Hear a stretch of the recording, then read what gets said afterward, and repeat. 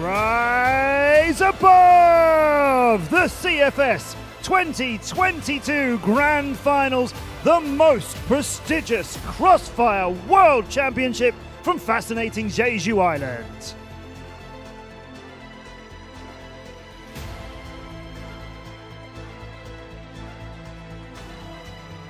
Hi everybody, I'm your host Matt Andrews, and you join me on the stage for day 9, and it's semi-finals day.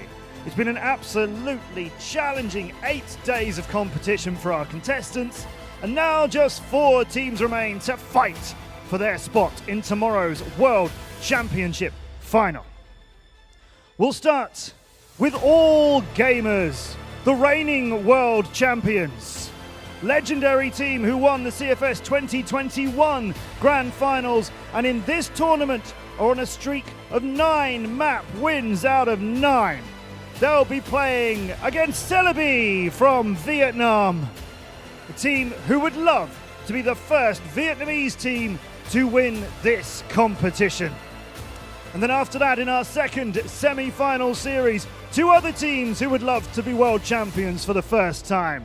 We'll meet BaiSha Gaming, who was so close last year when they were runners-up at CFS 2021 Grand Finals. They'll be playing against Imperial, a dream team of the best players out of Brazil. So 4 incredible teams, 2 amazing semi-finals. Who will rise above to fight in tomorrow's World Championship final? The stage is ready, the do or die action is coming, so let the semi-finals begin!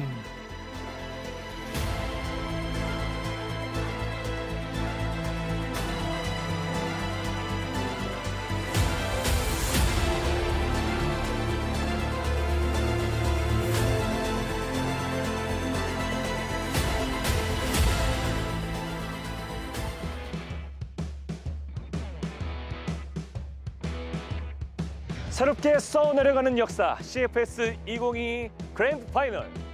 크로스파이어 최고의 월드 축제가 바로 이곳 환상의 섬 제주에서 시작합니다.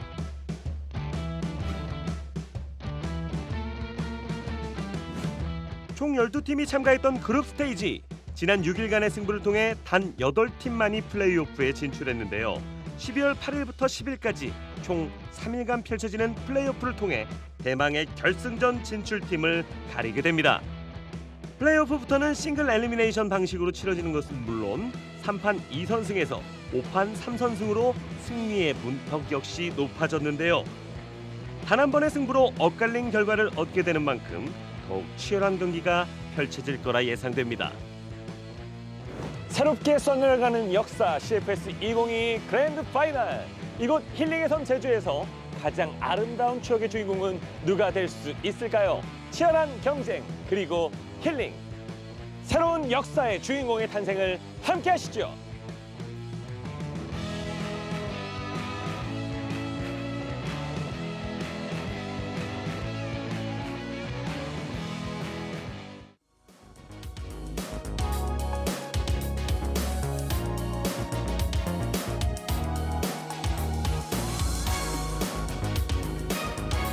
And here in Jeju Island, the penultimate day of competition, ready to take place on that incredible stage behind us. Here on the desk, paper thin, Akelios and Valdez, and a semi-finals day to really look forward to. 2 massive games today, World Championship Day tomorrow. All 4 of these teams want so badly to be there. One of them, of course, All Gamers, have previously won CFS twice, but nobody's won it back-to-back. They could be the first team to do that. One of these teams, BaiSha Gaming, the other team from China, runners-up last year, 2 All Gamers. They'd love a rematch in the final. But you know what? They've got opponents in Celebi from Vietnam and Imperial from Brazil, and those 2 teams would love to say that China can't have this all their own way. Yeah, I think there's a lot of hope here that Celebi and Imperial can get it done today, that they can, show stronger performances. Celebi in particular, I think Imperial's looked really good so far this event. Overall, they've only stumbled on one map basically against Q9. Other than that, they've been pretty darn good. So for Imperial, a big challenge with BaiSha, their biggest one so far. Celebi has to dig deep. We've already seen that they've played all gamers, you know, it didn't go so good. They've got to work something out here. Exactly. It's about not having the low performance that we saw from them versus AG, where they got blown out of the water 0-2. I mean, granted, AG hasn't dropped a single map this whole run, so somewhat unsurprising. But Celebi, in their most recent series, to get into the semifinal looked absolutely incredible. They had some fantastic moments. Everybody on the team was popping off, and that's exactly what they need today if they want a chance to deny AG that grand final spot. Valdez, do you feel like, you know, we're saying, oh, Celebi have had these moments, this team have had these moments. All gamers, on the other hand, they just seem to have lots of, well, one big constant moment. They only have moments, yeah. It's nonstop moments. They are the team to beat, and everybody should be studying their play on how to get better, on how to defeat them. And sometimes that amounts to taking down that final boss. Sometimes the final boss just continues to get stronger and eventually just takes over. And if that happens, I don't think too many people would be surprised, and we might just have a beginning of another All Gamers dynasty. Could be, or BaiSha may have something to say about it as well. This is a huge day of games. Before we get too much into this, let's talk about who shone yesterday in our quarterfinals day 2. Brilliant teams. We saw BaiSha Gaming play Black Dragons and defeat them. That's how they got here to the semis. And Imperial made short work of Anubis Gaming as well. So BaiSha Gaming with 2 players there, but shout out to Will from Black Dragons. Not the Brazilian team who are here in the semi-finals. That's the team who went out in the quarters, but a strong showing from Will. Yeah, he was a head clicker. He had some big moments throughout this event. You know, yesterday in general, the Black Dragons just a little bit outclassed by BaiSha, as you can see on the other 2 statistics. But, you know, when Will was popping, he was really instrumental in the Black Dragons winning maps, getting to where they could, getting into the quarterfinals, getting into the playoffs. So, you know, hats off to them, hats off to their team. They bounced back really nicely throughout this event. It looked like at the beginning of this event that they just might bomb out, whereas, in fact, they rallied and got themselves into the quarterfinals and, you know, had to go up against a really tough opponent. Yeah, I think honestly getting into the top 8, given how things started for Black Dragons, is already a very good success. Obviously, they're not going to feel that way necessarily, just given the story of this organization, these players and whatnot. They definitely feel like that they should be in that top 4, if not in the grand final, but unfortunately this just wasn't their year. But the run back that they were able to make was absolutely incredible, and Will was a big part of that, both in the game and also just the motivation he was providing for the rest of the players around him. He was often the one leading the cheers every time they won a round, every time they got a kill in a mid-round. He was the one who was really hyping up the rest of the team. He looks crestfallen this morning, though. I saw him earlier on today, and, you know, he looks gutted. Understandably. Understandably. Here's your semi-finals. All gamers, after they beat Lazarus in the quarterfinals 2 days ago, will play Celebi, who beat out the other Chinese team, Q9 Esports Club. And as we just mentioned, Black Dragons fell to BaiSha, and Anubis Gaming from Egypt. Commiserations for them making it to the quarterfinals, but it was Imperial who took the spot today. So those are your 2 semi-finals, and amongst those 4 teams is the world champion for 2022. All gamers will want to defend their title. They'll have Celebi in the first game, and then BaiSha Gaming want to get to another grand final. They'd prefer to win this one. Imperial want to get Brazil there, as has happened in the past. Brazil is the only region who's ever won a CFS grand finals except for China. So that is very much hanging on Imperial. But let's go to game number 1 now. Let's see it. We thought if the bracket had fallen differently, if the groups had fallen differently, or if the positions of where the teams ended up in the groups differently, maybe AG and Celebi would have been the grand final. Instead, we get the game. So excited we get the game. It's just a stage earlier because of the way it turned out. Semi-finals. Who does everybody think? That's that done. Uh-oh. Now, this is no surprise. Reigning world champions. Celebi never been in a match of this, you know, status and so important. And AG do look unstoppable. Yeah, and the last time they played, All Gamers destroyed them. Yes. Yeah. So Celebi was able to get 5 rounds in 2 maps. So one of those was Ankara, which was a 10-1 against Celebi. These are very damning results, right? I think that's a big reason why everybody's going to say, okay, well, All Gamers have this. If we hadn't seen these 2 teams play up against each other, and Celebi had taken maybe a slightly more one-sided victory against Q9, I think we would potentially see some of those other votes for Celebi coming in where it's like, oh, maybe they get the upset here. You know, they looked really good against Q9, et cetera, et cetera. But especially that result that we saw, All Gamers versus Celebi in that group, that's really rough to get by. I mean, even our Vietnamese casters have gone, yeah, sorry, lads. We'd love you to, and I'm sure would have voted for them if we hadn't seen recent evidence back in the groups. The reigning world champions, they're all gamers.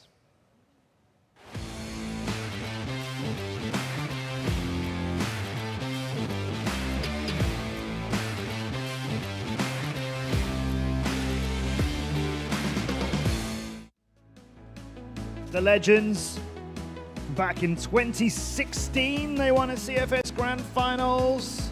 They won it last year. They've performed in so many of them. They are even ZQZY, Zhvai, and Bean. And I mean, these are unstoppable players. Nasty. Just top to bottom, just absolutely nasty.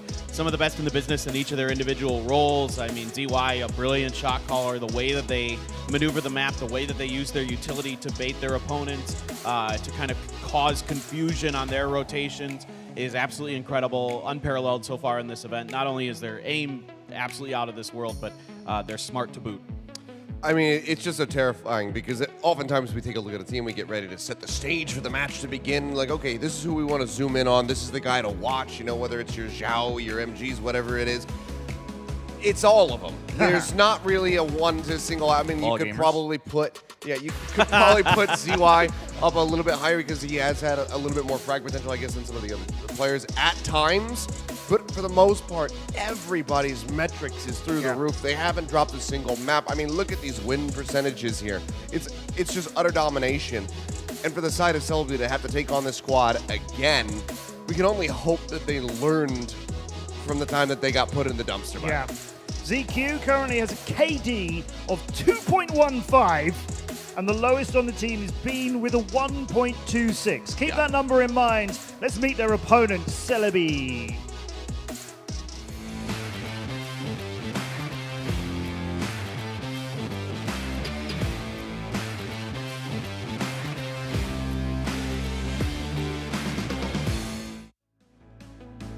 Huddle is happening for the Vietnamese team. So I just mentioned the lowest on All Gamers KD, Bean with 1.26.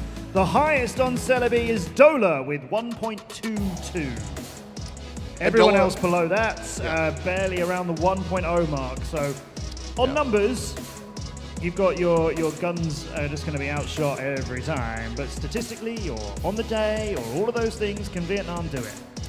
Yeah, and Dola's going to be one of the ones to watch. He and Lucas are kind of the dynamic duo for this squad. They need to be going out and finding kills, but one of the other people that I'm looking for to have an improved performance coming into today is Shady. We saw some good moments from him from Q9, but there was also some fairly low ones from him, whereas it felt like LDX, Rambo, the rest of this team was performing a little bit more consistently. I think that when he is out there, when Shady himself is in the groove and he's finding picks, the rest of the team is able to really rally around him and they become empowered by his performance. So I'm looking for him to find some increased impact in this set. Obviously versus AG, that seems like a damn near impossible task, but if he can get it done and the rest of the team can match, they absolutely have a chance of making this a close series, if not taking it.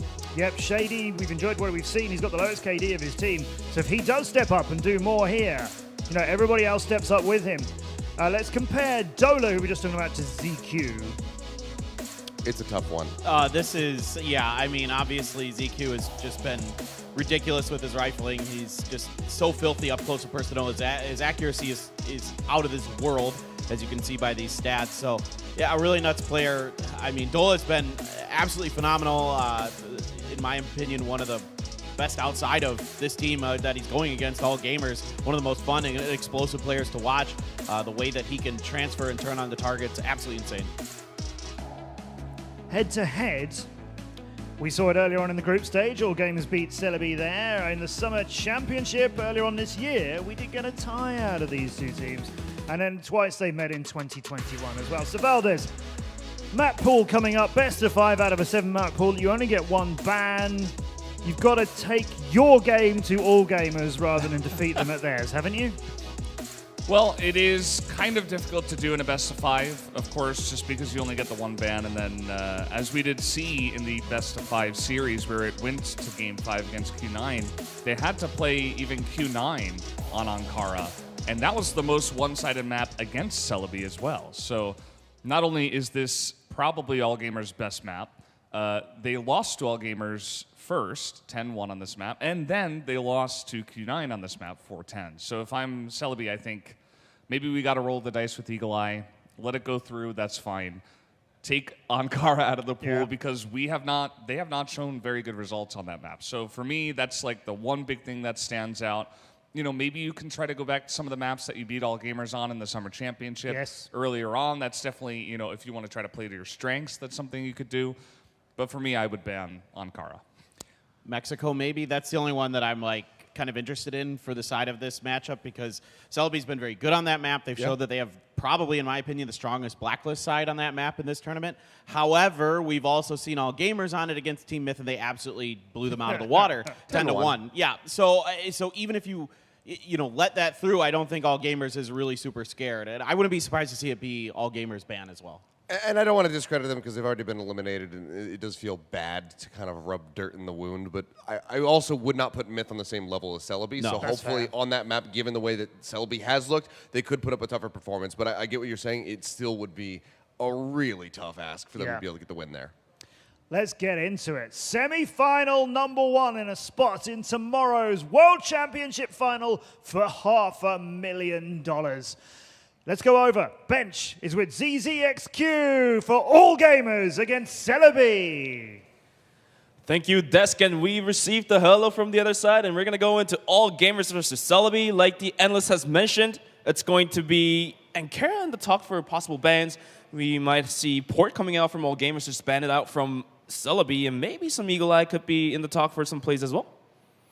Yeah, I'm definitely expecting an Ankara ban coming into this one. These guys haven't looked the best on it on the side of Celebi. On the other side, though, All Gamers very confident on this map, a 10-1, a 10-4 victory, so they have a lot of confidence to go into this match with, and I think, you know, even an ego pick could come out from All Gamers, maybe picking a map that Celebi's strong on in the first one to just say, hey, you know, we want to roll this one forward as fast as we can and take you even on your best map to start it off. So I think All Gamers, they're in the position where, you know, they have the ability to take risks here, but I don't think Celebi has that luxury in this matchup. I mean, Celebi has to give all they've got into this one, but we're soon to go into the map bans and picks, and because of how All Gamers know how to play every single map in the Celebi doesn't have the luxury to go for their best maps. Well, okay, might as well as ban out the Ankara away from All Gamers, and then that leaves All Gamers just ban out whatever outright. Then we might be able to see some Mexico and Eagle Eye played all together since we are going to the best of 5s. Only one ban allowed per team, and apparently the coin toss was won by All Gamers, but the first ban has been given to Celebi, so All Gamers, they know whatever they are going to do, it's just going to happen. And it looks like Celebi is going to ban out Eagle Eye for their first ban, so the Ankara ban might not come through. Yeah, AG, they're going to ban Black Widow, which means Ankara will be in this map pool. A big risk coming out from Celebi, I think, in their maps, but we'll see how they potentially pick around it to try and get a more comfortable pool for these first 3 and maybe grab that early lead and avoid it towards the end of this set. Celebi, though, a good first choice from them. Mexico, one of the strongest looking maps we've seen from them, so I definitely expect this one to be a very close first map at least. And once again, All Gamers go for that global risk site to begin things off in Mexico, as they were able to shut down a lot of teams on Mexico. I think it was 10-1 against Team Myth, and they were also going for that global risk side, and then they were able to finish things down with a single round. Map number 2 is going to be Ankara, obviously having a 40 win and 8 loss, 83% win rate, just does about right to that. And third is going to be Compound. So what do you think about Compound map pick coming out from Celebi? I think if I was Celebi, I might have gone for Port instead. They looked a little bit shaky in their match against Team Myth on Compound. They only got away with a 10-7 victory there, their other one being a 10-8 over Q9, so they've been kind of hit and miss on that map, but they do still manage to win it when it's all said and done there. But against AG, I think that's still going to be a tough ask, along with the sub-base pick coming out of AG as well. Port being map number 5. AG, in my eyes, they have a slight edge just looking at that map pool. I think the Eagle Eye might have been worth the risk to leave in there for Celebi, because that Ankara for the first map pick of AG going to be a very tough one to overcome. And yet, once again, it's going to be Celebi going for Blacklist on the picks they are given to choose the sides, as they went for Blacklist on Ankara, Blacklist on Sub-Base, and for Port, All Gamers banned the last ones out. So All Gamers went for Global Risk once again, and looks like we might see the same sides come out from both teams. It's going to be Global Risk on All Gamers and Blacklist for Celebi. And this just shows to go how the aggression from these Vietnamese squad can come through. Can they overcome the defense of All Gamers? Yeah, I mean, it's going to be tough. When you look at All Gamers, they have almost an 80% win rate on their defensive side of the map. Meanwhile, the Blacklist side for Celebi, definitely they're weaker of the two, a 47% win rate for them on their Blacklist halves of the map. So I think they did pick the more challenging side to start off on first, but if they can do well there, that should give them a lot of confidence to take into the second half of these matchups. At least they were able to push sub-base towards the backside of Depix as they were steamrolled 10-4. And Kara, though, was picked by All Gamers, so we can't do much about it. It's going to be the second map being played. Starting things off with Mexico, as Celebi has some decent results on it. They were able to take down Q9 Esports 10-4 on Mexico. They were also able to take down Extensi Gaming 10-6.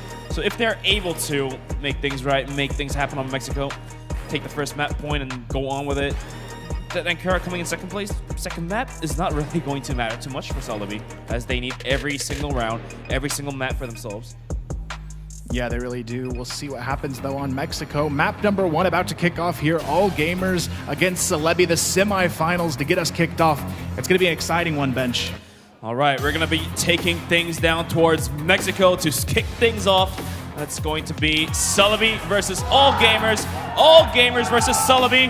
Let's get right into it. It's going to be set number 1 for match number 1, semifinals day. It's playoffs day number 3. All right, here we go. It's all about that early momentum here. Who can grab it first? All Gamers will be starting on the Global Risk side, defending this map. Meanwhile, Celebi attacking on that Blacklist side. Very important to get that early dominance. Let's see what they can do over here towards mid. Already, though, a lot of smokes being thrown. All right, All Gamers definitely tossing out utilities to cut off the early aggressions, as Celebi depicted how they're so good, so fast, and so quick. For that early execution, was able to steamroll on Q9, and All Gamers definitely caught on to that, was able to just use a couple smokes and a couple nades and stop the aggression. So worth the trade, worth the investment.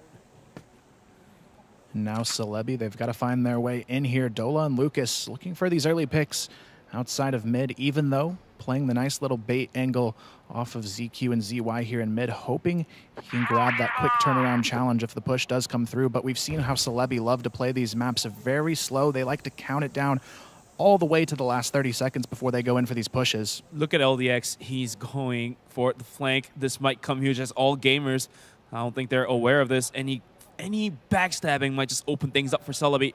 And now we do see another player going down towards stairs. That's going to be Rambo. So if these flanks happen, this could be detrimental for All Gamers to start things off.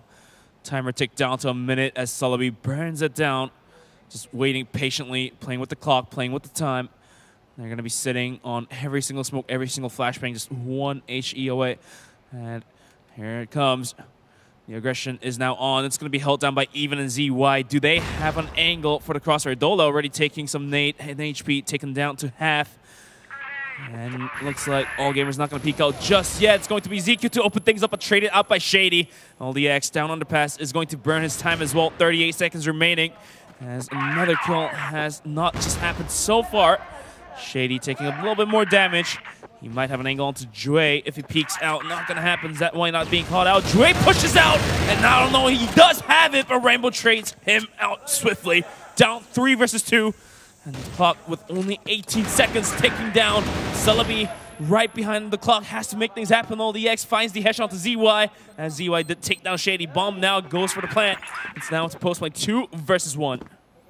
Even here, looking for that opening to try and get back in. Rambo playing on the ammo stacks, and LDX playing behind the forklift. Even tries to sneak in. He's already been spotted, though. Has to be very careful. Here comes the wide swing, though. Celebi, they're going for it, and it's going to be quickly traded. LDX secures the first one on the board. Celebi lead it 1-0 to kick us off. Did you just hear that spirit coming out from Celebi, playing in the harder side of Mexico as Blacklist? It's definitely tough to break through the Global Risk side because of the map design. And Celebi taking the first round, that might just prove how Celebi has prepared to take their vengeance onto All Gamers 2 times in a row. It was last year's CFS Grand Finals, and then They did lose once in the group stage coming into the 2022 CFS Grand Finals. Yeah, we'll see what they can do here. They've got the early momentum at least to work with. Now they're going to be trying to find some early picks over towards mid. A nice little counter flash over the top comes out from Lucas. ZY trying to find that angle. Decides to go ahead and just back off. This time, All Gamers giving up that mid control, playing passive towards the sites here. And now Celebi, they're going to have to move even deeper into fight. For the last round, LDX's flank did end up paying off for the dividend. They were able to catch a kill there. And this time around, going for a similar setup once again. Celebi is going to gather outside of A. I'm just thinking about sending maybe Shady or Rambo down towards stairs and LDX down underpass once again. But this time around, All Gamers have learned there is always somebody going down to Source, so we're going to be keeping even to hold down to B side, have an angle for any players picking out from there. But this time, Celebi, the execution comes a lot slower. It's going to be clock ticked down to a minute, and no action has been initiated just yet. As we just see ZY just backing out of that one, the nade might just do a bit of damage, so Lucas and Dola taking a bunch. Now the execution is on. That's not going to be A. They're going to be rushing down towards middle, towards B bomb site. It's going to have to happen for Even and Bean to hold the bomb site. Bean going for some wall, but he's not really going to hit much, and Even's going to come in huge with 2 kills. Make that double. Bean as well finds one, and Jue and ZQ just steps in, stomps on Celebi to even things out 1-1. Yeah, great way to answer back here on the side of All Gamers. They just had a great hold on that B bomb site thanks to Even stepping up, getting that initial 2-piece on the entry and being there for the support as well, making sure the job got done. And now Celebi, they've got to rethink this passive approach here. All Gamers, they know exactly what's coming in this matchup, and I think we have to see a little bit more aggression from Celebi if they want to get this momentum back. I mean, we were pointing out how Celebi were to reserve going against All Gamers when it was in the group stages. They did kind of fix that, as they are showing signs of aggressiveness, but they definitely need to step up their aggressiveness a little tad bit more. Just got to add in that pinch of salt and go from there, as they're playing with the clock once again. Going to be ticking down, and sometimes you just have to make that early aggression, as All Gamers not really expecting that to happen for 2-3 rounds in a row. So it's going to be Celebi, Rambo on the AWM, and just peeking out stairs, not really catching anything. Has to fall back, swing out once again. Looks like might be able to find Joy here if he's accurate enough, or ZQ. The barrel's not really showing there, so no information has to be given. There we go. Nice little opening coming out from Rambo. And all of a sudden, with a man down, All Gamers have to opt for a couple rotations towards a bomb site, but they're going to linger Rambo around down towards B. Yeah, great opening there from Rambo. Now they have to find a way to capitalize on this entry. Still, the counter utility coming down in mid will stall them out. Rambo still working his way up that alleyway. Meanwhile, LDX still on the lurk here, trying to go through the sewers and maybe catch Bean off guard, holding on to that lurk. Lucas, though, ready to lead the charge here into mid. The rest of his team starting to work their way up the alleyway as well. But look at ZY. He wants to take the challenge, finds one. Dola, though, quickly trades it out. So one-on-one trade. Celebi still maintains on that one-man advantage, but Shady goes down with the C4, running into the side towards ZQ. Nice headshot, and Rambo does find another kill onto Bean, as Even was able to take down Dola. LDX with a spray down is going to find Even. All the drop left on towards ZQ. Rambo up on stairs is going to be able to find that shot, and that will be Celebi taking the second round into the first map. Yeah, really great job there in this round, especially from Rambo being kind of the backbone for his team in this one. Always there to get the trades, and also just starting off with that nice opening pick as well, making sure his team can stay out in front early in this one. AG, though, they've got a nice response set up. Smoke screen goes down in mid. ZY again looking for that early kill through the smoke, but Celebi, they're going to keep doing it. This passive setup at the start, putting that pressure onto All Gamers to maybe misplay and overpeak them. And Bean as well, just going for those rifles. So 5 rifle setup for All Gamers. Maybe Bean could take out that AWM, as Rambo's going for 1 as well. And for now, things are pretty quiet. Celebi and All Gamers, they're both playing against the clock, ticking it down towards the minute mark, and the execution should come around that time mark if nothing goes too crazy. AG giving up mid control as well. They're going to be playing a nice little cross here outside of the A bomb site. Meanwhile, Bean still holding on to that position outside of water. Celebi slowly working their utility to try and sneak in mid. They do send to LDX, potentially back to lurk over here, just outside of the water as well. All gamers, though, they're ready for this mid-control play from Celebi. They're going to go ahead and just play very safe off of it, continuing to cycle those smokes late into the round here. The pressure is on, though. Celebi got to move soon. ZQ going for some pot shots, not really going to happen. They were expecting some quick aggressions to happen, but now even taking LDX as well towards A bomb site, it's going to be a 5-man aggression down towards A. Nade might just for a little bit. Now the executions are out, flashbangs are all going in, but ZY finds a huge double kill. All headshots onto Dola and Lucas. And all of a sudden, Celebi put to a halt. The stairs not really helping them out. Shady might be picked off here if ZQ decides to swing out. All right, LDX is in. He does spot the top of the head. He turns his crosshair a little too early. Rambo does find the kill. And now ZQ's taken down. Rambo definitely feeling it with those pistols. Was able to find 2 for himself. Down half HP and 30 seconds onto the clock. He might be able to just get the bomb and go for the plant. But it's Even and Bean, the dynamic duo, going on to the retake. Let's see if that's going to be possible. It's going to be a tough 1v2 here.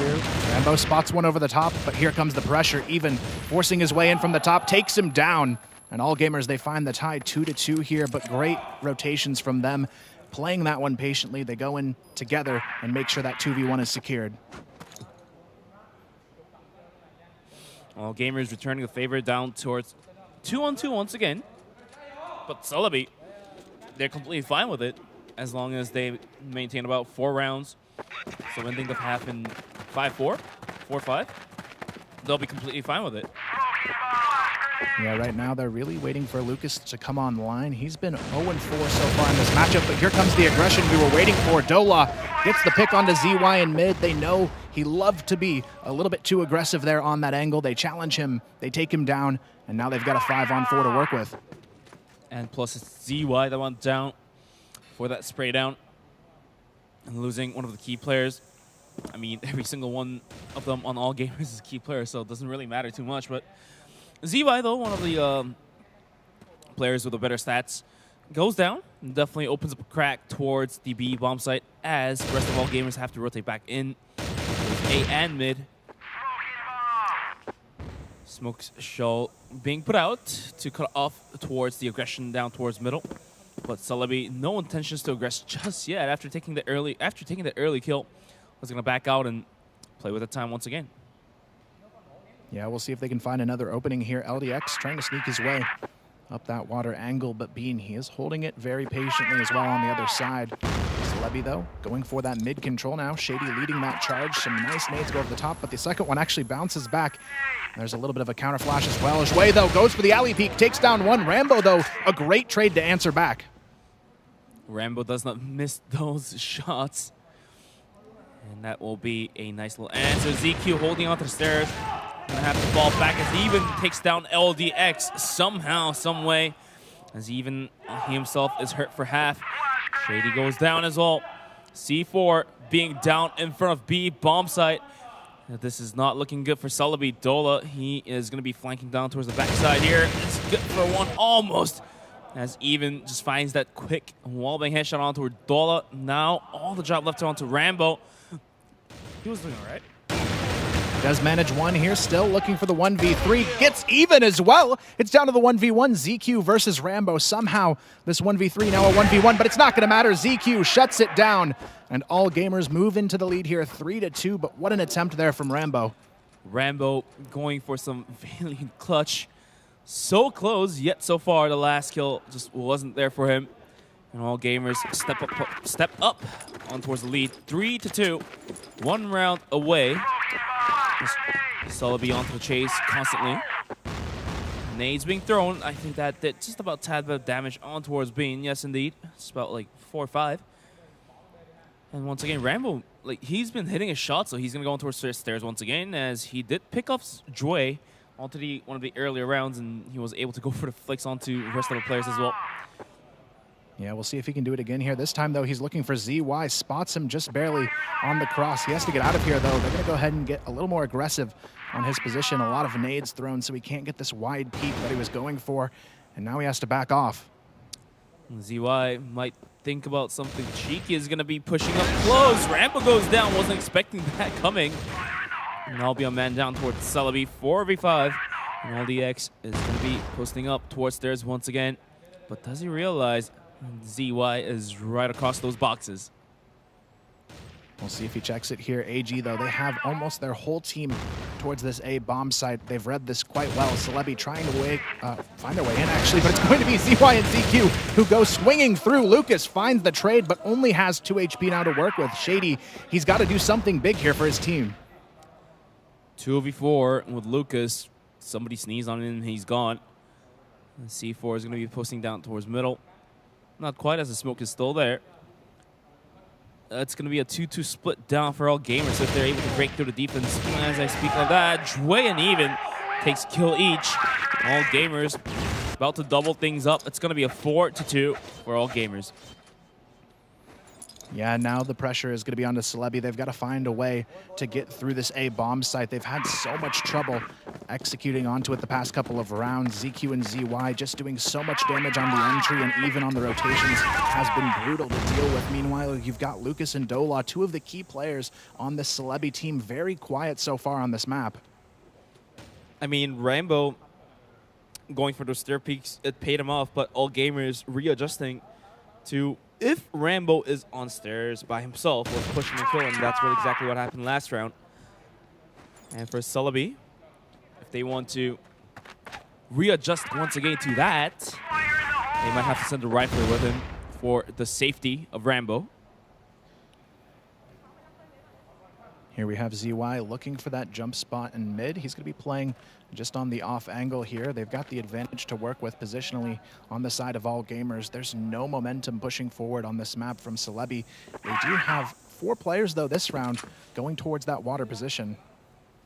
Yeah, I haven't yet to see a quick water rush earlier onto the rounds. And this might be the first one we might be able to see. More smokes being tossed up by all gamers, closing off the angle towards down mid. And the global risk connector. ZQ going for some spray downs through the smoke. Not really going to find much. But then once again, Rambo, it's not going to be an AWM, it's going to be an M4, but he goes for that peak once again. This man never gets disappointed. Even if he goes down, he still wants more kills. I think he was barely there to spot out ZQ. Takes a whole bunch of damage, has to back out of that one, but rest of Celebi now get it up down towards A. Bomb site goes in for the execution. Lucas goes down as Dre finds a quick headshot. Dre with the second kill for himself. And ZY swings back out, finds one. ZQ as well swings out and takes the kill onto Rambo. All down to Shady.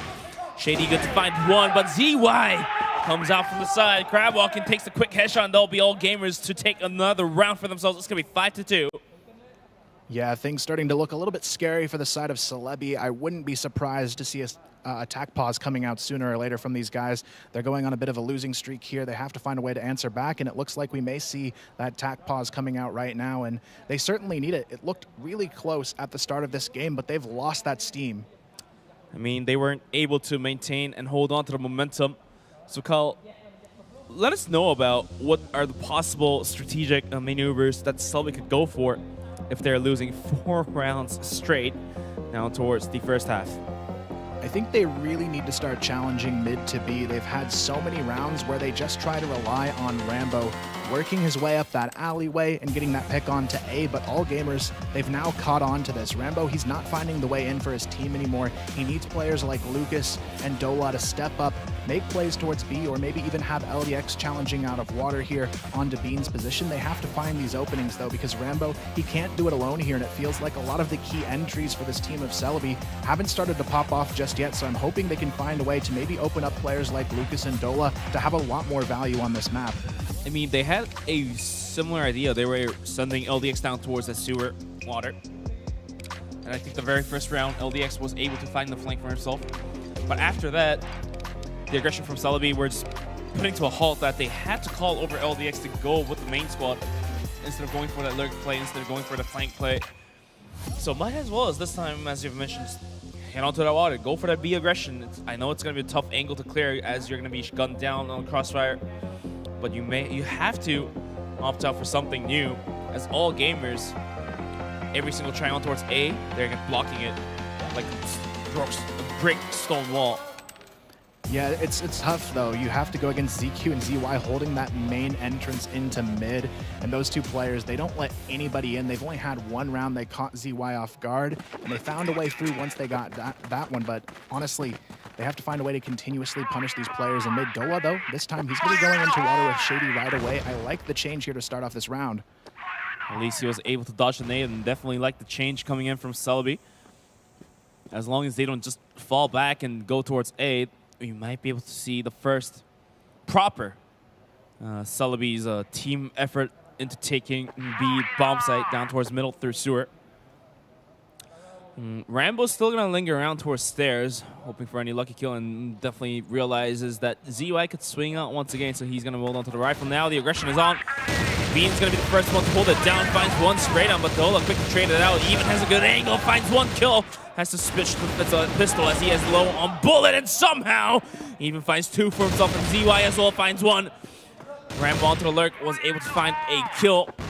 C4 down deep in towards middle, not really gonna help him out as Dre finds a quick headshot, and all gamers completely shutting down that aggression is gonna find another round for themselves. It's gonna be the last round into the first half. 6-2 for all gamers.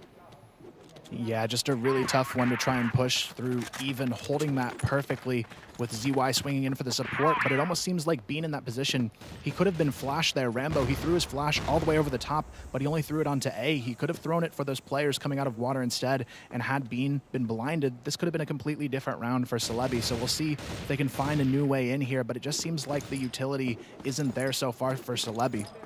Yeah, I mean, utility is also part of the team construct, so to speak. And for that, Celebi wasn't able to flash out Bean, and Bean just tapped out, tapping players after players. The aggression had to go to a halt. But with about the last round, Celebi definitely wanting this one. They have to go into the second half 6-3, at least going with 3 rounds. Not a lot of room to play with so far. Is going to go for the A take once again. Looks like they're going to be gathering outside of A main, sending Rambo once again towards stairs. But this time, he dropped the M4. It's going to be an AWM onto his loadout. Yeah, Rambo, though, almost a little bit too predictable in this map so far. He's gone alley every round except for one, and all gamers, they're very aware of this. They've responded to it time and time again. You can see the early nades here from Zhui as well. He knows that position is going to be Rambo's to take here later on in the round. ZY, though, playing patiently in the mid corner here, waiting to see if they'll peek through onto his position. He may have a chance to take this fight, but Celebi, they're easing in slowly. Shady, though, going to take this peek. ZQ, though, baiting in for the trade. ZY, he's got so much pressure on this corner, but here comes the cross. It's going to be ZY able to find one. ZY good for 2. The trade finally comes, but it's not going to matter. Zhui swings, and it's a 3v2. And now it's all down to Shady and LDX. LDX steps in towards middle and spotted out by Even, but LDX good to take down Even. Evening things down to 2-on-2. And timer ticking at 30 seconds. Celebi has to make a decision as all gamers are put onto a 1-1 split. They can swarm the site, take down the player. But Dre playing this one out very smart. Is going to go down towards Alley. Finds the kill onto LDX. Swings, pop right back. Shady down to a 1v2 situation. Has to go for the bomb plant. The timer is only sitting at 12 seconds now. Now all of a sudden, things are not looking great for Celebi. They met this close one on 7-2, but Shady swings out. He's going to be good to find 1 kill, but Bean is going to jump on top of the boxes, take that final bullet, and it's going to be all gamers closing the first half with 7 rounds in their favor. Yeah, just a tough one on the books here for Celebi. 7-2, not the half they were hoping for. They had so many rounds where it looked like they had the advantage, but then all gamers, their individual play brings them right back into the round, and you can see it in the ADR difference here. 2 players over 100 ADR, another on 95 for all gamers. Really just doing a ton of work across that map. ZY and Even, though, those key players in that opening half. All gamers, though, to kick off this second half, already going for water control, putting that pressure onto Rambo's positioning. I mean, this is a problem when you go into the second half with just about 2 rounds. All gamers can do whatever they want, but a nice little pick coming out from Rambo is going to take down Even. But going back to what I was just talking about, because all gamers are sitting on so many rounds, they can try a lot of things. They can just go for that early rush down towards A, early rush outside sewer. If that doesn't work out, they can switch the gear and go slow. They have 5 more rounds to spend to take that last 3 rounds for themselves to close the map out. So Celebi, they can't really opt out to play for some sneaky 3-man stack, 4-man stack, or let's say early flank coming out from sewers, because if they lose 1 round, it's pretty much over. Yeah, it's going to be a tough one. At least they have that opening pick in this round to work with. Rambo continuing to be that player to find openings for his team. Bean, though, ready to challenge him in mid. Going up here. He's going to go ahead and peek the bridge. Neither player connects, and he's going to go ahead and back off. Lucas trying to work his way in for support as well. They know these 2 players are going to be peeking, but all gamers, they're setting up for the full mid execution here.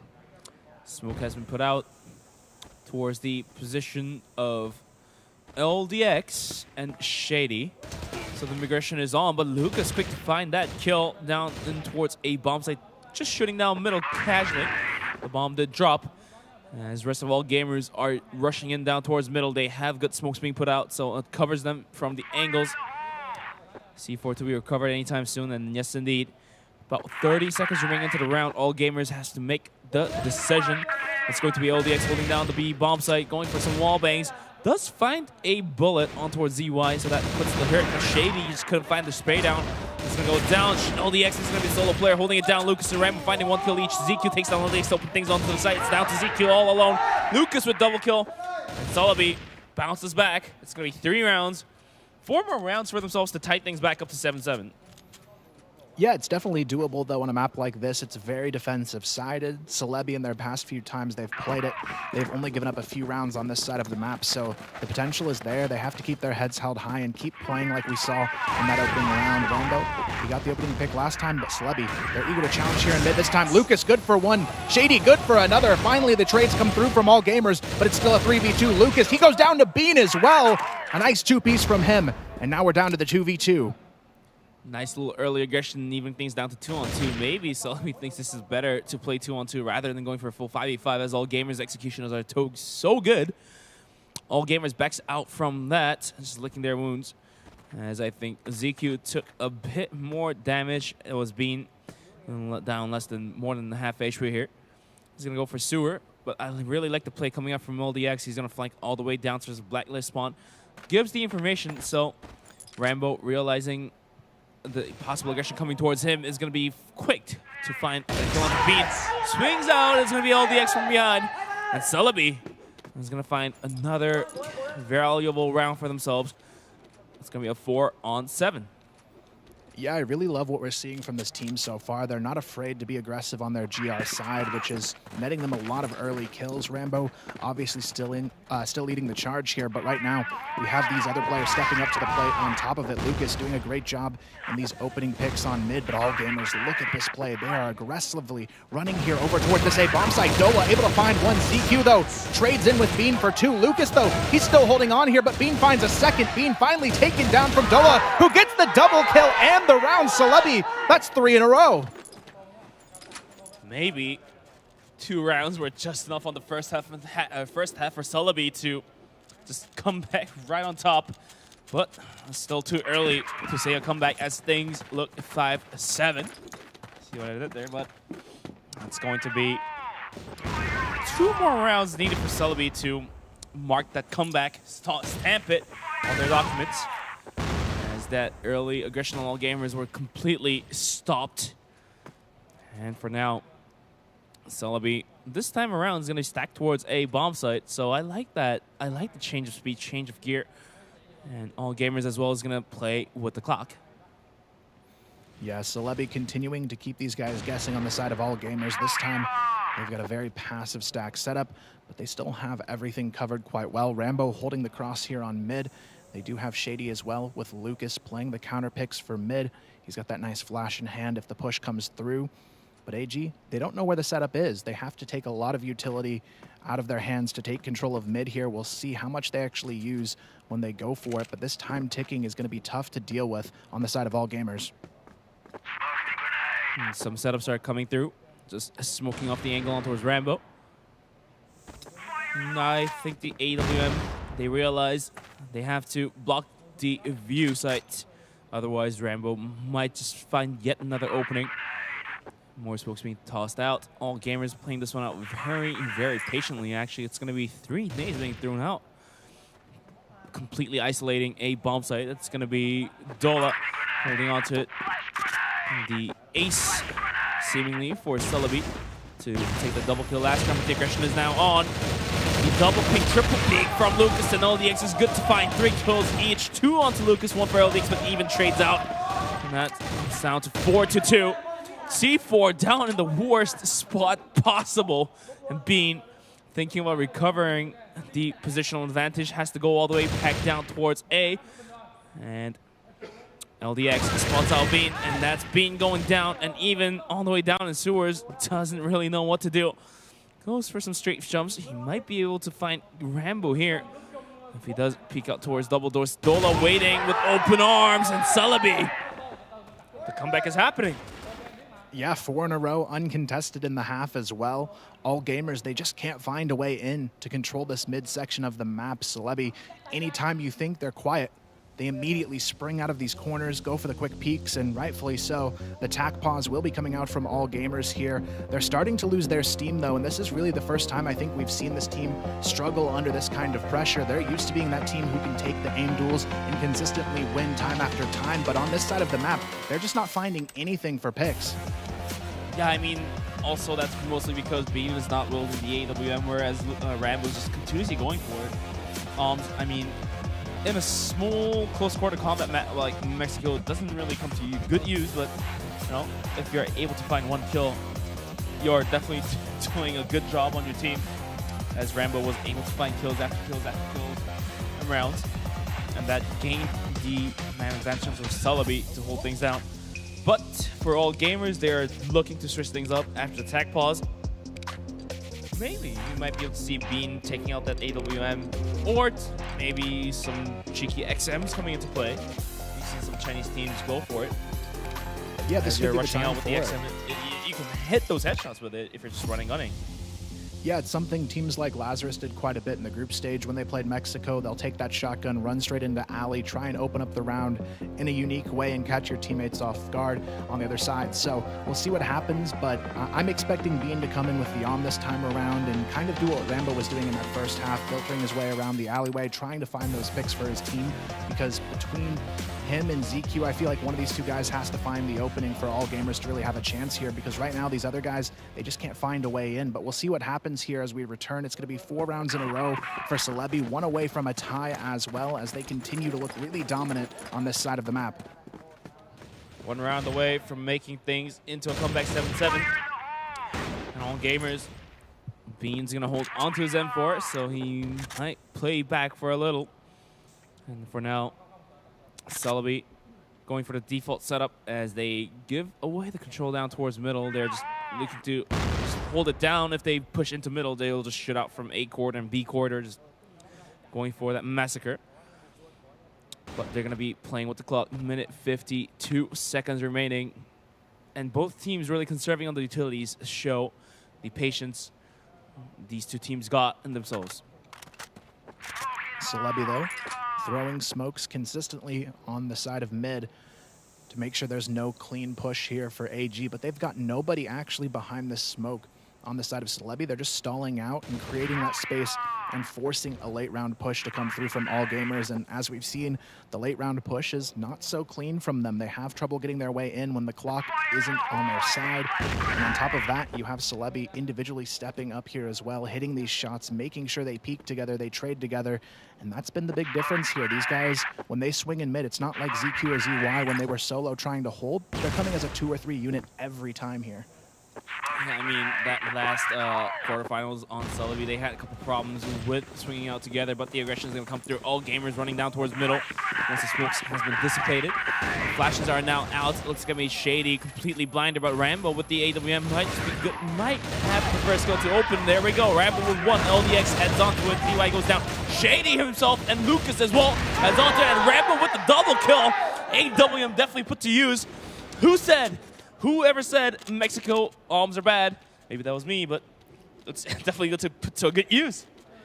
Yeah, I mean, Rambo continuing to be the player that really puts his team in the right position to win these rounds, consistently finding those picks when he needed to. But on top of that, you had a great counter flash coming through from Dola right at the perfect time. Those players pushing out of mid had no chance to get in without just eating that flash in the process. Now we have Lucas and Shady playing a little bit more forward. You can feel the confidence here on the side of Celebi, but the big thing here is they can't afford to get too confident and start making mistakes, because this is where it matters most to play almost to perfection for Celebi. But so far, Celebi is looking good, as they were able to take 5 rounds straight coming to the second half, going for the steamroll. They were able to tie things back down towards 7-7. Playing with the clock once again. So all gamers not really going for that early aggression after they were stopped on towards that B push. Yeah, I mean, they just don't seem confident anywhere they try to attack here on this map. But rightfully so. All of these players on Celebi, they have the counter utility set up and ready to go. They have the crossfires ready to trade. And all gamers, they don't have the picks they did in the beginning of this matchup. There's nothing from Bean so far in this half really to show for his presence on the map. He hasn't even brought out the all too often on this side as well. I think he really needs to try and go for it and try and find those opportunities for his team. ZQ and ZY as well, 2 very loud players on this team, struggling a bit in the second half so far on top of it. So I'd love to see them get aggressive here and just do what they do best, and maybe we'll see that here as they go into mid. Maybe the rage meter is just building up on all gamers. For now, shots being traded. Joy drops down from the top. Is good to find Shady. So that's a good opening. So this time around, it's not Celebi finding the opening. It's going to be all gamers to take the man advantage. But Lucas on top of the stairs is going for the spray down, but ZQ swings back in to help out Dre. Take down Rambo, or Lucas. Dola goes down on towards the site, so A bombs it completely open. It's all down to Rambo and LDX to make the clutch happen, but even just the middle, it's good to find LDX, and now it's all down to Rambo by himself. No arm, that's going to be an M4 this time. So he's going to have to strafe down back towards middle. Does he? No. Even is right in front of him. He is good to find the spray down, but takes a whole bunch of damage. And the wall bang from Dre is good to finish the kill. And all gamers finally showing some signs of life is going to bounce back. And taking the lead, it's going to be 8-7. Yeah, they really needed that one. Their first of the half, finally coming in round number 6 of the second half. But now they're only 2 away from victory still. They had a nice first half, so they had that luxury of the flexibility of losing those rounds, still not completely taking them out of this matchup. So Celebi, this is their chance to continue to be strong on this map. Hopefully that one round doesn't break them. They've looked so good up until this point on the map so far. They just got a little bit too overzealous on the alley pushes that previous round, and that's really what shut them down there. So we'll see if they decide to play a little bit safer this time. But look, they're going for a 3-man push here underneath into water. ZY and even on the other side of this. Celebi doesn't care. 1 round loss, doesn't matter to them. They can play just as if nothing happened. A nice little boost onto LDX to hold down Sewer by himself, so they don't have to invest 2 players to hold an angle. Just a single player will do. That allows Celebi to actually, you know, invest 3 players down towards 8 bomb sites. So nice little setup coming out from Celebi. Now the utility comes down, still keeping that mid smoke. Great presence across the map from Celebi so far. They've got a player pushed up here, holding on to the water. So now all gamers, they have to try and find their way through. They send 3 smokes into mid. They're going to be going for this quick execution. They've got the ramp smoked, so Lucas can't really help on this cross pick. They've also got another one over the top to set up for this A hit, but there's still no forward pressure here just yet. Now Bean, Jue, and ZY, they're going to slide in, but Rambo, he misses the shot. All right, now the rest of all gamers are looking to progress down towards middle. The C4 is actually going to snap on towards alleyway. So it's going to be Lucas and Dola to hold things down, but Dola, we do remember one of those rounds he was able to find a double kill to hold and halt the aggression coming from all gamers. 37 seconds remaining onto the timer. More smokes coming out towards Lucas, flashing now out. Dre jumps in, he even finds the kill, but Dola's quick to trade and get the double kill for himself. Even jumps in, but he's traded out quickly. 2 kills for himself. It's all down, and Rambo jumps in with the pistol. Good to take the kill, and once again, it's tied back to 8-on-8. This game, we don't know where it's going to go to. Yeah, it's anybody's taking now, and it's going to be 2 rounds left in regulation to decide it. Overtime, a real potential in this matchup to see come to fruition, but right now, it's up to all gamers to show us something bigger in this half. Right now, they only have 1 round in the second half to work with. Meanwhile, Celebi, they've been able to find 6. So they've got the advantage in this side of the map at least to try and work with. But right now, Dola has to be careful. Gets shot down to 14 HP, and he'll quickly back off back to the A-bomb site. So close yet so far. ZY, though, is kind of stepping back, I feel like. 13 kills, 10 headshots. He's been hitting those heads after heads. But for Celebi, Rambo is there to just take kills after kills. 19 kills in just about 16 rounds. So he has more than a kill per round. But for now, both teams playing with the clock. C4 even down just outside of Blacklist spawn. We'll see what happens.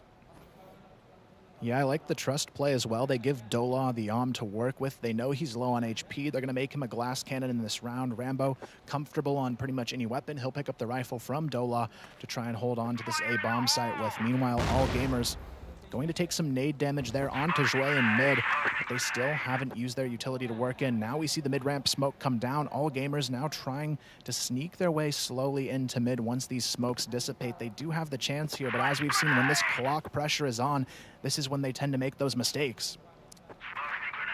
Minute left on the clock. And as you've mentioned, these mistakes are persistent, I feel like. Let's see if they're able to fix this one down. But all gamers going down towards middle and A, might be going for that 2-3 split, as it's going to be Shady. Post up down towards in the deep part of the site to hold things down. Nades are now being thrown out. The rotations has to happen quick. Lucas does find the kill on Dre, even with a kill, and ZY adds on top of that, and being with a team effort will find one for himself as well. So a bomb site completely open. All down to Dola and LDX, but Dola holding on to the AWM with the low HP might be able to find an opening if he has an angle. The nade goes right in. Did Bean take a bunch of damage? Yes, no. Yes! He's sitting at 1 HP. The nade put to a good use, just wasn't enough to find the kill there. Dola can be crouch walking to find an angle. ZY finds LDX. Dola might be spotted out here. ZY sings out, and that's a double kill for him. And all gamers are going to be sitting on 9 rounds. And does Celebi have it to go into overtime? They've got all the potential they need here to do it. I mean, they've got 6 rounds already in this half. All gamers, they've only found 2. So the opportunity is definitely here for Celebi to bounce back and grab this final round. But all gamers, when the pressure is at its peak, this is the team you really want to be. They have everyone who can step up and fire any clutch they need in this situation.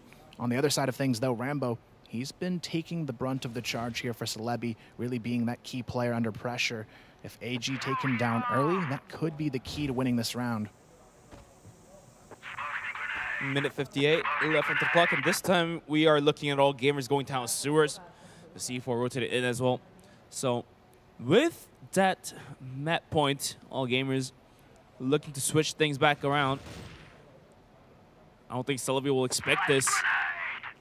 As Dola holds down, he has to fall back down to the 8 bomb site. LDX goes down. ZY quick to find that kill. And the game wants another headshot. Rambo on the site. Couldn't find a kill. Bean and Joy adds on to the kill count. It's all down to Dola and Shady. Shady exits, and there we go. He does find a kill to return the favorites. They're going to be down to 3 versus 2. Shady and Dola are completely fast. Has to go for a couple seconds of break.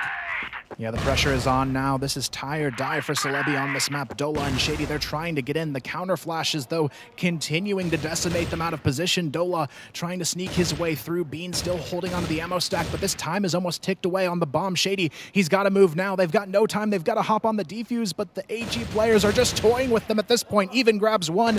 Bean swings wide, but there's no time to defuse, and Dola goes down, and AG, they take map number 1, 10-8, down to the wire, but they get it done. I mean, it was so close for Celebi. They start the first half with only 2 rounds, was able to bounce right back once they went on to the GR side. Had 5 rounds straight win from round 10 to round 14, and then they were able to add on to their 8th round on round 15. But just 1 round short from taking it to overtime.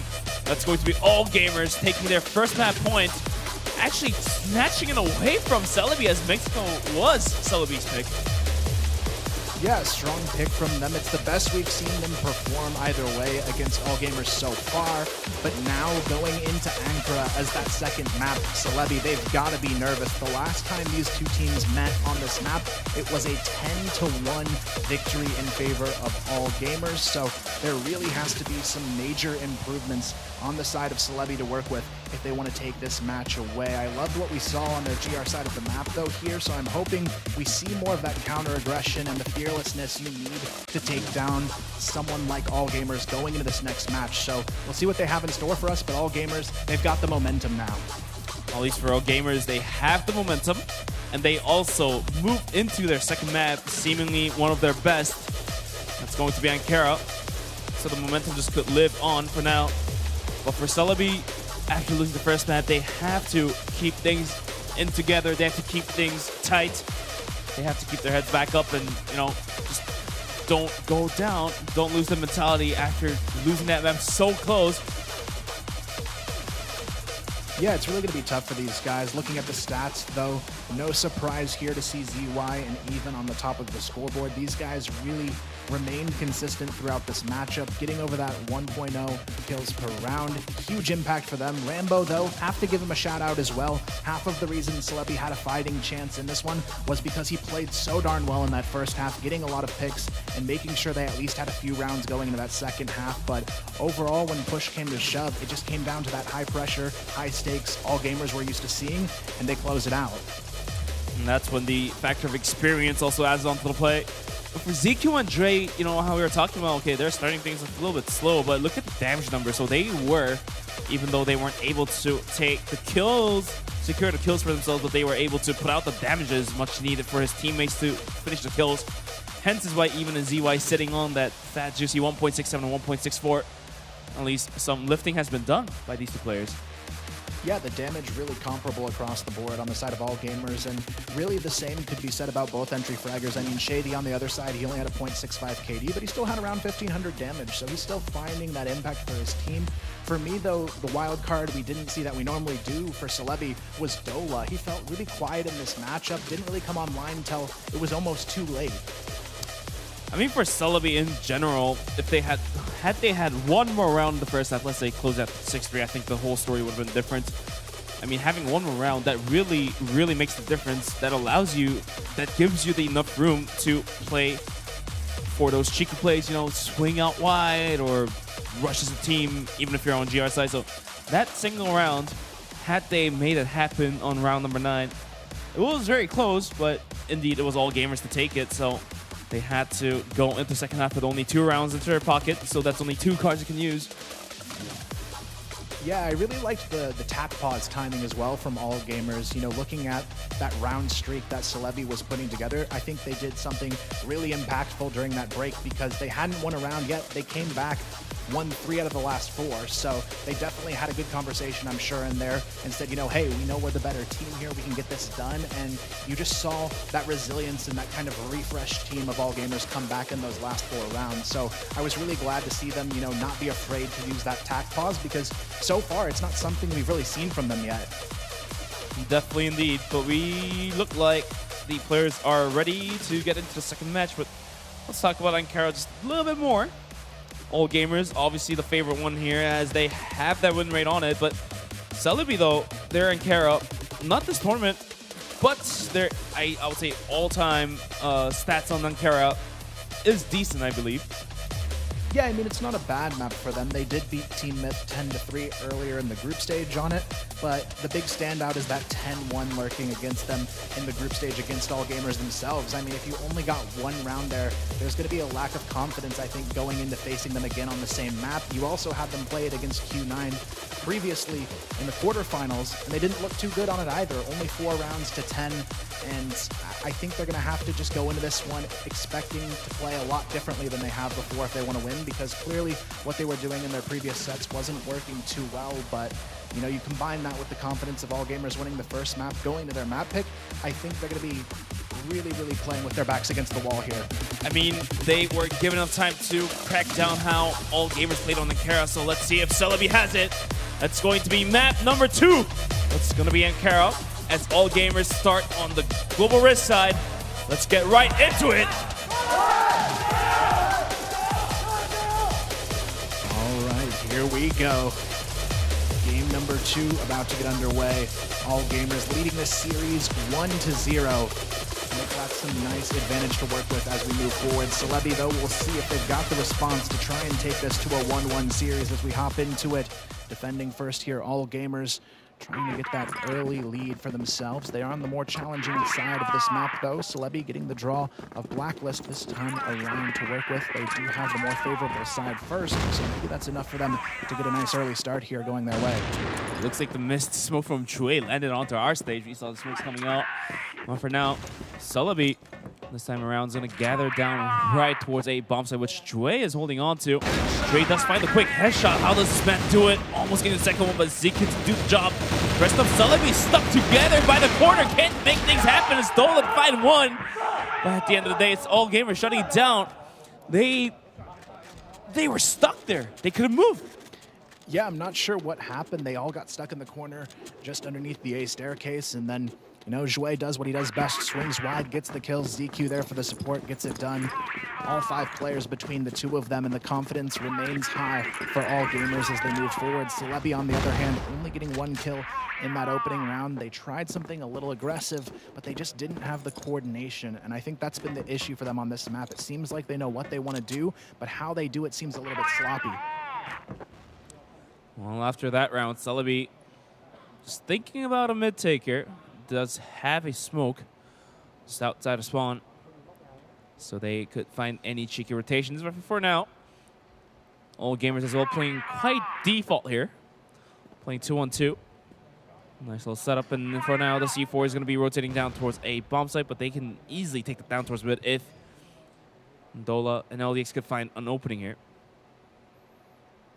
Yeah, this A bomb site's going to be tough to hit. Jouet, such a deadly player on this A top position. You can see the confidence too. He's just on the railing, peeking into the vents, not even afraid of what's to come here.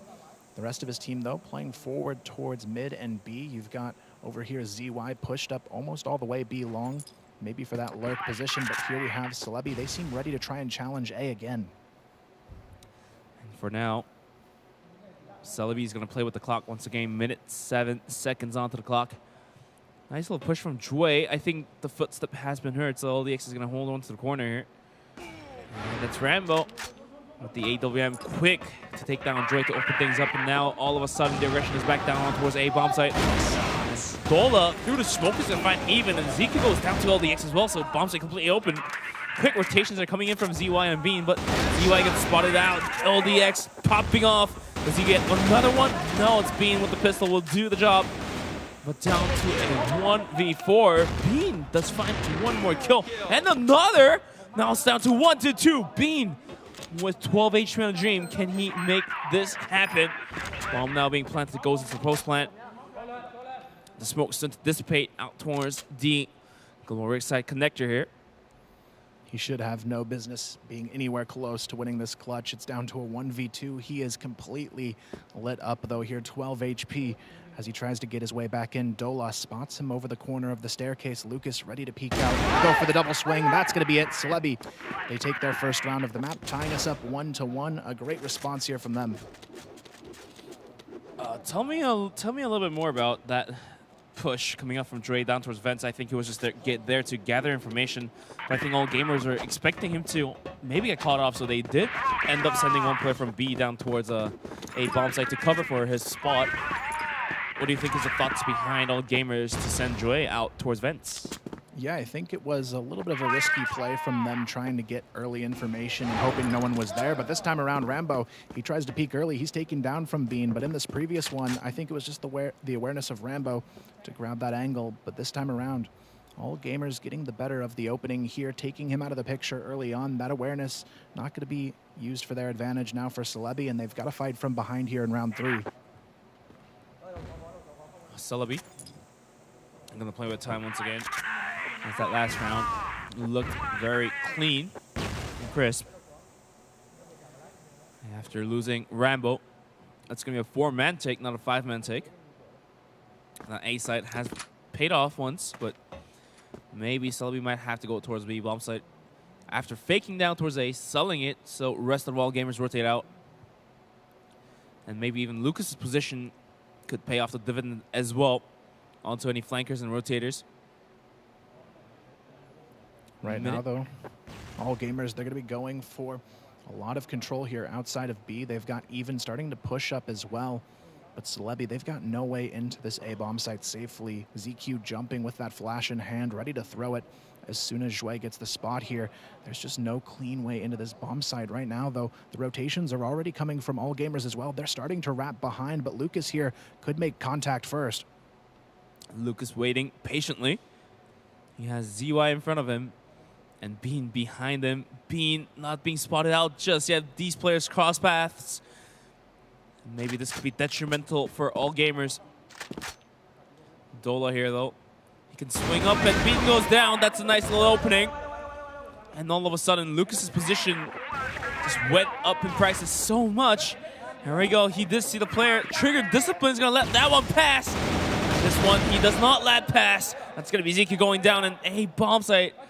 All of a sudden, Dre's the last one to hold this one down. Lucas with a double kill. Dre does find Lucas. Celebi, can they make the entry? No, Dre says no, but he goes down. As Dola does end up finding the kill. Bump plank goes down. And it's all down to ZY for the 1v2. We'll see if he can get it down to the wire, though, on that plant. They got it on the 0-second marker. ZY trying to fight his way back through. Spots Dola, but Dola quicker to the punch here, gets it done. And it's a lead now for Celebi. And already more rounds in this map than what the first meetup was for these two teams. So looking good so far on Ankara for them. Looking good so far for sure. And given this map, Ankara is all gamers pick, it adds on to rounds. I would say like you should give it like 2 more rounds. So technically Celebi sitting on 4 rounds. Should feel a little bit better, as that devastating loss of Mexico could have killed their spirit, could have killed their momentum, but it's not happening now. Celebi just playing like the usual Celebi, not really feeling down anymore. But for now, all gamers, after losing 2 rounds straight, is going to go for that default once again. They know they were able to hold this one down. The main factor to that loss is going to be Lucas on that flank, just holding it down. So maybe they just shouldn't let that one happen. They probably could have invested a player down towards middle to hold that down, but it looks like they're going to stick to that 3-2 split. Yeah, we'll see how all gamers adapts here. They don't want to give themselves another opening to get flanked, but they may just have given that again here. You can see Lucas sliding up mid. There's nobody actually spotting this mid staircase for all gamers, so there is a chance to slide in behind them again if he catches on to this. Meanwhile, 3 players pushed up for B on the side of all gamers, while Celebi works their way slowly towards A. Zhuegen, though, wants to get aggressive here outside of the arches. I mean, the aggression didn't pay off last time, but this time he does find one. No, he does not. LDX was there to cover for his teammate. Takes the kill onto Dre. And Celebi, all of a sudden, with a man advantage, is calculating in their brains. Okay, when they hit it, it's possible Dre that will go down. So now its setup is going through. Flashes and smokes out. And ZQ has to fall back on that one. No commitment, though. This could be a fake from Celebi. They actually back off here. They've got a player working in the underpass as well. He's going to meet up with Bean here shortly. Throws a quick nade at his feet. Does about half damage with it. Not bad value considering this one, but it is going to be 30 seconds on the clock as they force their way now back towards A. Does Celebi realize ZY was flanking out? ZY finds 3 kills, tapping the players down. It's going to be Dola going down, Shady going down. Rambo went down as well. It's all down to LDX. And LDX's position soon to be revealed here. He's fine. Not find the kill. It's even to flick. Find the headshot. It's going to be all gamers tying things back to 2-on-2. Yeah, nice try there, but ZY with the backstab, just reading them perfectly. Celebi had no one ready for that flank from him, and that's really the difference maker in that round. ZY grabbing 3, turns it around for all gamers. They close it out, and now they're all tied up here on the more difficult side of this map, so definitely a strong response from them. Bean in this round looking for that early pick from the underpass, actually falls off early, doesn't spot these players on the cross, and now Lucas and Shady they may be able to push in unnoticed. Here we have it, though. It is going to be the full push coming up mid for most of these players on the side of Celebi. We've got Shady now working his way underneath. 2 players over the top as well, even though he has approached this position on the bridge, looking for that opportunity to maybe catch them off guard here. The bomb, though, grouping up as they look for the full mid potentially for Celebi. But this time around, Celebi for sure is going to go for the mid take, looks like. They need to be careful about those backstabs. I mean, Celebi had one of their own, but all gamers had one of their own as well. Instead of opting out for mid, they're going to go for the B split here, looks like. That's going to be Shady holding it down.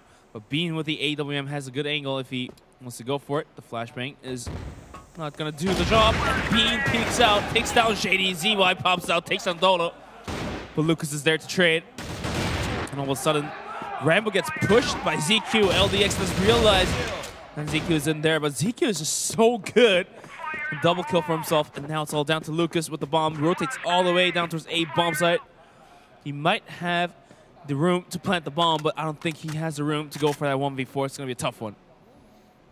Yeah, there should be no way he can win this. Lucas, though, he's going to be looking to maybe go for a flank before he gets this bomb planted. He knows he's got the A bomb side open, but he has no idea where these players are going to be coming from. All gamers stacking 2 mid and 2 B. The rotation starts to come through. He's going to have a chance to play the clock here, but he has to be careful. ZQ already looking for the challenge onto his positioning. They're going to meet right away, and that's going to be it. ZQ takes him down. All gamers take the lead along with it, and that is another great round from them. ZQ definitely feeling it. He's definitely warmed up, as that Mexico wasn't too great for him, but coming into Ankara, he's popping off. I mean, that last round, he had 3 kills already for himself. It's going to be a 3-2, all gamers onto the lead. Yeah, I mean, right now, the pressure is on to Celebi. This is all gamers' pick. They're on the harder side of the map, but they're still winning here. And that just goes to show you how well-rounded this team is, always able to make these individual plays when they need to. And they may need one again here from ZY. This time, though, it's Dola. A quick shutdown onto the B bridge, and now it's a nice early advantage for Celebi as they move forward. A nice little opening, but can they make the aggression continue on towards the bomb site? Even this final couple bullets has to fall back right away. The swing from Dre didn't work out. So Dre mightily struggling coming into Ankara, but even on towards the site, couldn't find any kills. Celebi completely taking down all gamers for that round. I think it was almost even a team ace as well, if I'm not wrong. Was able to tighten things back down to 3-on-3.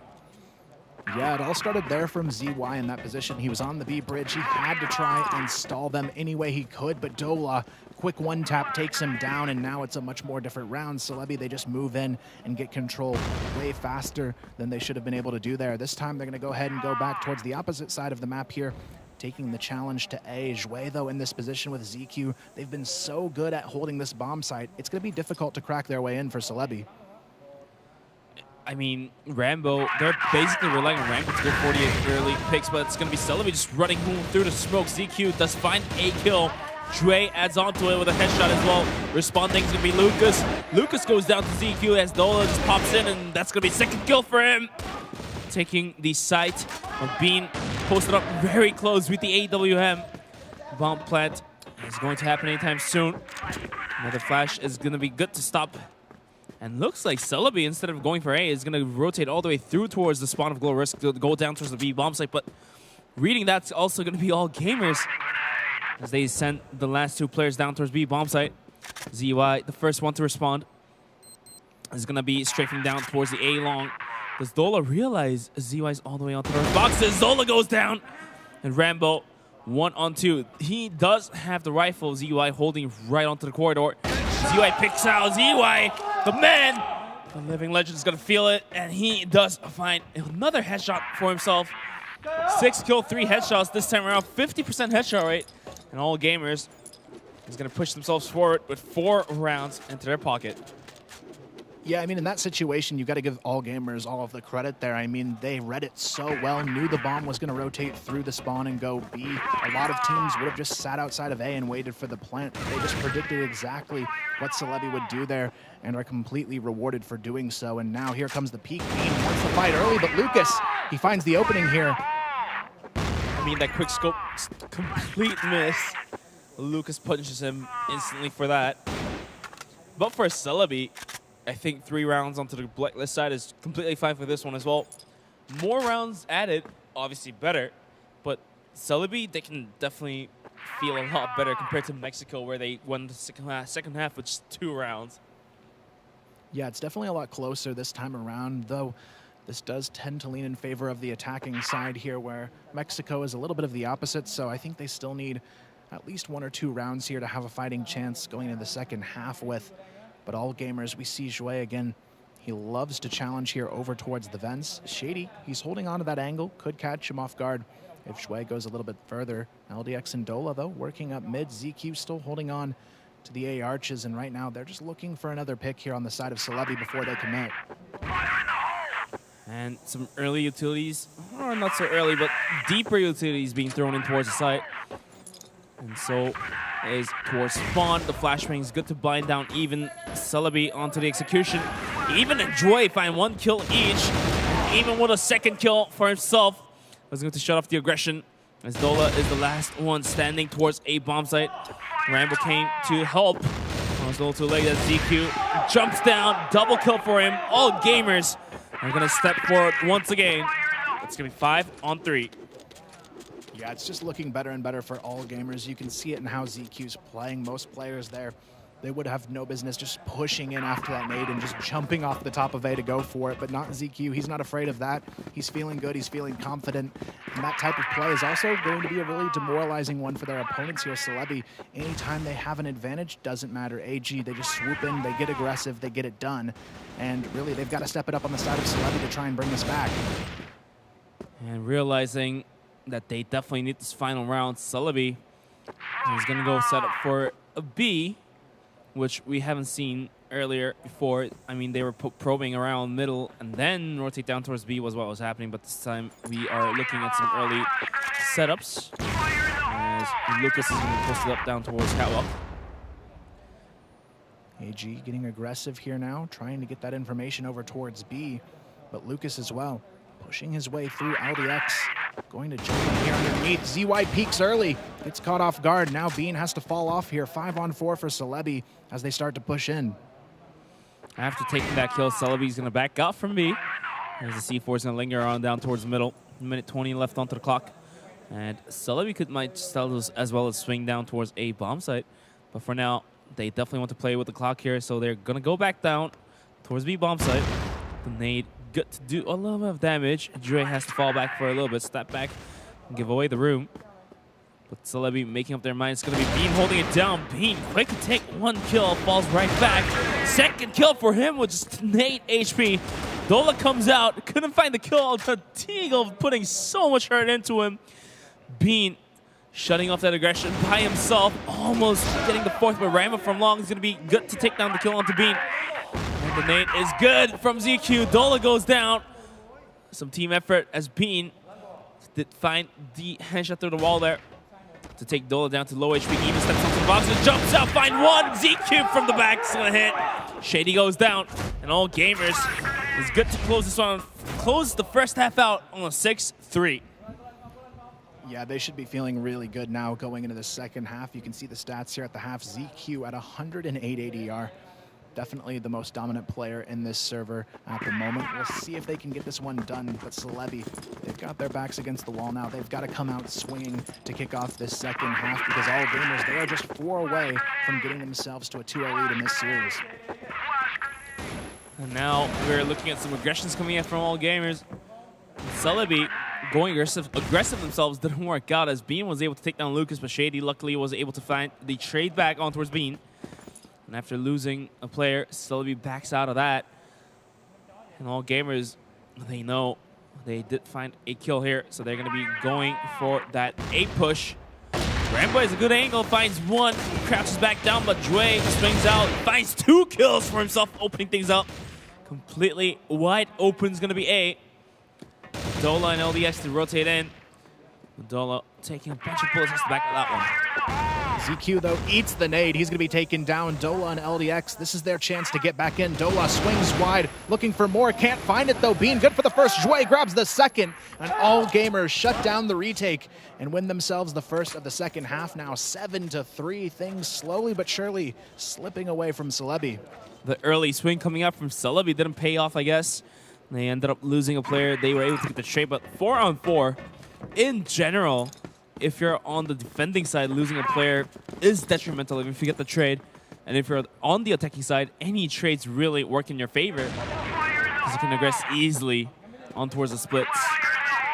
A lot of damage early already onto Lucas being felt. AG trying to work their way on towards this A bomb site. Celebi, they've got a 3-man stack, but these nades are hurting very early on.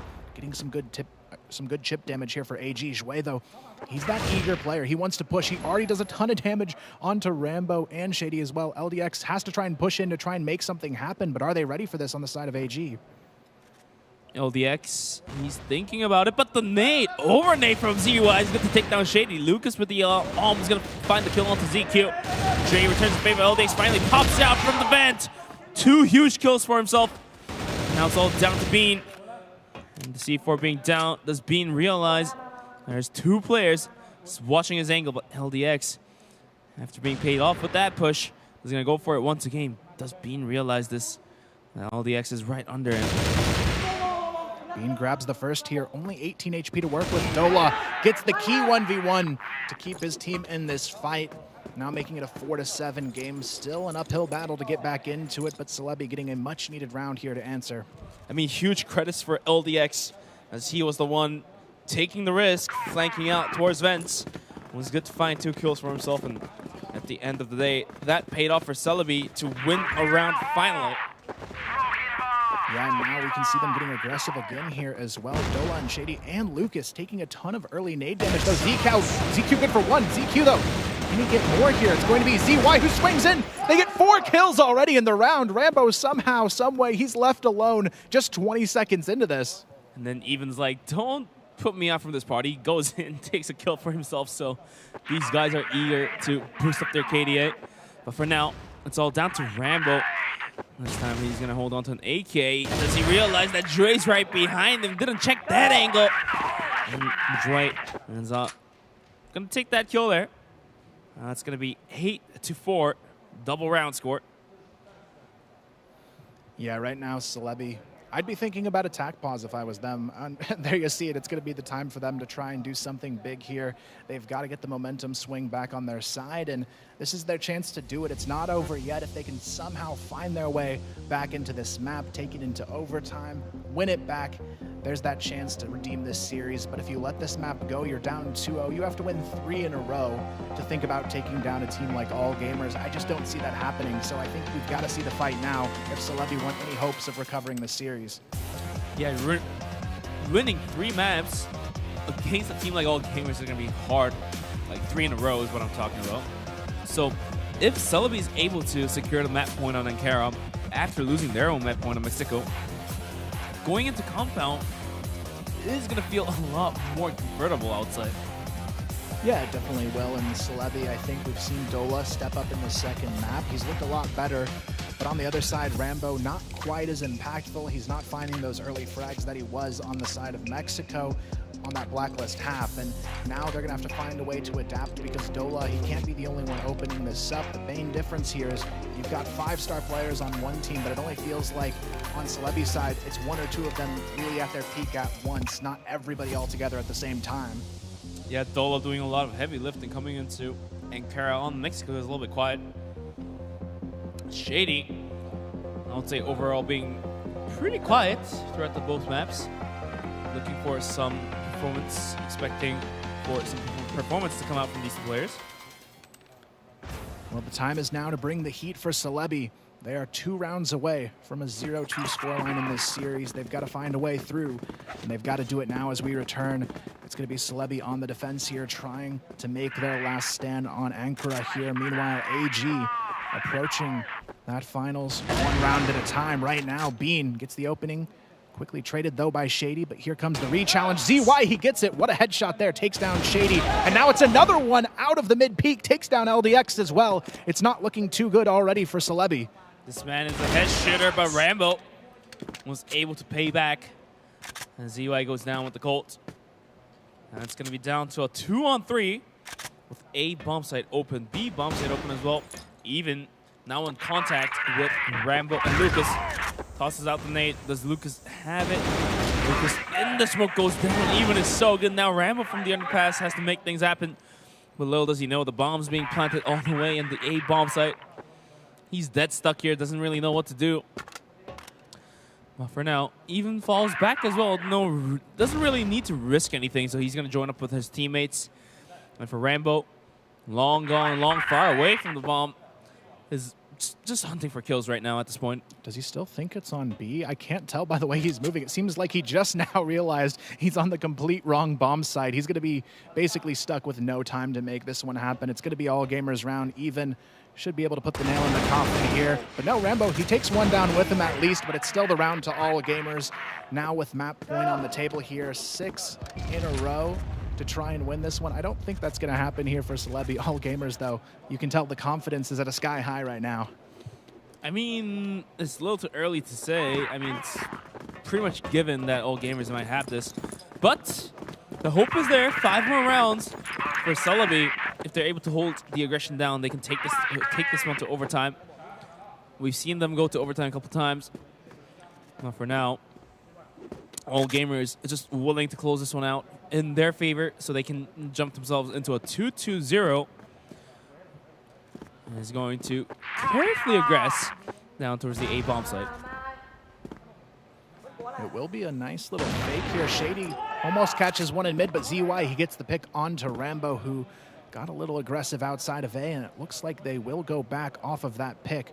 Here comes LDX, though, ready to swing in with Lucas, but it doesn't matter. All gamers storm their way in. Nobody will fall on the side of all gamers. Now it's a 1v5 for Dola, and the map on his shoulders. And look at Even's position. How is he even allowed to go all the way to the spawn? He's going to find the kill onto Dola. And that'll be map number 2 being closed out by all gamers. 2-0, and Celebi, they don't have much room to play with. They really have to take the third map. Otherwise, they're long gone. This is do or die situation for them. All gamers, though, confidence looking very, very high for these guys to take this series 3-0. They've got a map where they're pretty comfortable on coming up next. It is still the pick of Celebi, so hopefully they've got something left for us to show here to try and push all the way back into a map 5 series and maybe win it after all, but they're down 2-0. They're the team that's going to have to prove themselves in this one moving forward, because all gamers, they are looking like a grand finalist team who is ready and hungry to get back-to-back championships. We'll see if they can fight all the way through here and make this a 3-0 series, but Celebi, they've needed something big, and now has to be the time to bring it out. Going to compound, it's going to be Celebi's pick, so they have to secure it, otherwise they're going to have to fly back. And for now, all gamers looking so strong. The reigning champions really showing us what they have got.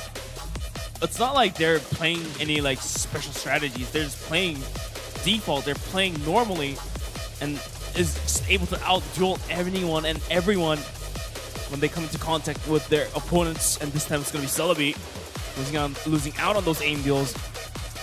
Yeah, I mean, the big thing I noticed here in this second map is on the first, they were able to counter-strat on the side of Celebi, win those rounds, and keep it close. But this map, it was just pure aim duels for all gamers. They were fearless, taking every challenge they could and winning the majority of those fights. There was no punish there in sight from Celebi, and you can see it on the scoreboard here.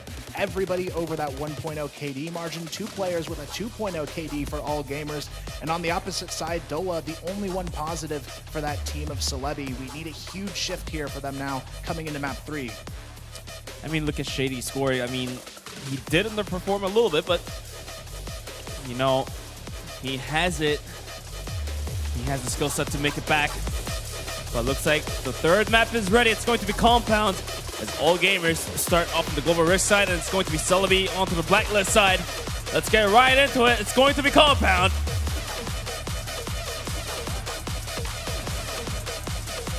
All right, Here we go, things heating up here. One map away from all gamers approaching the grand finals for their chance at that back-to-back, but they have to keep things riding high here as we go into map 3 to make that happen. Celebi, though, they've looked great throughout this tournament so far. This is their last chance for survival here on Compound. They'll be kicking it off on the Blacklist side of the map. Generally, the harder side of this map as well. All gamers, they've got the GR side here on Compound, and after that 7-2 on Mexico, you've got to think, Bench, this could play to their advantage. We'll have to see what happens with the aftermath of these rounds. And now, Celebi, this is their map pick. They have to win this one outright, otherwise it's gone. Looks like an early aggression down towards middle. They're going to smoke off the classic angles down towards B, down towards A. And where is the push going to happen? It's going to go down towards the B bomb site. That's going to be even holding it down. He's completely flashed. Does he realize? But the flash is not all done. He does find one kill. And how does he find the second one uneven? But Dola was good to find 2 kills of his own. Was able to jump into the side. And LDX on the lurk is going to be good to find B. And can he get the second one? No. ZQ returns the fire. And now it's down to 2 on 2. As Joy is going to be jumping back towards pillars. And does he have it on towards Dola? Here comes the flash. Dola caught out of position. The flash takes him down, along with some nice headshots here. Shady now left in a 1v2. The time, though, ticking away from all gamers. Shady good for the first, but can he get the second here? It's down to the 1v1. Jouet working his way in. Shady down to half HP as well. They spot each other's way over the top, trying to get this one done, but Shady, he's just stalling the clock here, trying to bide for time, and he may just get it. The kill comes through, but is there time for the defuse? He just now spots the bomb. Just a few seconds. It's not going to happen. Celebi play the time just barely, and they get the round. So close. Celebi, they have to thank Shady for holding on to the timer. As the bomb, it could have been defused if Shady went down, let's say, like 0.5 seconds earlier. Yeah, I mean, truly down to the wire there. Celebi doing their homework. They know that timer to perfection, and they play exactly onto it. Even though they can't win that final fight, it's not going to matter. They're up 1-0 now to kick us off on Compound, and now all gamers, they've got to respond here. I mean, you can every day take 5 kills and lose a round. It's not worth it. But Jouet with a quick opening and 2 headshots, 3 headshots. This man is a claw machine. Can he get the 4th one? Shady goes in and returns the favor. But Celebi puts to a good hurt. Jouet just putting the bullets right into the faces. Are going to do it as LDX, though. And looks to take down ZY to even things back out onto 3-on-2. Burden 4-on-2. Yeah, a bit more winnable now for Celebi. They've got the 2v5 down to a 2v3. Shady's still doing pretty decent for HP, even though he did take a little bit of a hit there on that exchange. Meanwhile, LDX working the mid tower, trying to find that intel. They're still at a slight disadvantage here, but they've got the bomb recovered and can start their way over towards B here.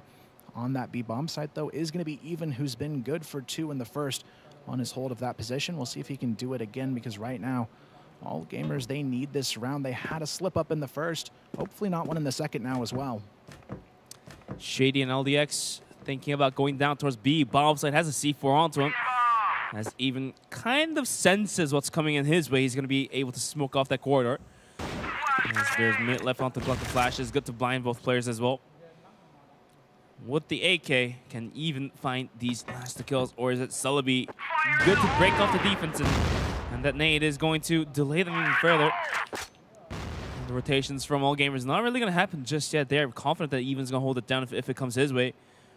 And for now, Bean does push out to gather the information, so they know it's going to be A. Even now in an aim duel with the AK going for quick taps. Not really going to hit much there. Shady almost getting caught as well. ZQ gonna have a good angle as well. Now they jump into the side, but Even so good. Holds on to one. Gets the second one. He does pick up the pistol. And he gets the second kill. And that'll be all gamers taking the round there. Yeah, nice response from them. They get the early picks. That nice 3K as well from Jouet, really the turning point in that round. They almost let it slip, losing him and another player to narrow it to a 2v3, but they still held the numbers strong thanks to Even once again on the B-bomb site, doing what he does best and just being a key anchor player for this AG roster. Now, they're going to try and get some early momentum and take this second round for themselves. LDX already eating some nade damage, down to about half HP here on the front side of mid, trying to force his way through, but AG, they're playing pretty calm and collected in this one. All gamers, after taking that round, definitely knows Celebi's playing, so they're going to adjust to that. Bean arming down towards a bomb site, looking out towards middle. Celebi not really going for that default mid setup. They're not going to be tossing the smokes both ways, but instead they're going to opt out to go towards B bomb site. It's going to be the connector take on towards Pillar. ZY this time is going to be the one holding it, and so was even in the back site. Bunch of utility still left onto both players, so they might just be able to hold this one down. Nice setup as well, baiting into Even's positioning. ZY holding the first pick here. in his hands, though. A bit of a change from him. Not used to seeing him on that weapon. We'll see if he can make it effective, but Celebi, they spot two players. They don't even want to fight here. They're playing really calm here and not trying to push in just early enough to get caught. The smoke has to go down before they feel safe here. I mean, there's only a minute left on the clock, and you have to just go for it. As Even's going to hold a close angle with the AK. The wallbang's going to come through as Celebi doesn't want to really make any sounds just yet. But the aggression bound to happen any moment now. ZY, he sees the barrels. He's quick to find one, even holding on to cheeky angle. ZY with a double kill, though. He's going to put the halt. It's going to be Even swinging up the backside of the door. Flicks away, and it's going to be LDX going down, and all gamers take another round for themselves. Yeah, it feels like time and time again you see two players from All Gamers taking down 5 from Celebi. It just shows you how well they set up on these pinch points. They don't allow any entries, and they just completely shut down any forward aggression from Celebi. So on a map like Compound, I think Celebi, they've got to try and change things up a little bit, go for some early fakes, and maybe try and pull these players around, get them uncomfortable, because right now AG, they feel so comfortable, they're just going for whatever they want here. The frustration on Dola's face briefly caught on camera. We can see how much pressure these players are feeling coming into the semifinals. Bean has a good angle, goes for the pot shot, not really going to hit that. And now the aggression is quick to go down towards the A-bomb side. Bean's going to have to hold this one down, but ZQ is good. He jumps out, takes a kill. Bean did add up onto that. Then ZQ with a double, and third kill for himself. And it's going to be putting Celebi into a halt as all gamers step forward. It's going to be 3-on-1, and Celebi, I don't know, they might just have to pull the tack pause anytime soon here. Yeah, it's getting away from them really quickly. It's almost a little bit too early to bring it out, but they made it just to stall this momentum because All Gamers, they are just hitting all of the shots right now. They're not basically having any issues on their site holds. They only had that one hiccup with the defuse on the beginning, just not giving themselves enough time, but every single round, they've been the team with the most players alive at the end of it here. So Jouet, we'll see what he can do here. This angle, so key for him in the past few rounds. Can he do it again? He gets the double, gets the triple, gets the quad kill! Oh my goodness, down to a 5v1 already, but Jouet coming up huge on A Long. Talking about a lawnmower, and this is going to be Jouet just picking off players with a spray down. Even after being flashed, players coming out from the smoke just couldn't do it. It's all down to LDX, but can Jouet get that ace? Chances there, LDX trying to hunt one down. Can't find ZQ or ZY just yet. A couple players low, but still a 1v5, just not gonna happen. ZQ gets the final frag, but what a round there. Jouet, I mean, continuing to step up from that A-long position, a 3K, followed up by a 4K here. They're not gonna wanna go there anymore. Now Celebi has to rethink about their strategy. I mean, early push is completely shut down by Jouet. Late push is being completely shut down by Even. So both time zones are being covered by All Gamers. And for now, I really can't think on top of my head what Celebi could do to break through this defense. It's looking so damn strong from All Gamers. It really is. On top of that, the icing on the cake is ZY, not normally a sniper, still doing well on it anyways for his team. Yeah, you're right. Yeah, I mean, it's just wonderful to see these guys playing to perfection here on this final map. You can tell what it means to push themselves forward, and they're really playing like a grand finalist team here. Celebi, they've got to try and do something a little bit more cohesive. It almost feels like, Bench, these guys are falling apart under the pressure, just not playing together. You can see the silence, like Dola. I think this is the quietest we've seen him so far. This probably is the quietest Celebi we've seen in the grep stages. They were able to come up with some cheering, but this time around, the pressure really kicked in, the nerve really cracking for them. But this time it's going to be Beam with another headshot. You don't see that quite often. onto Lucas and Jue. Does he have another angle to go for a quick spray down? LDX getting spotted out here, but LDX can spray down Jue. Rushes it in towards A bombs it, but ZQ on the heaven, just too good. Finds one, but LDX is good to trade him out there. Down onto 3-on-2. It's going to be ZY and Even to go onto the retake. Whiffing the shot's going to be ZY. Let's take out the pistol. Does end up landing one bullet, so some way, somehow does it. But Even with a headshot is going to take down Shady. So all of a sudden, the retake seems possible here. Comes the push, though. Rambo catches one. Even looking for the other. Not going to happen. Rambo good for 2. And a much-needed round comes onto the board for Celebi. Still 2-4 against them, but finally showing some nice signs of life in this one. I mean, it was about to get flatlined pretty hard, but showing that they have the heartbeat still going on. It's going to be Celebi. 4-2 as all gamers lost that round. Is ZY still holding on to the AWM is our real question. The nade stack coming out down towards middle. He's going to put Shady down to pretty low HP. ZY takes a bunch. He's going to have to step away from that location.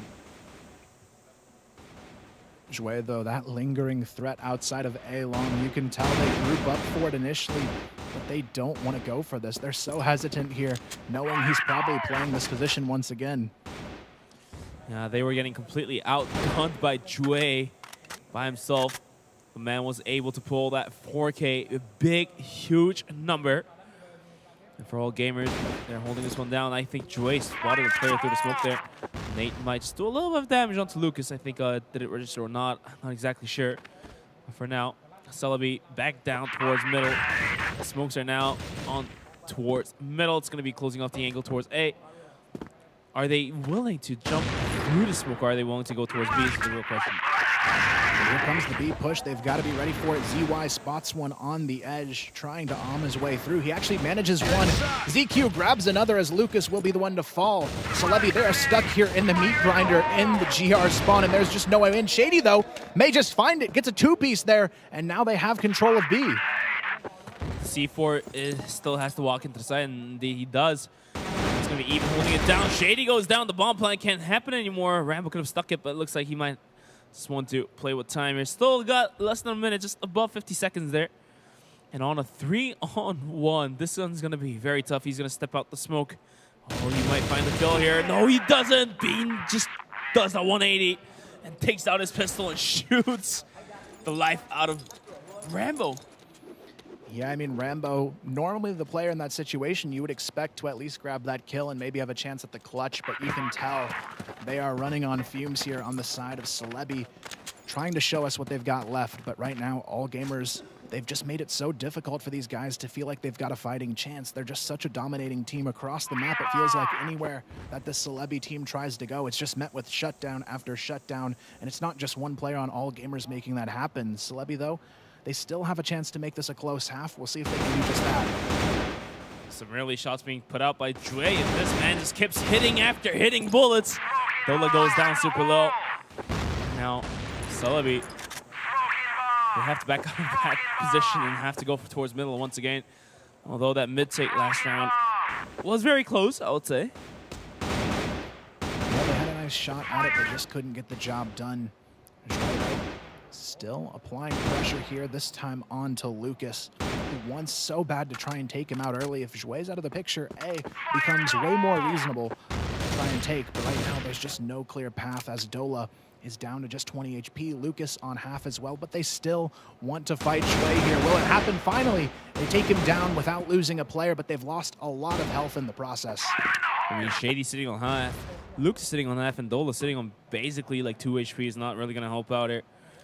And Celebi, they're going to be gathering back to get back again towards the A bomb site. We still have Bean holding it down. The arm shot is going to land on the Shady. So the aggression has to happen soon. Otherwise, the rotation is already in from ZQ. And once again, the heaven position really working wonders for ZQ. Was able to grant him a couple kills here and there. Celebi backs out from A and goes down towards middle. Let's see what they're willing to do here. Dola looking for the tower pick. Bean, though, spots him, takes him down. Rambo able to trade, and here comes the push. It's going to be one player holding on to sight, but do they know he is here lurking in the shadows? ZQ playing oh so patiently behind the stacks. They don't know he's here. He swings. He gets two. It's down to the 2v1 now. LDX, he's all alone, and ZQ finally will be traded down, but ZY does have the HP advantage, and now it's a 1v1. Down to a 1v1 and only 10 seconds into the round. ZY, he can rush in when the bomb is getting planted. Here we go. The bomb did get planted. Now it's down to 1v1. Any headshots will do justice for both of these players. LDX was able to leave the bomb site for a reload, but ZY just all the way pushed out. It's going to pistol down LDX. That's going to be all gamers taking that round, pushing themselves forward for a 6-2 with last round remaining of the first half. It's so unfortunate, too, because ZQ in that corner made all the difference. Celebi, they had the site, they had the plant, but they didn't clear the site completely, and it came back to bite them there. ZQ with that wide peak to grab two made the 1v1 possible at the end there for ZY. So now it's 6-2 here. All gamers 4 rounds away from a map victory. The final of the half here, really crucial for Celebi to have any sort of chance to bring this back.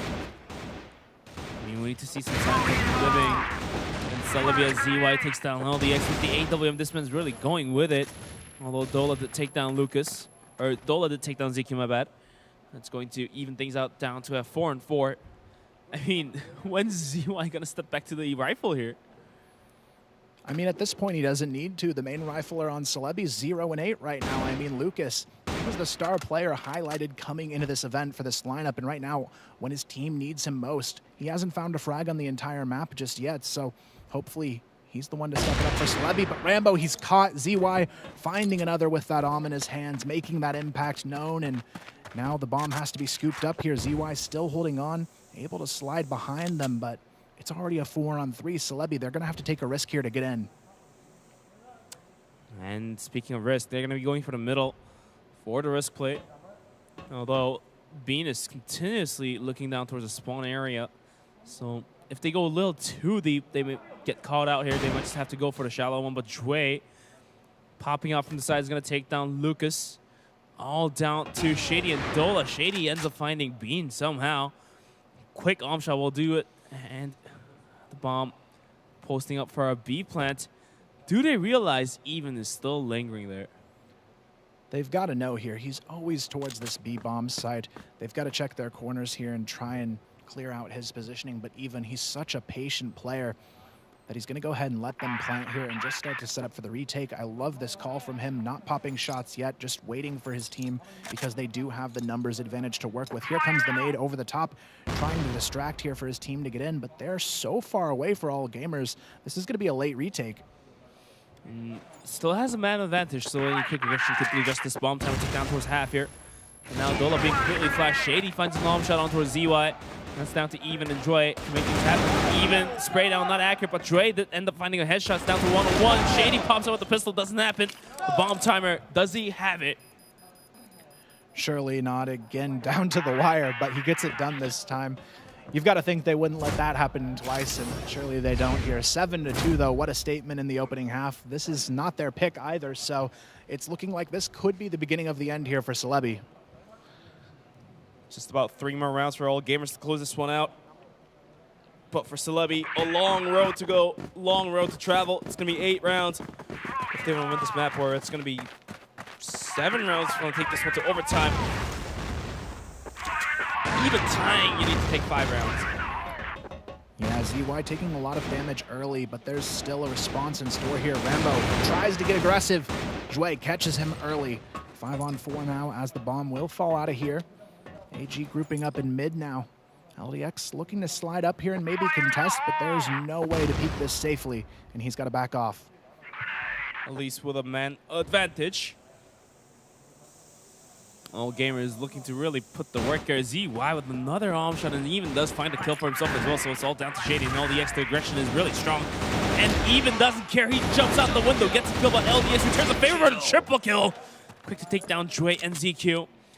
Bean and ZY pretty hurt, so any clutch could do it as ZY is going to be flanking from the side. With a pistol in his hand, he almost gets it. LDX with a 4th kill for himself. The ace clutch, is that possible? We'll see if he can make it happen. Here comes the final attempt. It's not gonna matter. He's shut down right in the 1v1. A hopeful journey put to an end here for LDX, and now the bitter fate could be right upon them here. 8-2, all gamers 2 away from the victory. Celebi, they've got to have something left here to show us, because right now it is not looking too good. Celebi has to give it all they got. 2 more rounds. They lose. They have to go. This is the semifinals. Lucas ends up finding a kill on towards Bean, so he's showing some signs of life, but ZY quick to refrag down on towards Lucas, so it looks like ZY is just going to continue on with the arm today. Yeah, he's looking great with it. Jouet as well. Going to be playing that entry role, sneaking his way up B long. The bomb scooped up by ZQ to come up mid and potentially pinch towards this B bomb side. LDX, though, playing pushed up on this corner, could run into trouble soon as Jouet continues to clear these angles one by one outside of the B bomb side. Rambo, though, sliding into position as well. They've got a pinch set up here. A minute 40 onto the clock. After losing a player, Celebi's got to hold it down. Celebi's got to hold it down after killing a player.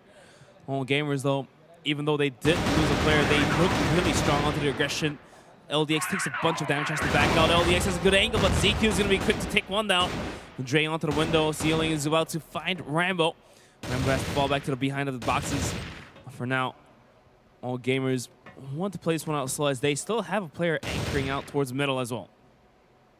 Rambo, he has to hang on here. He's the last hope outside of this B-bomb side for his team. Dola finds one in mid. Rambo, though, has to step up big time, but he finds nothing out of that hold. Now it's on to Shady and Dola to try and redeem this round, but the nades are coming through. And AG, they scoop the bomb and get out of there. They're looking to get out of it as Dola pushes out. The bomb is now picked up, so it looks like AG might think about going back towards B. And ZQ, this man, just through the smoke, and right in front of him is going to find the shot onto Dola. Leaves Shady all alone with about 20 HP. One bullet will do. Shady down to the 1v2. ZY, though, does he know? Shady, he's got his back turned at the last second. He'll go through here. ZY spotted. Shady good for one. Both players very equal in HP as well.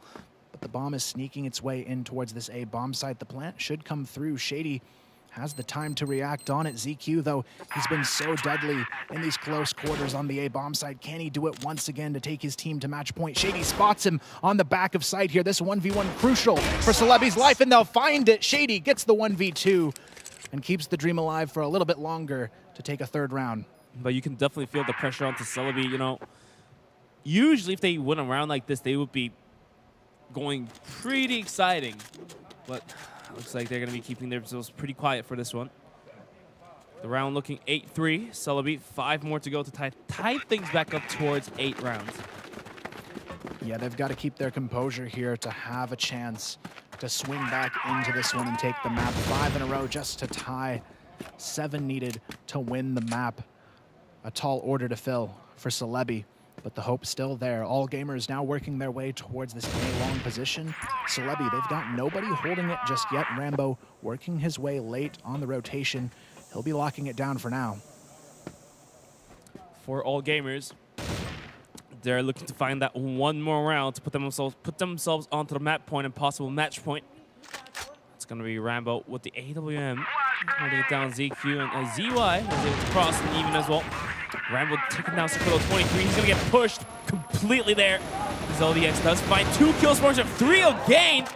LDX performing out of his mind to save his team and salvage any rounds possible. Even in ZY still alive here, though. The bomb is down. And Celebi, they're slowly collapsing around it, even on the hunt for an early kill. ZY throwing that smoke down to try and grab this bomb. There's nobody on long A yet, so they do have a chance to go for the plant here. Fairly uncontested, but there is a couple players lurking nearby, ready to pounce on it. Shady looks through the smoke, almost finds ZY. Has to back off here as the bomb will get scooped up. ZY now working his way in for the plant.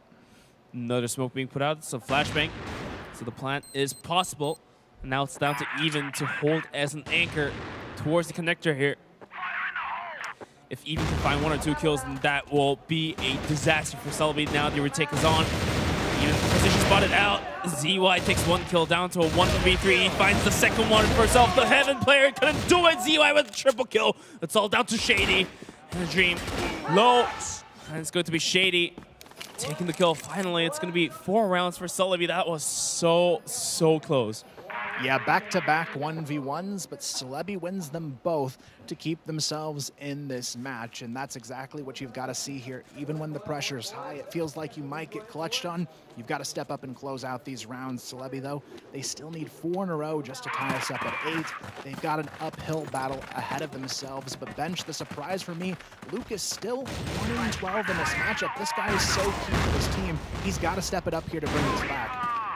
I mean, so is Rambo sitting on 4 kills, and Dola as well sitting on 5 kills.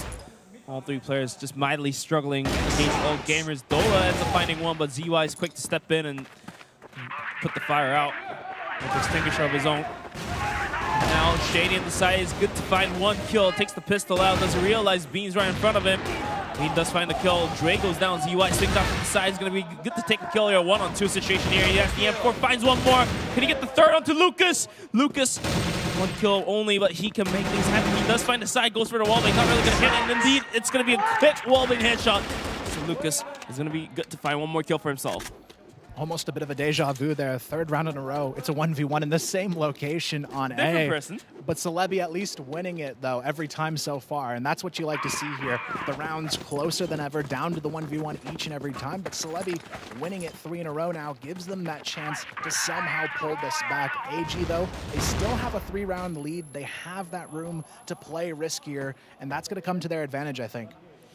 You are definitely correct. And after losing 2 rounds, not the last round, but the rounds before, ZY dropped his arm and went for the rifle again. So once again, all gamers, they know Celebi's going to bite back if they're a little too careless. I mean, Celebi made all the way here, so even after losing 2 rounds, they definitely have the rounds to go. ZY with a quick kill, and Shady returns in favor, so it's going to be a good 1-1 trade. As Dre is going to jump right out of the boxes, but not really going to find any bullets for himself. Celebi, they've got to play this one really safe here now, being down a player already. Their mid hold only on to LDX at this point to try and maybe make something happen from this position. All gamers, though, on the other hand, they've got a lot of utility left in the tank to work with. They can try and force their way through just about anywhere with some solid flashbangs. You see the smoke come out over the top. Dola gonna have to move out of this position. He's smoked out completely, but they're trying to get him to peek here. Even ends up finding a kill onto LDX, the guy who had triple kill last round to save Celebi from going into the map point. And for now, it's going to be Bean with another kill onto Shady, so leaves Lucas and Dola all alone. The 2 strugglers, they have to step the game up, clutch the 2v4 out. Dola couldn't find the shot. ZQ taps Dola out of the game. It's all down to Lucas. And they just might do the job, and Bean with the arm will do it. It's going to be 9th round for all gamers. Match point is on the table here. All gamers, they've got full control of this one. Celebi, they've got to do it now 4 times in a row to bring this back into overtime, then win in overtime, then win 3 maps in total. It's just such a tough task to go up against, but they've got to show nothing but true resilience here to try and get themselves back in it. Right now, though, AG already playing a little bit more reserved in this one. They want to see what Celebi's going to do under this type of pressure. 2 minutes left onto the clock, and all gamers, they're definitely playing default. They've been paid off by playing default, so they're going to go for the mid control once again, and then rotating the players out towards connector through pillars. And we see Evans holding it down. Dola, if he pushes out, he's a dead meat. Maybe any wallbangs could do justice as well. Dola, though, has to be patient in this position. If he peeks too early, gets caught in mid, his team's already going to be down on numbers. He has to wait until he knows it's clear to go for this flank, and they do still have Bean keeping an eye on his positioning, and this is going to be a key fight here outside of A-Long. Dola, he's not ready. Bean, the 1-tap with the Colt, takes him down, and it's a 5v4. It looked good of a hold coming out from Celebi until that disastrous kill happened. It's so detrimental. Celebi now has to go for a 2-2 split, leaving one of the sites very vulnerable. All gamers now ready to go on towards B. Bomb site's going to crawl their way in, clearing out the angles. And the setups should happen. I think the fake is now done for Bean, as he did toss a flashbang towards A bomb site. So that fake is sold, actually, so they're going to rotate the player down towards A. And now with timer ticking down, 51 seconds, the setup is on Lucas and LDX. Can they hold this one down? ZY rushes in, but LDX is going to find the kill. Dre, though, is going to find 2 of his own. Shady arms down even. And now Dre all the way inside. It's going to be even things down to 2-on-2. But here comes the counter lurk. Rambo actually running right behind Bean here into the B tunnels. This could be a huge read coming out from Rambo. He has a chance to pinch Bean and catch him off guard, but this bomb is planted now. And Bean, he's aware it doesn't matter. Rambo takes him down. It's Zhui in a 1v2 for the map. Shady and Rambo trying to keep the tournament life alive for Celebrity. Will it happen, though? It's going to be Zhui for 1. Can he get 2? The time is ticking. Rambo trying to hold on and find this kill. Zhui just dancing around, but Rambo keeps it alive a bit longer, and we go to a 6-9 score. Right, and now Celebi keeping their hopes alive. 3 more rounds to go, and if they make it happen, they might just be able to take this to overtime. But a tough road ahead. It's going to be very shaky, and there's going to be all gamers just trying to hold you down. But for now, the hopes are still alive. And Celebi, let's see what they have got for us. Yeah, that previous round still being down to the wire. All of these 1v1s going back and forth. Celebi just getting better of them. Lucas, though, along with Dola, finding that opening pick, takes down ZY in the B tunnels. Now all gamers, they've got to respond quickly and get that pick to counter back. Zhui, though, already over the top here. He's pushing his way up mid all by himself. Are they going to be ready for this? Dola about to run into trouble. Goes for the wide swing. Zhui, though, can't connect. He's going to run into trouble if he stays here too long. He swings out. He's going to find the double kill for himself. Dola goes down. Lucas goes down. All headshots as well. And Zhui almost getting the third. Shady's going to arm him down. But the man advantage is now gone on Celebi, as Dre with the double kill was going to do it. Now all gamers, they've got a free B site for the taking. Nobody directly holding it here. They're able to get in now. Shady, though, slides into a position where he can hold the cross onto the lower bomb site. All gamers, though, going in one at a time here, sending Bean towards the window to maybe scout this one out. A minute left onto the clock. The rest of all gamers is going to burn the time down, making Celebi even more nervous and anxious. And sometimes those nervousness and anxious really makes your play a little more fast, I would say. It makes your play more rapid, and all gamers could capitalize on top of that.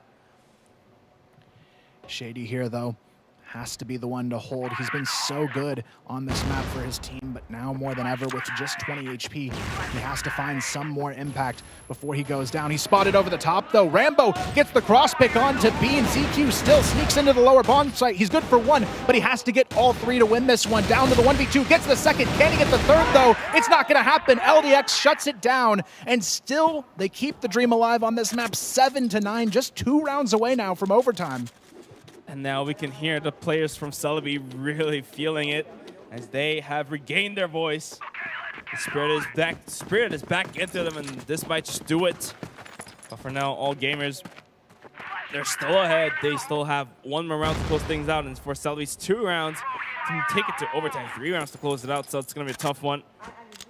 Some early aggression is not really happening. It's going to be Shady out towards B long, just gathering some information. It's going to back out after smoking off the connector here.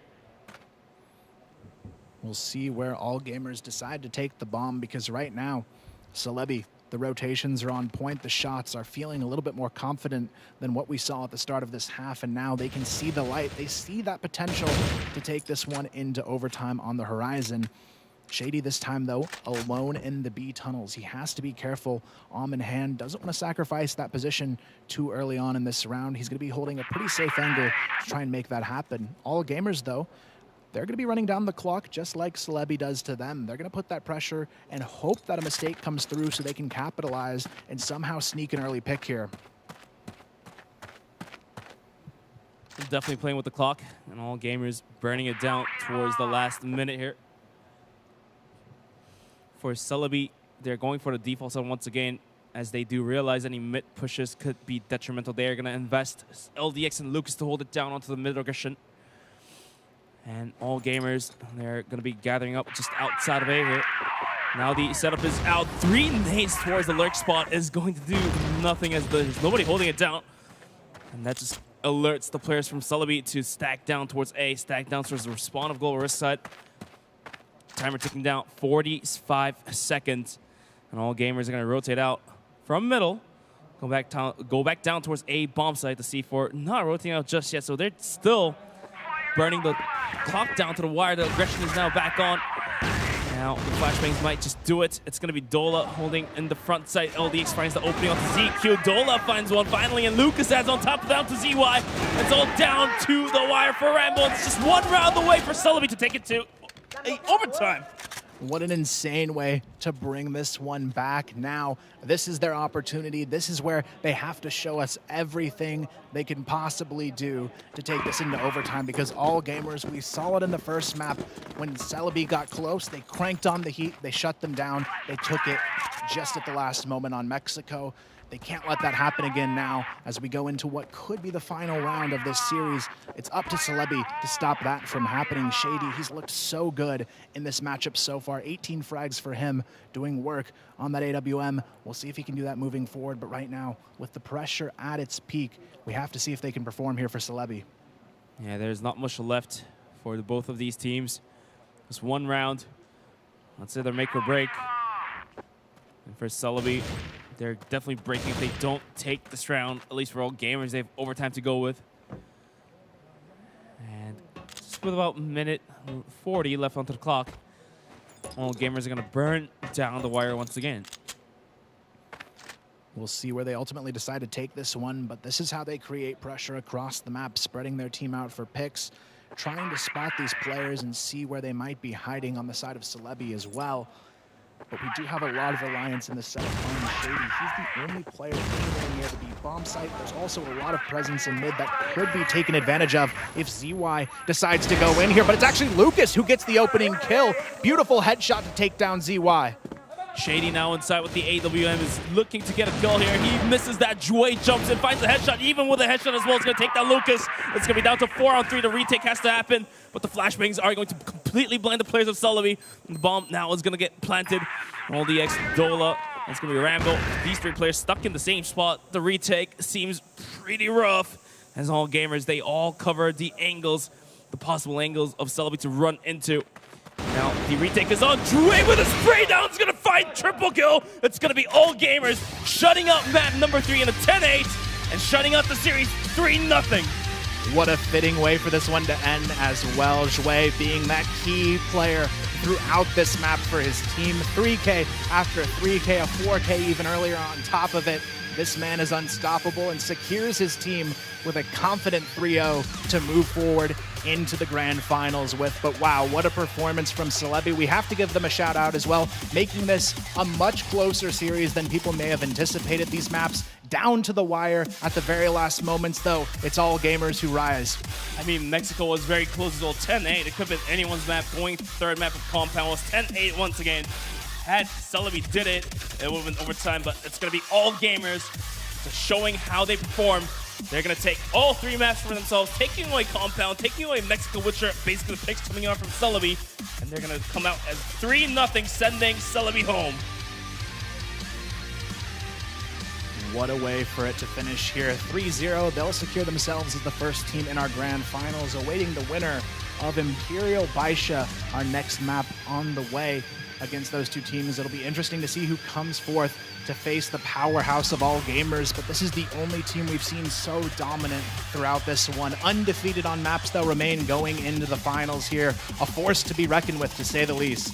But for all gamers, they're definitely happy to push themselves out of the semifinals. Let's let the analysts break this one game down, because that was one hell of a ride.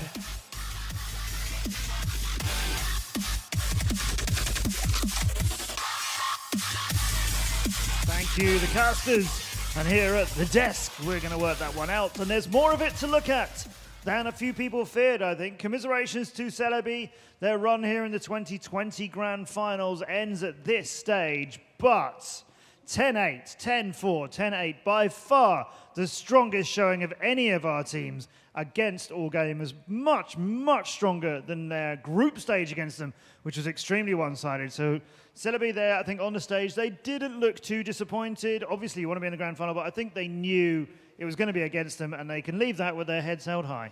Yeah, no doubt about it. I thought after that Mexico that, you know, it was going to be really, really hard for them. They played really darn well, again, showing why that has been one of their strong maps, one of the points that they have always pivoted to when they needed to come up with a map, to come up with a win against, you know, maybe a tougher opponent. So darn close here, but All Gamers really showing their true form. Once that Mexico was out of the way, it was just kind of, it felt basically like a done deal.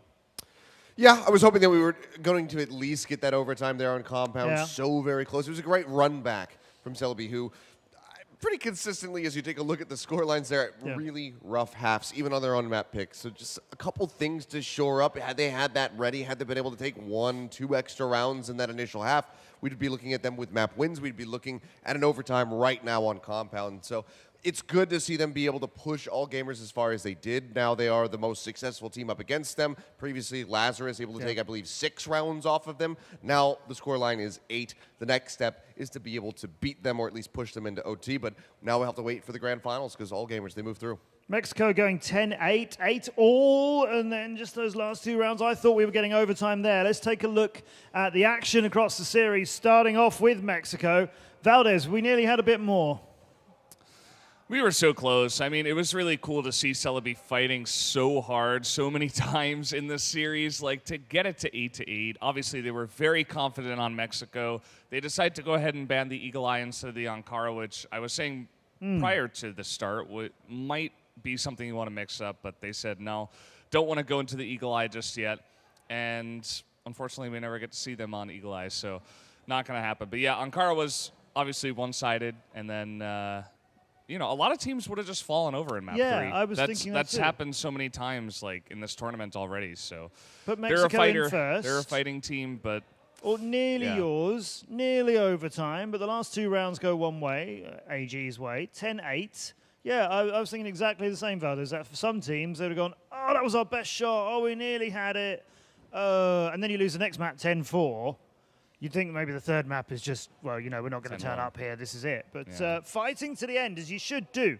Let's try and bring you the highlights of all of the maps. For me, this just very much reaffirmed that the Celebi we saw versus AG in the group stage was very much them not feeling like themselves, not playing like themselves. This was much more of the Celebi that we anticipated in that series when we were calling it a preview of the grand final, because they did fight back. They fought tooth and nail. They fought to the bitter end to make sure that they still had a chance. And they didn't give up. They never surrendered it at any point, really, in this. Ankara was a blowout, but down to the very wire, the end of the wire there, in these first, you know, the first map as well as Compound. It was great to see. You know, despite Celebi not being able to walk away with any map wins, I think this was probably the best 3-0 scenario we could have gotten with how competitive it was. LDX even got a 4K in on the last map as well. Yep. He had all but the ace clutch. There are a lot of players really stepping up for Celebi here on the first and third map in particular. So yeah, LDX really going good.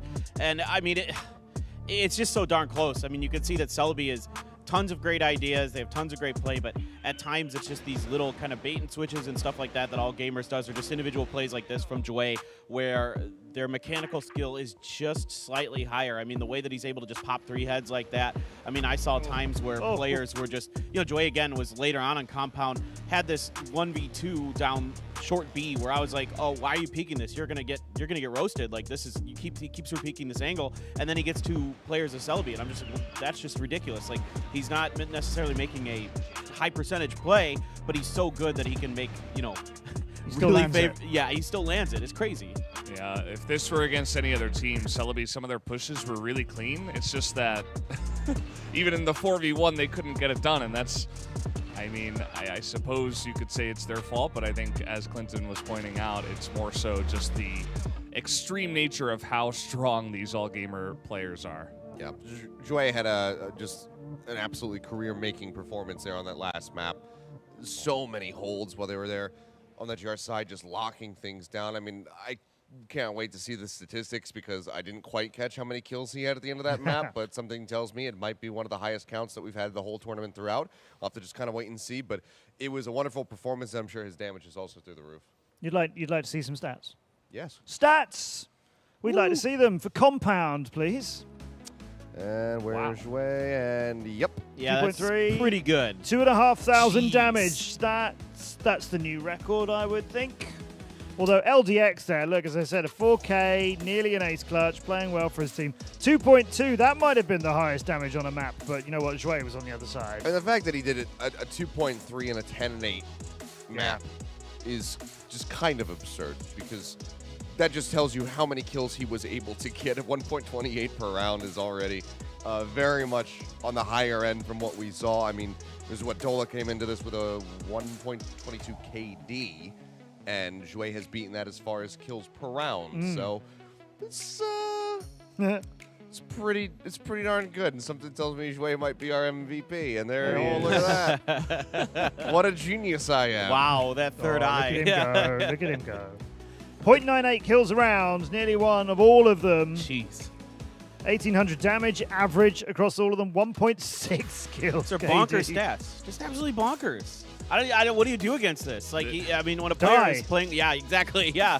I mean, when a player is playing like this across 3 maps, that's, I think, easily the best we've seen in terms of just like overall stats. Yeah, we've seen some KDs that are higher in, you know, certain kind of blowout scenarios, but in a competitive series like this, this is just fundamentally, you know, just shows how insanely mechanically gifted this team is. So we have another semi-final to come, which we'll delve into a little bit between BaiSha Gaming and Imperial. One of those teams is going to look at this and prep for all gamers, and one of those teams is going to look at this and prep for Celebi, because we will be having a 3rd and 4th playoff match tomorrow on finals day. If you're the team prepping for all gamers, what do you do? Surrender. Just walk out on stage and shake hands and give them a trophy. Why play the game? You're just at this point you're just wasting your own time. Like it just seems such an impossible task. I think after this, especially, unless maybe it's I mean, I don't know, BaiSha, I guess, or Imperial could technically step up to the plate, but either way, it just feels like a fruitless task. It feels like the back-to-back championship is finally going to happen. I think BaiSha, you know, they're really strong, especially as a team. You know, they have great teamwork, whatever you want to say. Imperial, I think they have Gokun. You know, I don't want to get too much into the second series, but especially because me and we gotta talk about it. We're not going to be here. Yeah. Right.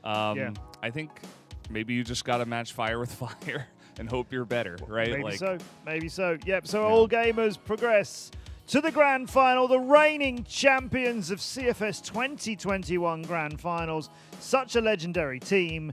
They are exactly where they wanted to be, ready to defend their title here at CFS 2022 Grand Finals. They'll be in tomorrow's big match. Who will play against them? We'll find out next. You guys will go over there, the teams will go over there, and then the shots will come down on there for you watching over there. Everybody know where you're going? Right, see you in a minute then.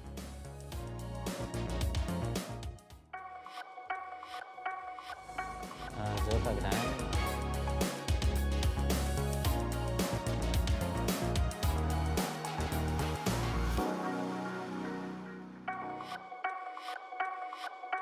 ازيكم يا جدعان، انا الكارد من تيم ميس وانا السنايبر بتاع الفريق. دلوقتي احنا مع الرجاله خارجين بنتمشى. عايزين نبص على الستريم يا شيخ. بص دلوقتي انترفيو مع حورس هيصوروه.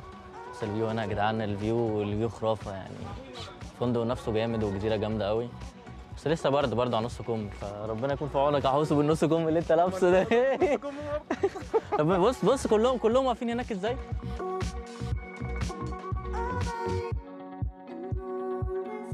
오케이 가겠습니다. 감사합니다.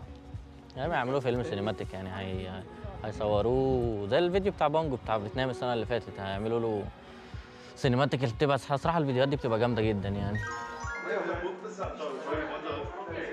E aí, rapaziada, tudo bom? Torcedores da BD aí, ó. Acabei de passar uma maquiagem. WL. O AKT aqui se maquiando, ó. Nosso menino prodígio.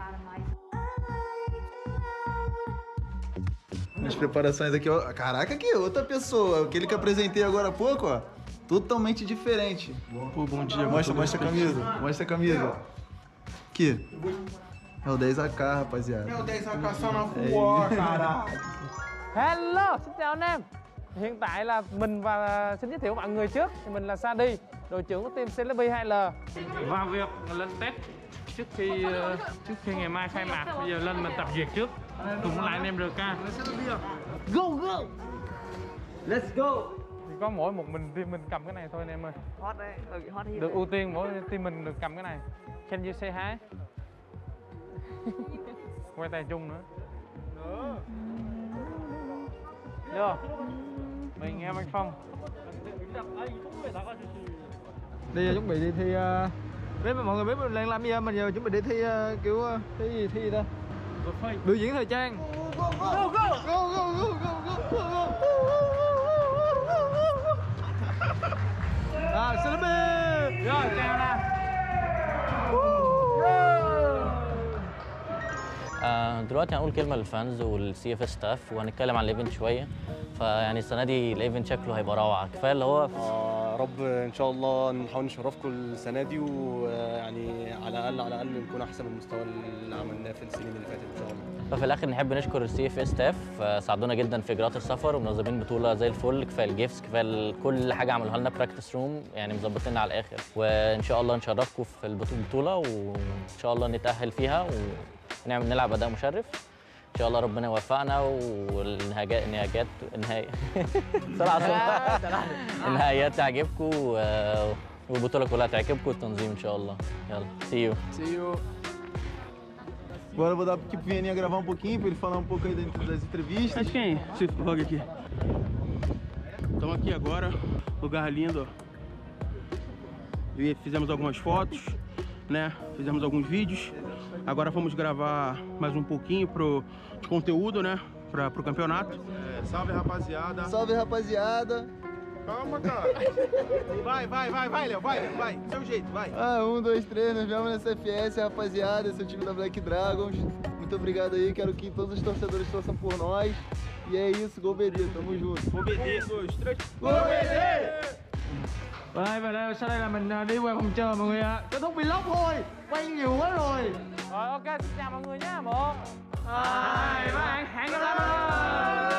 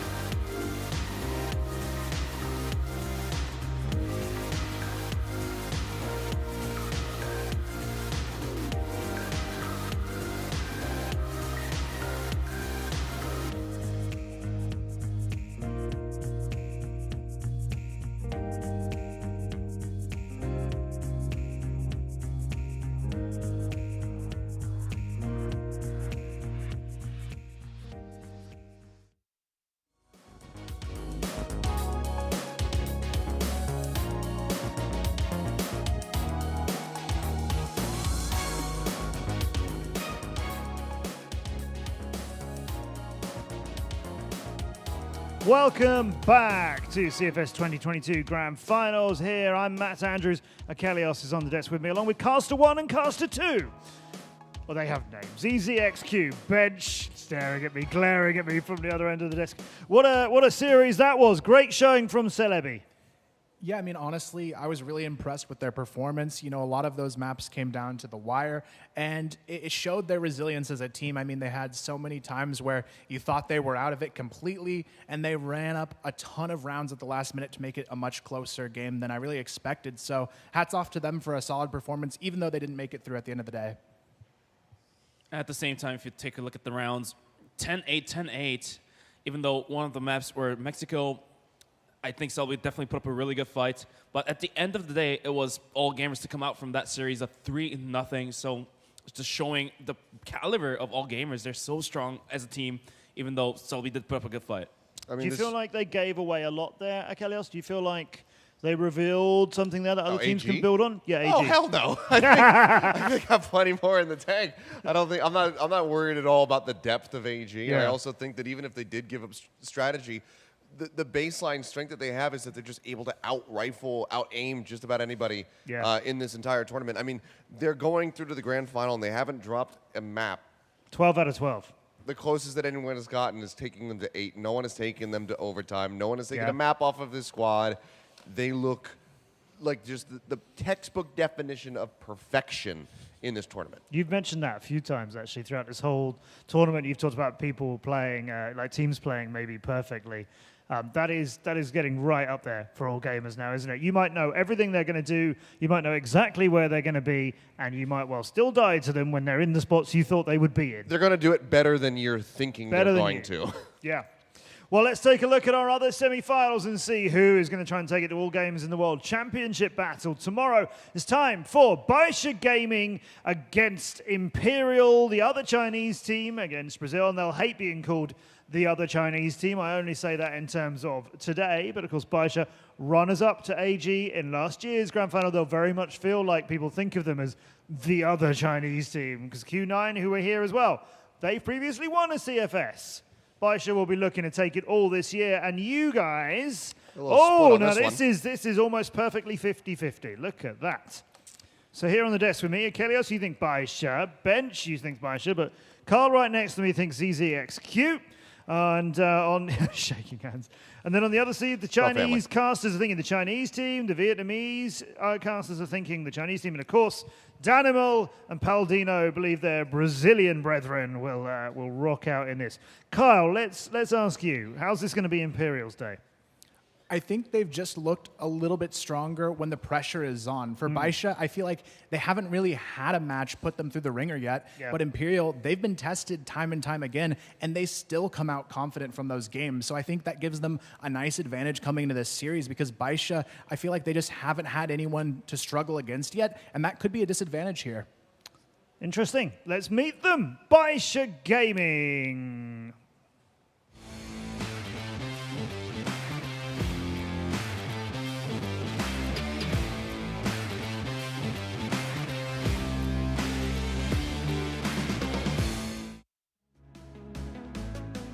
Don't take it away from them. Runners-up at last year's CFS 2021 Grand Final. Second place in a World Championship.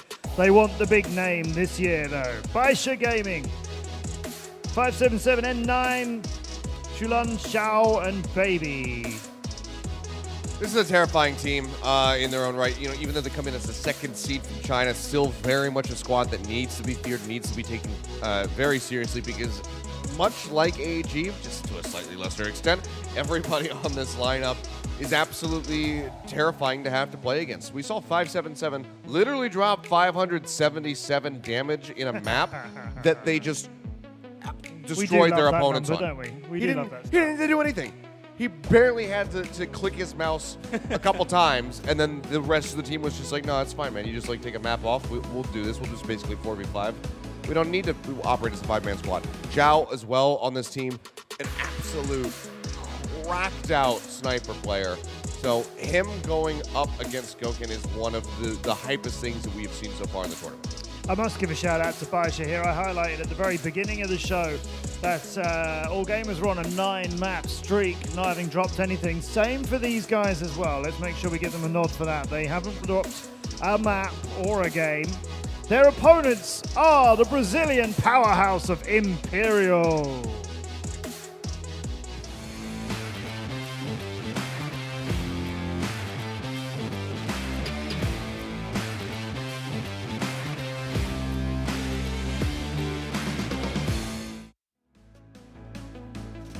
Confident guys. I mentioned earlier, Black Dragons particularly disappointed today. Of course, you're out of the big tournament. You made it to the quarterfinals. You didn't get further than that. They'll have been chatting to these guys. Imperial will be looking to do it for Black Dragons. They'll be looking to do it for all of Brazil. We've got Lucan, Rosal, Fefe, Adrian, and Gokhan. It was for the Brotherhood, and it's going to be Gouken and Lucom doing the heavy lifting for this team. Lucom already sitting at 143 kills to begin with, and Gouken as well sitting at 143 kills. So like how Achilles just mentioned, it's going to be Gouken going against Xiaoshu, and whichever sniper comes on top, like the team with that sniper is going to win, I feel like. Could very well be the difference maker, and just whoever is able to hit their shots, have more impact round over round with that AWM might just be the tipping point here between these two squads, honestly. And we said back in the groups, Lucao, maybe we hadn't been talking about enough. We talked a lot about Gouken, but we hadn't referenced Lucao very much. Yesterday I was talking briefly about Adrian and how his stats maybe don't give a great impression of him because they're lower than we would expect, but his role is basically first in, isn't it? Let's line up those Xiao and Gouken. Two players we've talked about quite a lot because we see amazing performances from them. Gouken comes out well here, I think. Yeah, I think he really does. In this head-to-head, I would say Gouken looks maybe a little bit lesser than what we actually see his impact being on the server because I think round for round, he's a little bit more consistent. He's always there getting those entries, but for Xiao, he's more of like that clutch style player. He comes up big when his team needs him to, whereas Gouken, I feel like he's always there. He's always present. We haven't seen a bit more of that presence though from Xiao in the latest series, so as long as he is able to kind of match in that regard, I think that BaiSha should be able to kind of edge out the majority of these rounds, but we'll have to just wait and see. I mean, this is another one of those moments where it comes down to predict between these two teams, and it's incredibly difficult to really nail down who you think is going to be able to take it. I think BaiSha, I've just seen a little bit more drive from them, a little bit more clutch factor from them, but Imperial, if they show up here today, they absolutely can close this one out. Like at the end of the day, yeah. It's going to come down to which maps they end up picking and which order they pick the maps, because for Imperial, they really have to nail down onto those maps. I mean, you just saw on the head-to-head records they lost to BaiSha Gaming on Port and Black Widow, so maybe if you're able to push those two maps to the backside of the best of fives, then maybe Imperial has a good chance of getting through it. Carl, you were saying you think that under pressure Imperial have performed BaiSha. You haven't seen it. Which is the map? Well, which are the maps that Imperial have to get in here to put BaiSha under that pressure? I think Black Widow is actually a really good pick for them. They had a 10-3 in their match against Anubis on it, and Black Dragons also took BaiSha into overtime on this map. So it's not a map they were cleanly able to win, so I think it's one where Imperial could come out and swing pretty hard on. So I'm expecting maybe an early pick on that from the side of Imperial. Let's get to it. Paper Thin and Valdez are ready on the other desk as we go into semi-final 2. Who gets to fight for a world championship tomorrow? Will it be all China in the final, or will Brazil be in there to make some noise as well? Thank you, Other Desk. We are here to bring you the second best of 5 of today, the second semi-final. We are here to rise above and bring you a great set of games, hopefully, Paper Thin. It is me, Valdez, and what are you thinking about this one? Who do you think is going to take it? I did pick Imperial. I think right now they're just a little bit more heated up. I feel like there are some kind of strategy and tactics things that have fallen for them at times, where maybe their brains just aren't quite fully engaged, or they're kind of sending in a little bit. I think at a fully engaged level, like if they're really playing to their best potential, not just mechanically, which I think they're pretty close to right now, but also strategically, I think Imperial should be able to do this. That being said, BaiSha is absolutely insane. You know, another team that hasn't dropped a map. They have been pushed to OT. It should be really close. The map pick ban is going to be really, really important. I think BaiSha has seriously considered just eliminating Black Widow from this. And then for the side of Imperial, you have some decisions. Are you just going to go for the Eagle Eye ban that you've been kind of wanting to go for? And they are fired up. They said yesterday at my interview that they were going to get loud, and they certainly did. So I'm excited for this match, no doubt about it. Very, very loud. I'm sure they're really excited to get into this as well, because as you could see in the huddle, it all comes down to this. That's what they're probably talking about. It's one best of 5 to decide. Do you bring back the win for Brazil? Do you bring back the honor? Do you bring it for your team? The super team, of course, that was formed in Brazil with 5 of the best players that they have in the region here for 2022. But they are going to be going up against BaiSha. And speaking about maps, don't let these guys have compounds. They are incredible on compounds. I don't really want to see that again. Yes. Black Dragons got absolutely stomped by them on compounds. So unless Black Dragons, were able to share some of the wisdom about how they are so good on this map, perhaps then maybe we let it go through. But It's going to be difficult. I think both of these teams are very well-rounded in terms of the map pool, so yes, I'm not really sure. You know, you can ban one, but they're going to be really good on the other. You can take away Black Widow from Imperial, then they're going to play on sub-base. They're going to be really happy about that, so we'll just have to wait and see what they don't want to do the most. Yeah, it's really hard to ban against both of these teams because they are so deep. So it is going to be the Eagle Eye for Imperial, which means almost assuredly the first pick for BaiSha is going to be Compound. You'd expect they're 4-0. They're actually going to remove Mexico. So this leaves Black Widow open here for the side of Imperial to get things kicked off. They've been absolutely dominant. I mean, both these teams have been dominant on their favored maps, Black Widow and Compound respectively. So we'll see if Imperial is going to go for it. Indeed, it is going to be the Black Widow pick as expected. Sides, it kind of depends on the team's kind of preference. Yeah, blacklisted is, you know, again, Black Widow, slightly more blacklisted side.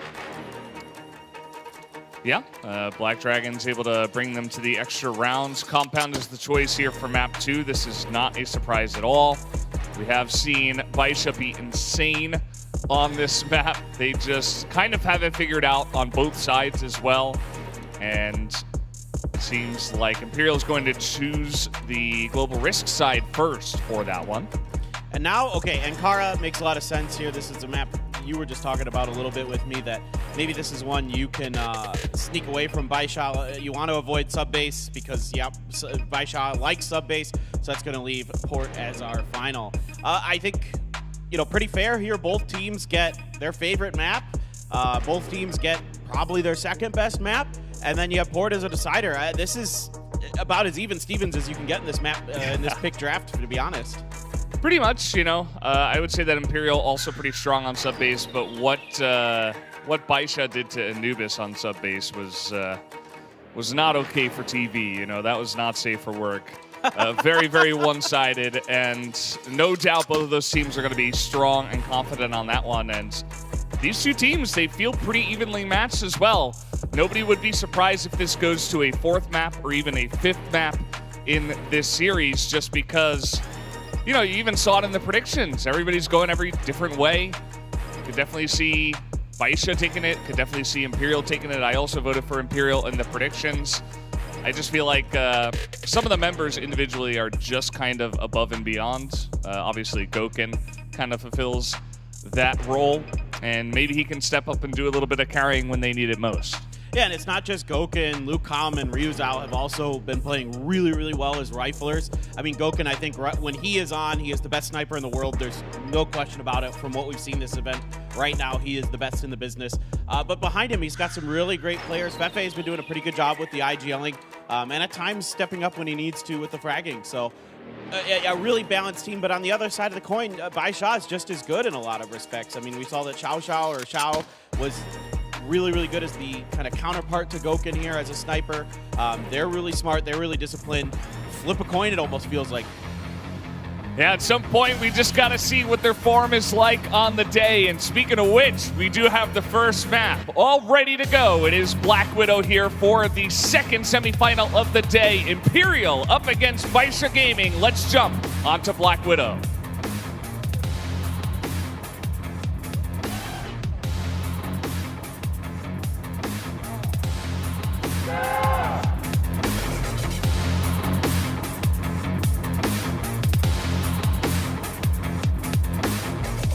All right. I mean, this is, again, Imperial's map pick. This is pretty crucial for them to get a win here. A convincing win would really start to make me believe that, you know, that they could really get this done. I don't think there's any way you get through this without it being 3-1 or 3-2 either way, like you were talking about. So some really aggression here. BaiSha trying to push through the long A doors, but Imperial has a decent little crossfire set up here. Oh, but it's a one-for-one exchange early. Yeah, this is absolutely what both teams want to do on this map, is push out on A long and try to challenge, as Lucam is going to go down, but not before taking out 2 members of the enemy side already. So big fight out on long. You see that 577 is still there with the bomb, but take a look at the other position here from the Imperial members. Ryuzao already pushed out on a road, trying to get some good information, maybe pick someone off if they don't look here. Yeah, and I mean, it was kind of a 3-on-3 firefight that nobody really comes out super far ahead on. So now you're going to see a little bit of time taken by BaiSha to kind of consider, look for lurks, look for rotations. Don't really see much. It's a pretty stagnant defense from the side of Imperial. And that's going to lead them to believe that, there's going to be probably a pretty big split here so they can group up, and they're going to choose the A side. ADRF here has to go big. He sees him, lets out with a flash grenade, is able to get one before he's taken down by Baby. Yeah, really interesting. He just got out there and kind of challenged them after pulling out that flash. Thought he had a good opportunity. He was able to trade one, and now Imperial ahead. Ruzhao and Goken gonna get the last two, and they shut down that three-man push relatively easily. No plant from the side of BaiSha. Yes, that's really solid play on both sides of the coin, and Imperial just slightly better. ADRF there, Adrian, doing a really good job. Getting a trade there in that position. Sometimes we see players not even able to do that. Now Goken out in the open, takes a bit of damage from a nade, but follows right up with an AWM shot. Again, if he gets heated up, he can be a complete difference maker on these maps. Yeah, Goken is an absolute monster.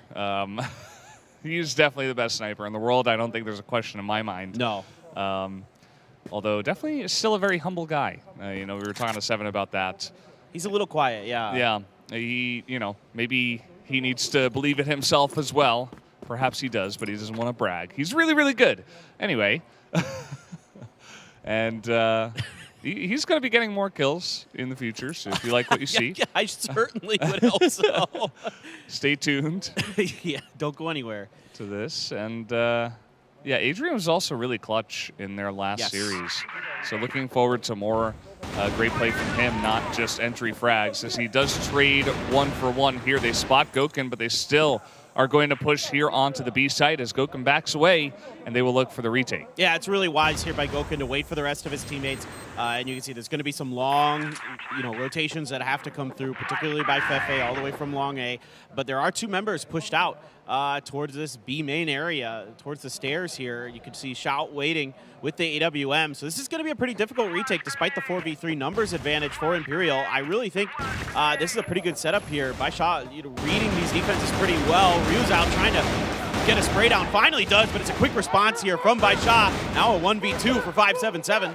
They got to get in there, and he's already defusing. Goken is able to get that, and 2-0 already for Imperial. This time BaiSha were able to get onto the B site, but that's half because, Imperial were playing it really well from ahead. They say, okay, we traded one, we'll go for the retake. We're not going to commit to standing our ground on B, and it ends up being pretty clean. Yeah, I mean, I really like the ideas here from BaiSha because they're like, we know there's going to be rotations. We know there's going to be players coming from the flank angles. Let's send two out there. If they win that, even if it's like a 2-for-1 or something like that, where they come out with one player left, they have a much better chance of coming through that round and getting the win. So the idea is good for BaiSha, just the execution better for Imperial so far. And, again, Goken, the big difference maker with the opening kill in that round, not getting traded out for it. ADRF, though, this time going to fall early with a wall bang from Baby. Grenade gets a lot of work done, but can they stop the rampage up through the catwalk? Lukam is here. He's going to spray down 3 just like that. Everybody a little bit weak, but it didn't matter. He hit all heads as they were coming on in, and nobody could deal with Lukam. I mean, he's been absolutely incredible at times, a lot of the times for Imperial. Lukam just wonderful with those rifles, as you're seeing. Him and Ryuzao, again, really have been stepping up this tournament, really kind of picking up the pace when they need to, kind of covering for Goken, playing off of Goken's early success, things like that Imperial is able to snowball into victories like this and just holds like that. Just absolutely insane, difficult situations to be in. Good spray control. Goken gonna whip, doesn't matter. Feifei's there to back him up, and we go 3-0 now for the side of Imperial. I mean, they are, okay, they weren't kidding when they told me in that interview yesterday they were gonna be a lot louder today, because they are absolutely a lot louder. Yeah, I think Lukam just quacked or something. That was very interesting. He's getting pretty excited, you could tell. We had the wolves for the wolf howl for the black dragons, I guess. Yeah, that's pretty cool. Ducks go quack. It's pretty original, I like it. And BaiSha, look at this. Already a tactical pause, just 3 rounds down. To be fair, they were pretty dominant rounds, so I can understand where they're coming from. This is pretty early on to use your tac pause, just wanting to stop the momentum of Imperial already. Maybe Imperial watched Mighty Ducks last night. Ducks fly together. Quack, quack, yeah. That's nice. I like if we that. see a flying bee, then we know for sure that it happened. But yeah, I mean, this is, I think, absolutely the right time for this timeout for BaiSha. Turn this around. You know, if you can get out of this 5-4, if you can string a few rounds together here, you're feeling pretty good about your GR side. Or I mean, 4-5 in there in terms of, you know, Imperial coming out with a 5. Then you're feeling pretty decent about this half. But you can't let this snowball any further. So 100%, this is mentally, you got to reset. You know, Imperials come out with a lot of energy, with a lot of firepower, and you got to try to find a way to slow that down. Yeah, I mean, so far, if we take a look at the rounds and the strategies from BaiSha, one was just pretty standard, you know, push out into a long, a challenge, you know, a firefight, and then they tried to push and it got stifled. Seemed like Imperial was kind of ready for it. Second time they did go into B, but that was after Gokun got the pick, and it was kind of a broken up push. So, and then the third time they just got sprayed down on Catwalk. That was like the biggest thing about why their push kind of failed. But it was read very well. The grenade hit them at the exact right time. It just feels like Imperial are ready for all of these pushes.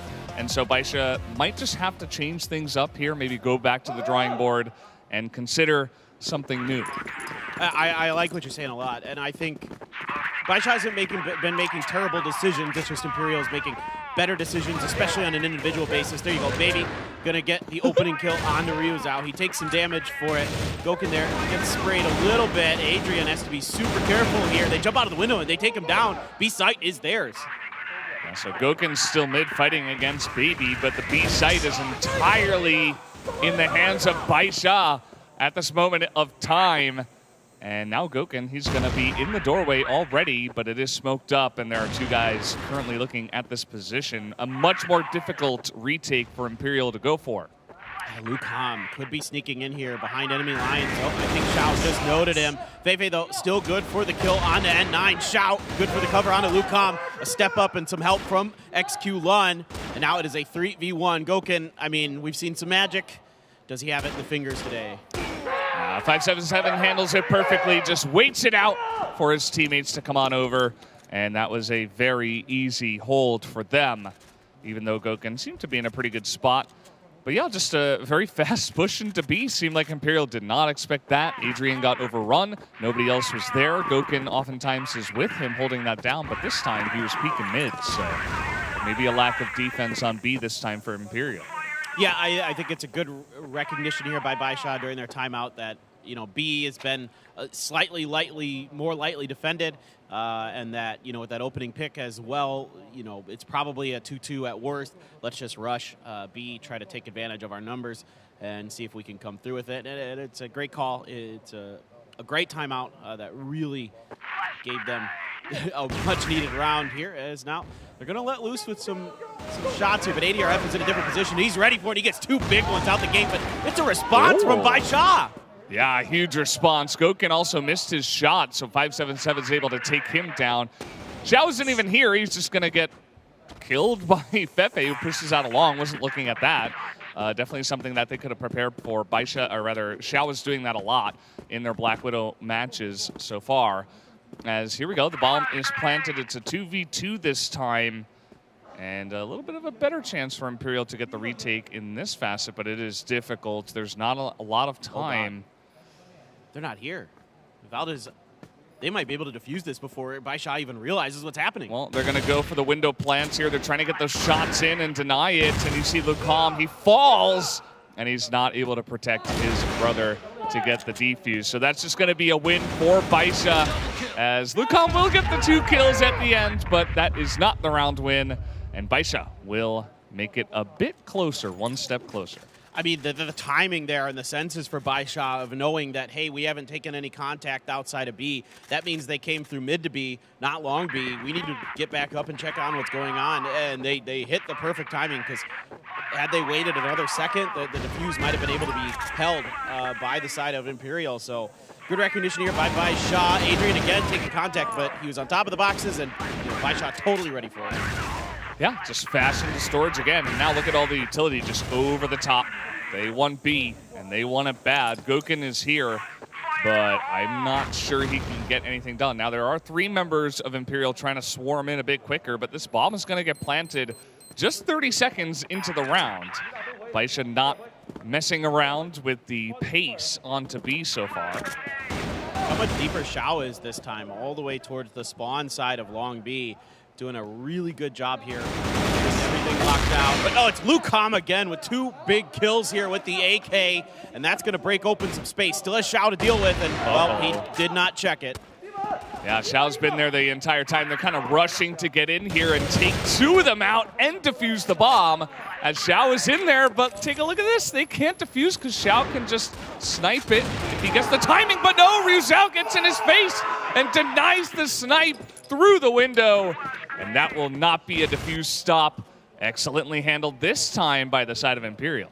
Yeah, Imperial, just slightly better reactions there. Lucom's double, a big space opener for the side of Imperial, and that's given them the opportunity they needed. Even with Xiao's long lurk, even with Xiao's positioning to catch Lucom, still wasn't enough. The rest of the damage done on the site to get to the spot, get to the plant, get to the defuse. Really well handled by Imperial. Now Adrian again, he's been so aggressive in the early parts of these rounds. This was scouted by Xiao. Saw a bunch of members going to B. Nobody's really here for the defense, as there were a couple of guys looking at rope, but that's not enough as BaiSha come in extremely swiftly onto the A site this time. Love the pace of BaiSha. This has been a fiery matchup so far. Take a look at this. Already 3 headshots from the side of Imperial. They just shut it down already.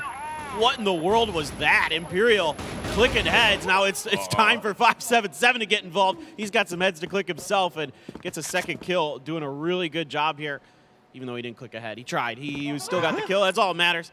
And it's a 2-on-1 now for Adrian. He's been really, really strong in the early parts of these rounds. Now we get to see what he's got in the late. A tough crossfire here to deal with. And yeah, it's going to be 577 finding 3 kills on the round. And another one going the way of BaiSha.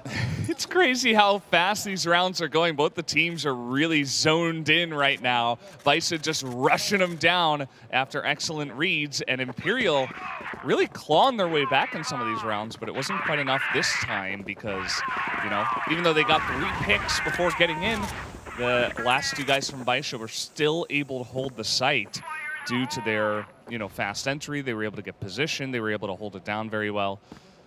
This is looking like a really close match, a really fun one already. Yeah, no doubt about it. I mean, you would have hoped for this. You expected this in a lot of ways between these 2 teams, and it's delivering so far in terms of the hype, the anticipation. I mean, so many huge double kills. That's a big grenade there. Oh, Ryu Zhao is almost taken down. Well, he does finally get cleaned up there with the wall bang. I mean, he took a ton of damage from those 2 frag grenades, and then they were waiting for him. So a good identification, a good trap set up by the side of BaiSha is going to net them the first kill this round. But truly, Valdez, I mean, we're seeing just huge plays across the board from a lot of different players. I mean, look at 577, 10 kills in the bag already, 13 for Lucom. I mean, 2 riflers that are going absolutely nuclear. It's really crazy. The 13 kills for Lucom. Let's see how this push goes. Imperial, they've got 2 guys, but kind of a passive position for now. Lucom now is actually going to step out of the smoke, and Adrian uses that moment, that distraction to get out in there, but now the 2 of them are dead, and BaiSha will control this B site. Is Fefe going to contest the plant here? He does. He tries to. Steps in through the smoke, but it's immediately taken out by XQ Lun, and now you've got Gokun in a 1v4. Plant should be coming down. Gokun going to have a little bit of time to kind of think this out, work this out. Has to check his flanks to make sure that no one's swinging wide, but as we know from watching the map, this is going to have to be the craziest 1v4 we have ever seen if he's going to get this done. This is so impossible for 1v4s. Yeah. Yep, just going to spot him through the smoke, sprays him down, easy peasy. And we are all tied up at 4.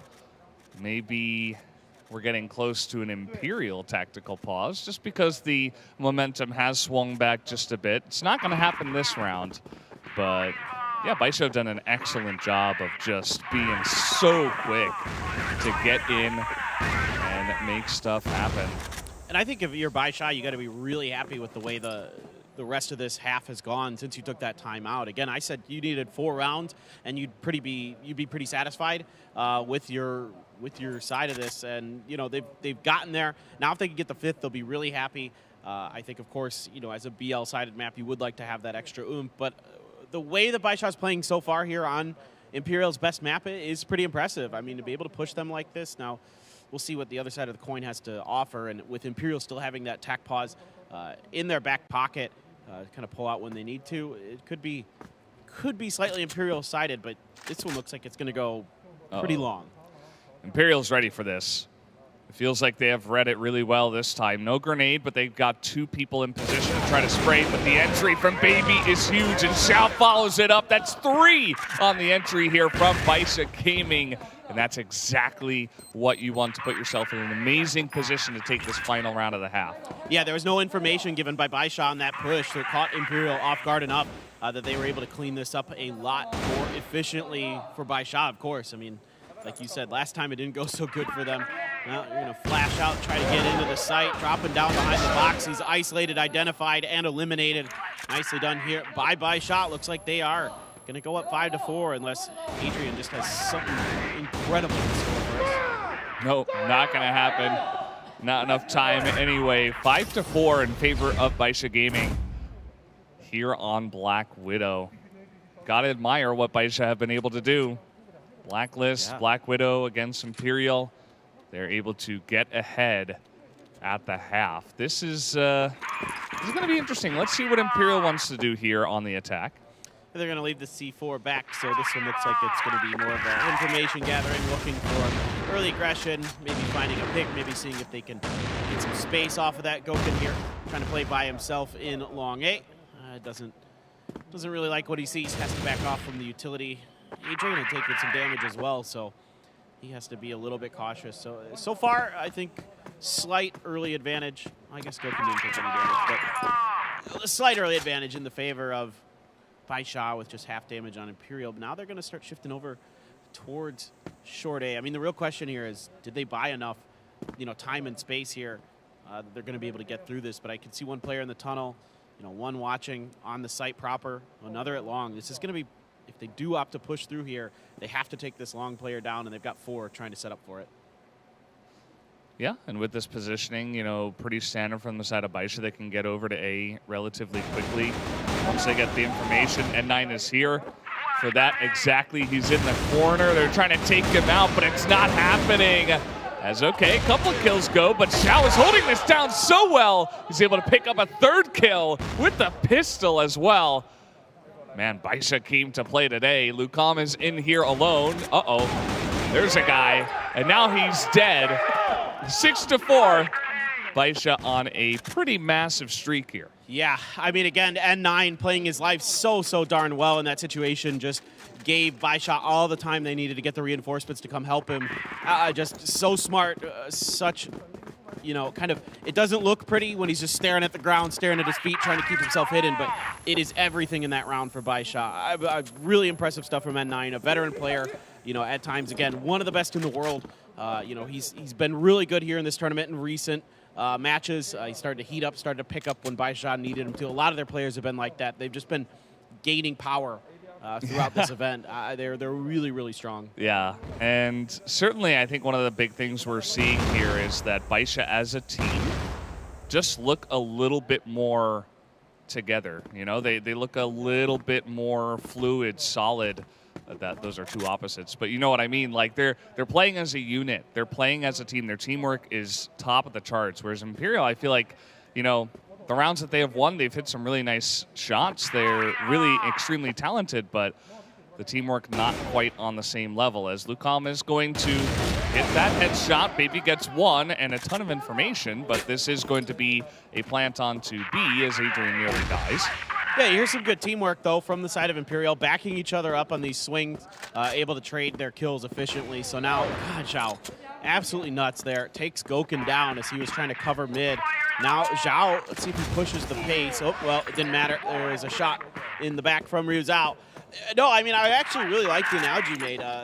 Even though it sounds oxymoronic to say they're fluid and solid, it's true. I mean, they're fluid in the way that they maneuver to help each other in their reactions, but they're solid in their individual play. Is BaiSha. So yeah. I really thought that. I think it, even though it sounds stupid, it actually makes a lot of sense. True.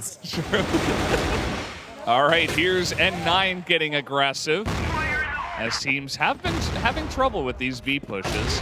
Lucam gets 1 with the grenade. Gokin is able to pick 1 himself, as maybe getting a little bit too aggressive this time out of B towards that water area.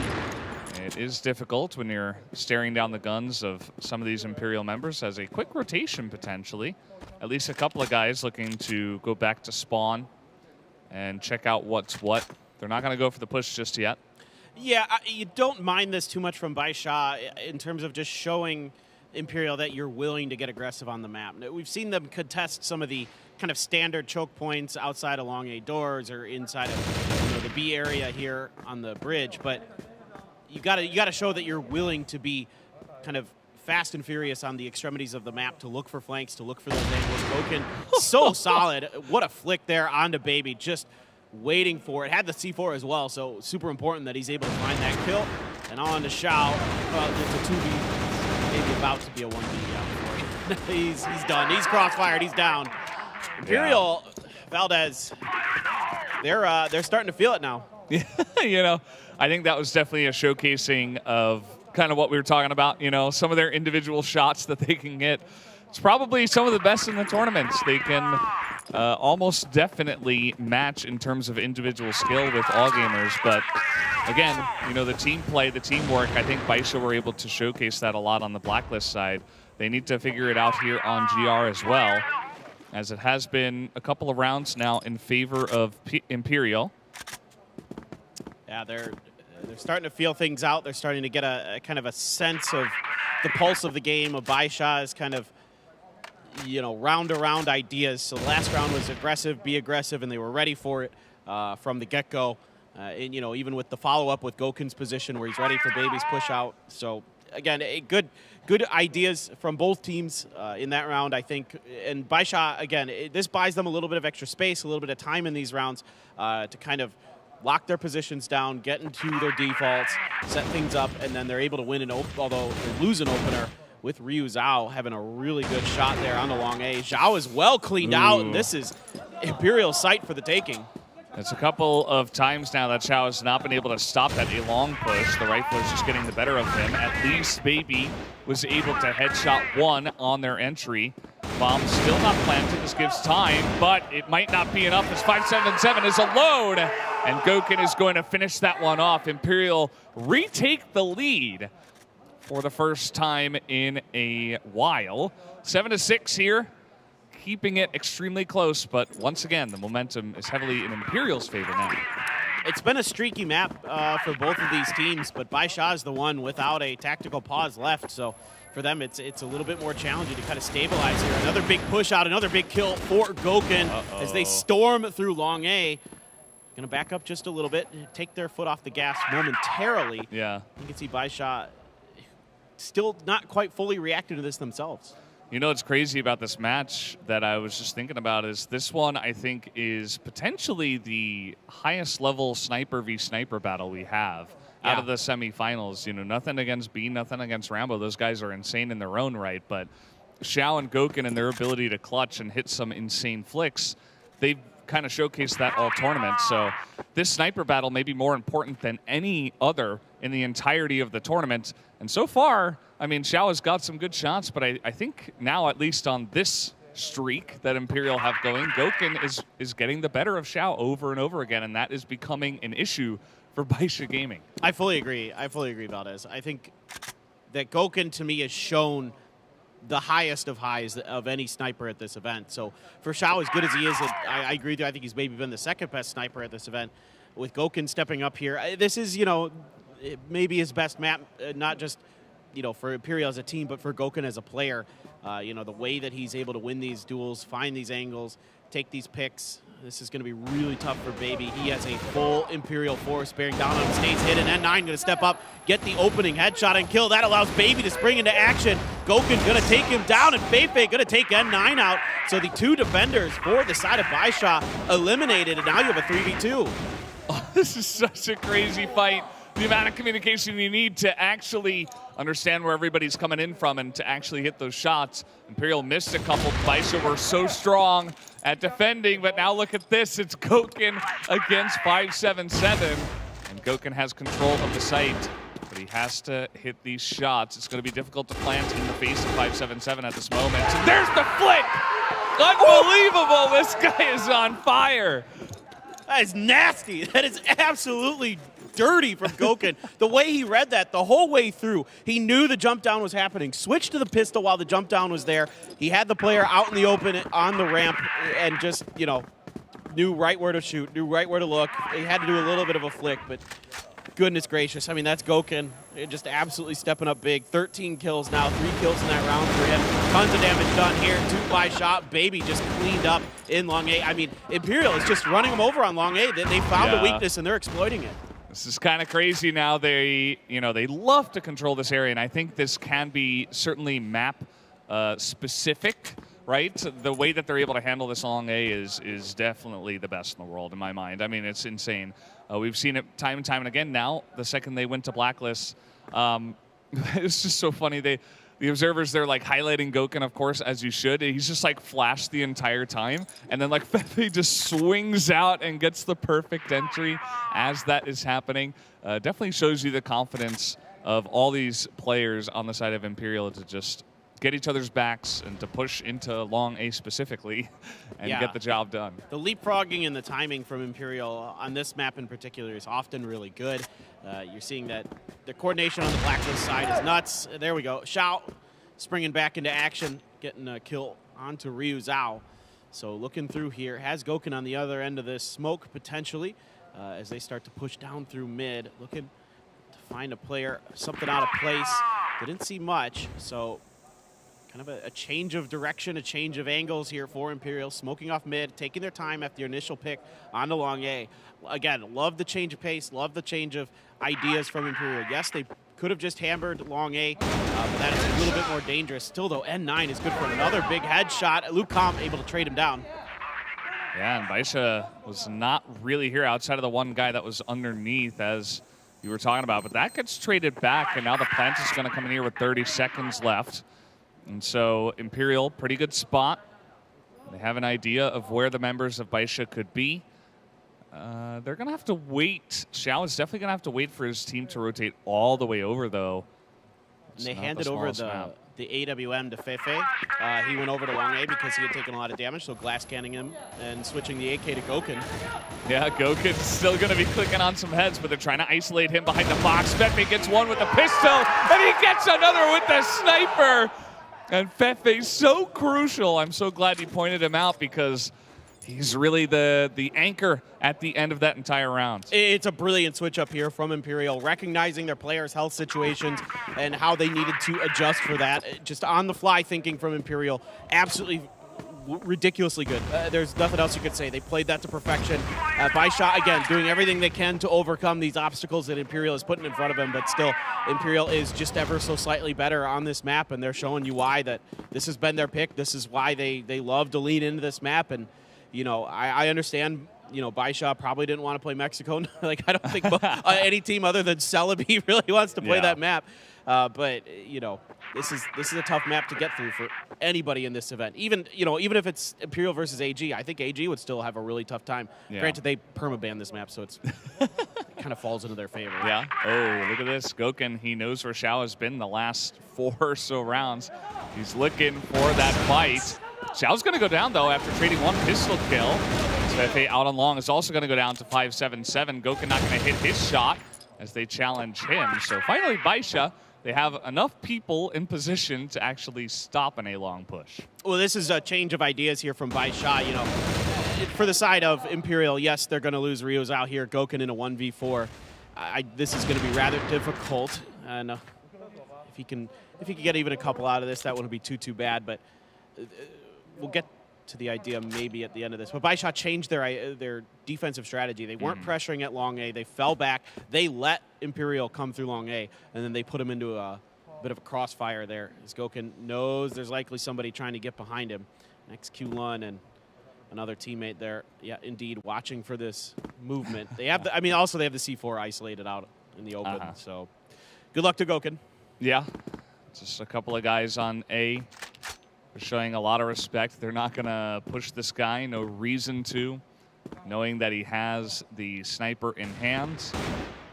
They'll just wait for him to make the first move, as now he's got an AK. And he did get 1 kill, but Baby is able to clean that one up. So finally, BaiSha get back on the board with only their 2nd GR round win. Yeah, I think the long A well has dried up for Imperial potentially. You're going to have to maybe think about some other ideas here. You can come out early, contest it a bit, I would say, and then just kind of maybe take it a bit slower, kind of look for some more space. Or you can just double down on long A. I don't know. I mean, it looks like maybe that's what they're doing. They've got 3 players there, but with the C4 still in the spawn, I suspect this is more of a show of force from Imperial than it is a full commit to this angle. And you see they're going to take that long A pit area because they know that this space is being given up by BaiSha on the previous round. They're like, okay, if you're going to give up the space, then we're going to take it. We're going to keep track of you, lock down one of your rotation angles, lock down a flank angle, and then we can start working the rest of the map. Yeah, definitely trying to get as much map control as possible. Still going to be valuable. They've left Fefe over in that A-long position. The rest of the team going to be holding it down elsewhere. Ruzhao is holding the left side, looking at water, whereas the other 3 guys are actually just pushing mid at this moment in time. But of course, they don't have to commit to that, as they are here on the B side. Maybe going to poke through. Adrian's considering it. He's thinking about it for sure. I mean, we know that we've seen Adrian on this map. He loves to get aggressive. Yes, he dies a lot, but he does a lot of the dirty work for Imperial. Is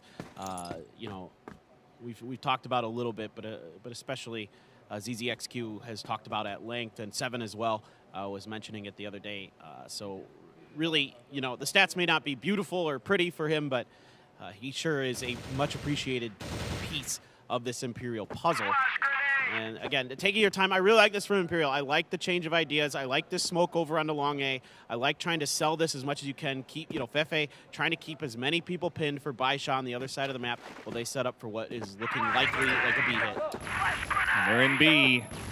The flash going to delay this push just a bit. Enough time for 577 to get over here. There's 3 guys as BaiSha are pretty ready for this push. Will it matter though, as they're able to get in? It's 2 for 2 so far. They're not entirely in this. Now they make that final push. The flash comes over. They take out the other guy that was on the site. And now they should have enough time to get this bomb down, as Ruzhao will go for it. N9 considering poking through the window, but he's not able to stop the plant at least. Yeah, it's tough to get up and over in that window. You got to suspect that somebody's going to be keeping a keen eye onto it. So N9 waiting for Shao and him to spring. Maybe they can find an opener, and N9's going to get it. Steps in through the window. They're on the site. They're pushing in. Goken trying to lock this down, and it's going to be N9 with another kill. Fefe able to trade it down to 1v1. Shao versus Fefe. Shao trying to chase him down. He goes into the water. I love this. I love this, Fefe. And is he going to get it? He does. Valdez, they're going to do it. Imperial is going to take their map pick of Black Widow. Well, it doesn't get much closer than that, but Fefe knew exactly what he was doing, just running out the clock, knew that Xiao had to get on top of him, get the kill, and get back for the defuse. We saw even BaiSha trying to do stuff like that, but Imperial was able to come out on top on this map. You could tell, though, that it's pretty evenly matched. I mean, BL side was not for that one when Imperial was on it, but other than that, like, I don't know, BaiSha was able to get some good work done. It was, of course, Imperial's map pick. Very curious how this brings us into Compound now. Yeah, absolutely. I mean, you got to start to favor BaiSha and Compound, not just because it's their best map, but they played well enough here for me to have confidence that on their best map, they should be able to punch back, take one off of Imperial. And if they had just one more attack pause, I think this could have been a very different map potentially for the side of BaiSha, but because their attack paw worked a treat, attack paw, like they're cats, but yep. their attack paws worked a treat, and it got them a lot of wins, 5 out of 6 rounds on the final leg of that first half. It's just when they swap sides, they don't have that anymore. They don't have that comfort, and Imperial never needed to dig into that, that extra sort of piece of utility for themselves. Yeah, maybe just not wanting to mess with the momentum. They felt like, okay, we can get it back on Blacklist. They swap sides. They lose the first round. I was thinking maybe after BaiSha took 6-4, after they took that first round on or I suppose for BaiSha it was GR. Once they took that first round, I thought maybe Imperial would pause it there, but I guess they just said, well, not necessary. We're going to just pick it back up. We know exactly what we're going to do. We're going to go straight back to A-Long. That's where we're confident. And then they won 5 rounds in a row. So hard to argue with that. Hard to argue with those results. Speaking of results, we will have the stat screen here. Lucam and Goken up top there for Imperial in terms of KD, and we have 1.5 for 577. I mean, he had a phenomenal map. 577 was doing a ton of damage. You could see there, kills per round, you know, over 1, having just a wonderful performance individually. But the rest of the team was getting a little bit outclassed at times. I mean, we saw some good moments from N9 there towards the end. Baby had a couple good holds himself. Xiao, probably in that streak of 6 out of 7 rounds that they were able to win there, was a big, important, key part of that. But then Goken, you know, he was consistent throughout all of it, and then he really stepped up towards the end, had a bunch of big multi-kills. So did Lucam, and that was a part of the reason that Imperial was able to take this. But it was a lot of their strategy, a lot of their tactics as well for Imperial. Their change of pace, identifying that long A was a point of weakness for BaiSha pretty early in that blacklist side for them, hammering that away until it stopped working, and then by that point, BaiSha was just kind of left scrambling to try to figure out what they were going to do next after they gave up on those long A pushes. Yeah. Take a look at the damage across the board. It feels like BaiSha almost have more, just very, very slightly, which is pretty telling. You know, this was a win for Imperial. It was a dominant streak they had there on blacklist side, but BaiSha are not going to go down with the fight. This is a best of 5. Like Chinese teams in best of 5, you're not just going to sweep them. It's not going to happen. Even Celebi couldn't do it to Q9. Took them 5 maps to get all the way through Q9. And that was the 3rd best Chinese team. Now we've got BaiSha, who on paper are the 2nd best. Imperial are looking to overcome this. And they started off really strong, but now it goes into the biggest strength for BaiSha, which will be, of course, compounds. And keep in mind, Q9 was the only team to take a map off Imperial so far. So, yeah, like you're saying, it's really hard to maintain that pace against a team of BaiSha's caliber. Definitely not easy. Let's see, though, who is going to come out first here on Compound. Let's jump into map number 2 for this semifinal.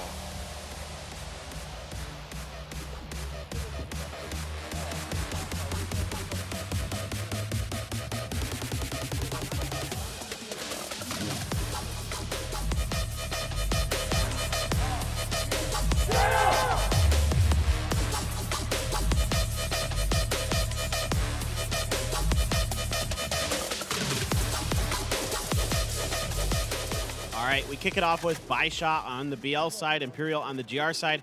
Definitely a GR-sided map, and BaiSha in particular, when we get to their GR side, is a real treat to watch, in my opinion. The way that they push and pull on this map is unparalleled almost. I mean, maybe AG can top them, but so far I haven't seen anybody that can really contest them in this tournament. Of course, they played it 4 times. They've won it 4 times. The best anybody has done against them on this map is 10-6, and that was Anubis.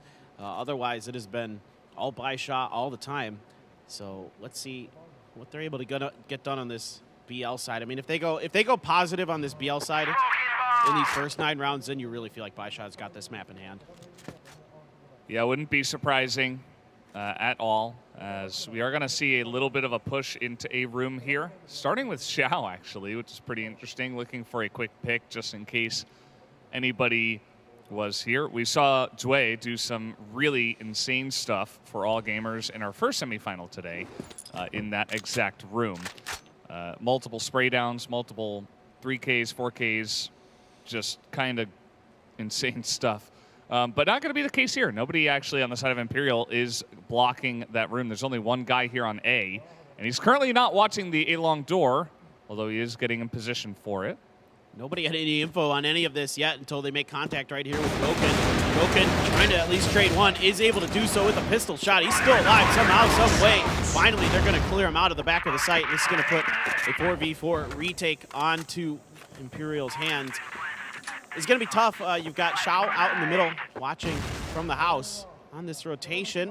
And that player comes out, pops through, goes for the quick scope. Not able to find it, but he is able to get it on the 2nd attempt. Xiao doing a good job of holding points. Lucam struggling to enter, but he finally gets that kill onto Xhulon. They will push in onto the site now. As they know where Baby is, they spot him through the wall, but still N9 is able from the top to support his buddy. And that is going to be a solid hold here to the side of BaiSha. They get in, and Imperial were stacking the B side of the map, and that did not work out for them. Yeah, it seems like Imperial had a read that BaiSha's early BL side of the rounds that they like to try to maybe push through B side or at least send a couple up through there pretty deep, pretty early. So they're trying to hide themselves there, get a favorable exchange. Was the opposite this time. BaiSha doing a good job kind of changing up their MOs and come through long A completely undetected. Set up Shao for the counter lurk and able to handle themselves very, very nicely as you'd expect on this map. And then, yeah, retake really difficult for the side of B. Imperial, you know, you got to come from so many different angles. They were all covered by BaiSha. Maybe if you could get Feifei to win that lurk against Shao, you have an opportunity. But after that was shut down, it was going to be real tough with the player coming from that short A angle as well. They didn't even really need Shao in the long run after you won that battle. But still, you know, there's still those like layers of defense for BaiSha that are just so tricky to get through. Currently 4 members of BaiSha hanging around Central Plaza. They do have one guy over in the pillar room, just looking to clear it out, get some information. But Imperial, once again, not really giving anything up in terms of showing themselves. They're not challenging Central Plaza, which sometimes can hurt you on this map if you just give the Blacklist side free entry through Central Plaza, which is kind of what's happening here. Feifei in position, but flashes and a couple of smokes in these doors. And all of a sudden, the entire BL team is in your spawn. Yeah, Goken here finding a nice shot from the window. Ryu's out as well, getting involved. Blue Comp shut down by 5-7-7. And here comes Feifei. He gets another big kill. Now it's a 4v2, make it a 3v2 for the side of Imperial. A site has been taken, but really good patience and discipline from Imperial here. There was a wrap. It felt like it was maybe going to swing into B, but it actually went through the GR spawn, and they didn't really bite on any of the movement early from BaiSha. Rizal trying to hit that shot. Not quite the sniper player, but he can't pull it out. Adrian trying to get in here. That's going to be the first kill, but Feifei, I think the third, or no, it's the second in this round that he has been able to pick up. As now they got to push in here on Baby, who gets a fantastic angle, swinging out, gets a second. And Baby with a massive play in round number 2 to get his team this round. Oh, huge individual heroics from Baby. That looked like it was going to be Imperial's round, but he's able to control his spray just a little bit better and able to win a 1v2 there. Again, it's a decent idea from Imperial, but they're still, I think they need to be a little bit proactive. And like you said, Central Plaza here, really, really important on this map, and I like that they're contesting control. Yeah, it's going to be the first time Imperial do go for something like this, and essentially this just buys you time on the side of Global Risk. Generally, the Blacklist side won't really push into you. They somewhat have to cede control over, as you can see here. You can go for, you know, follow-up pushes, which it seems like BaiSha do want to potentially go for this, as Imperial are moving away, as now with some flashes over the top, they're able to get Feifei, they're able to get Goken, and make that another as Xiao is charging forward with the pistol out. BaiSha are just unstoppable on this map. This is not good news for Imperial here. That looked a little too easy. I thought Imperial had a pretty good setup. I thought they had a pretty good idea, but BaiSha's just able to pick it apart with some clean shooting. Whereas Imperial just left kind of scratching their heads a bit. Some good utility usage from BaiSha as well. So, you know, this is their map. You kind of expect it. They know this map in and out. And they're showing you just exactly why. They're not afraid. They were, you know, keen to just try to get in onto here. Adrian, Baby out the window, able to headshot him as he hits the ground. So that's 1, 3 more to go. And yeah, N9's going to catch him looking the wrong way. And there you go. Another round for BaiSha. 3-0, and it's looking... Attack pause? Yeah, I was going to say, we saw it's deja vu, except it's the other team this time. Yeah. Makes a lot of sense. Imperial did not look very solid in those last 3 rounds, whereas BaiSha, the exact opposite. They kind of insane with how easy they were able to get stuff done. Feifei, he is trying to explain everything that they could do a bit better this time around. We saw 3 different strategies from Imperial on the GR side. They tried to stack the B room one time. That didn't work because the push came into A. Straight up A long, like very old style standard kind of. And then after that, they just tried to play kind of on their hind legs, you know, just try to wait for them. And they gave Central Plaza controlled totally over to the side of BaiSha. That didn't work, and then here we saw they tried to take mid, and then they just got wiped. So definitely one to go back to the drawing board after 3 different strategies didn't work. Yeah, I think I would like to see them maybe play a little bit more in the short A and short B areas, like trying to contest that space a little bit more. I think Central Plaza, you may just have to kind of let that go. It didn't seem like it went so well when you made a really big push for it, but try to see that if you can force BaiSha into one of those areas like we saw in round 2 where they had their best opportunity, and then make sure you're finding good timings to kind of collapse and get the crossfires onto those choke points when BaiSha has to cross through them. Now, that's no easy task, of course. BaiSha is absolutely insane on this map, so that's not easy, but maybe that's something you can look at doing here, because they were really close to, I thought, having an opportunity on round 2 to go for something like that, but they just played it maybe a little bit too passive. Yeah, absolutely. So very curious to see how things are going to change up. It was Imperial's tactical pause, so expecting a big change from them. BaiSha also going for a bit of a change, looking to charge into pillars. Another common blacklist strategy, as the 4 of them going to poke their heads in, but nobody on the side of Imperial is actually challenging in the pillars. So Imperial looks like they're just going to play it back a little bit. This is very standard defense. Nothing out of the ordinary. It's just going to come down to hitting those shots. They got to win this exchange, and they don't. 5-7-7 swings that corner. He finds a second kill. What a insane entry here. He finds a 3rd kill now. 5-7-7 has just dismantled the defenses of Imperial, and now they have a 4v2 retake ahead of them, and XQ Lun underneath the stairs is good for 2 of his own. Goodness gracious. I mean, okay. They're just so fast. I mean, they're just so good at clearing these angles. It's impeccable. Fefe clearly did not expect them to push into that room because there was 0 utility used. They kind of just, as a 4-man unit, snuck through all of the pillars, and then they just got the jump on them. If Fefe maybe was a little bit quicker, it could have been potentially held, but either way, like that's so difficult to hold and stop if you have no idea it's coming. So Imperial trying to move out and get information, and Adrian going to start off with the kill, and this time Imperial are wiping them. Very nice crossfire they had for this angle, and finally BaiSha will be stopped for now.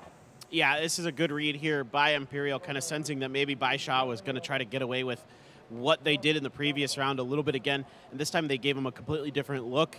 Flashes, players ready there for, like you said, the crossfire, as well as a little bit of extra utility to throw into the mix, and you flash and you turn the corner, the standard FPS tactic, and it works a treat for the side of Imperial. But now looks like they might still be able to get this C4 down. Frag grenade, not going to be able to do much in there, so Shao weak. But again, watching the extremities here for this retake. Grenade kill to start off all the way through that computer room, and now the push seems like they want to go as a unit, but Baby is holding it down, and N9 is holding it down. They can't break through the defense of this site. Nobody can. It's up to Ruzao against a lot of low health members, but he can't quite do it, and Ruzao is going to get the kill, but it does not matter because the round, 5th in a row, goes to BaiSha. I thought he had it for a second. I was like, he ran out of bullets. He's just like, I'll just go for it. And you guys got me covered, right? Okay, cool. I'm going in. I mean, I don't know. BaiSha is just so good at holding their angles, so good at covering each other. Their crosshair placement it's near flawless on this map. Nothing is missed. Nothing is wasted, really, for the side of BaiSha, other than some M4 shots where you have to switch to a knife. Like, that's the only time when things got desperate enough where they had to kind of dig a little bit deeper into the back. I mean, they had a great situation at Imperial, and they still couldn't get the win. Yeah, that's rough to stomach if you're on the side of Imperial. Nothing going right for them. BaiSha are exquisite. Fefe, though, will hit the 1.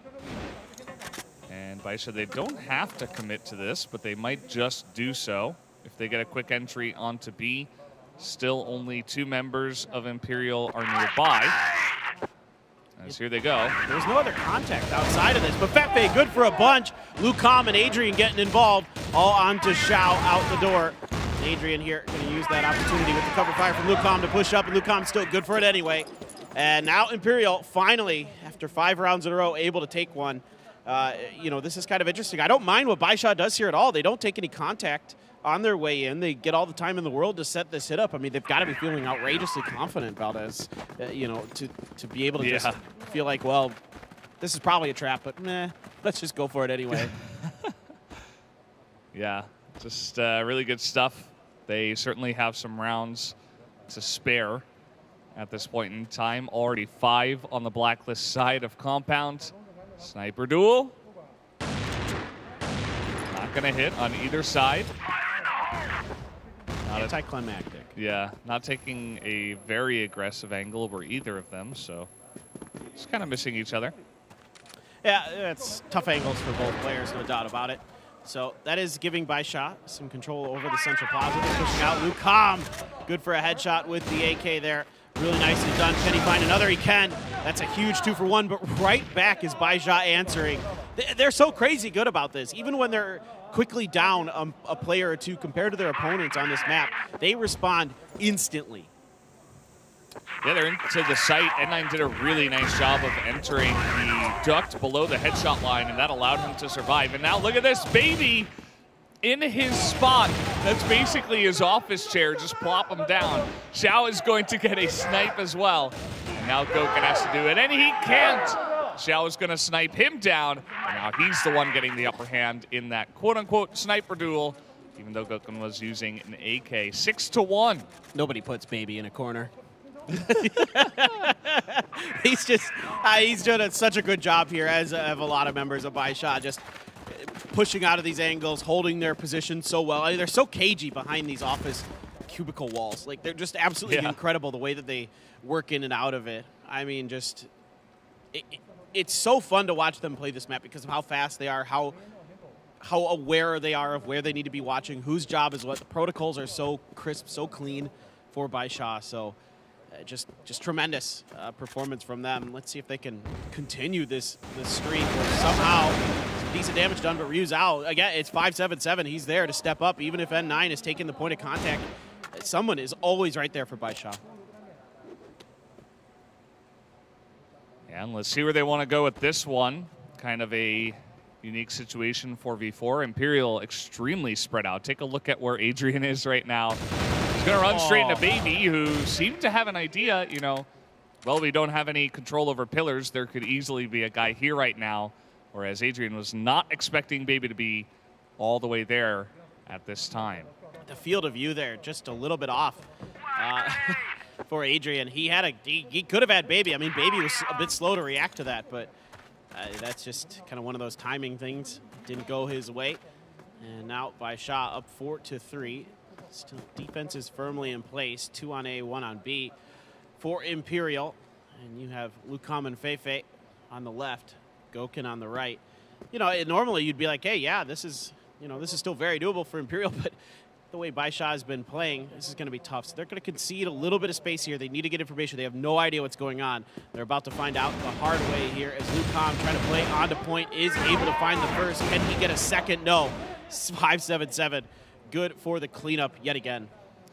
Yeah, they kind of needed him to get a bit more done, but too much to ask. It's 1v4, or 1v3 rather, as they are pushing in.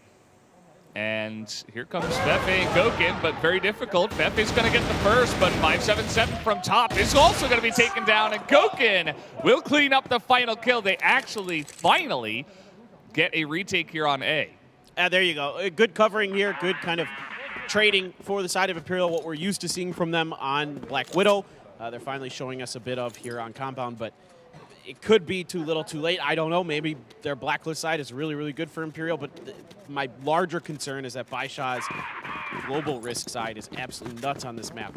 So it is going to be really, really, really challenging for Imperial, if I'm just being fair about it. I mean, their 73% win rate is BaiSha on their GR side on this map so far this tournament. That's absolutely ridiculous. I mean, the only teams that have any stats that are anything like that is AG across this tournament. Yeah.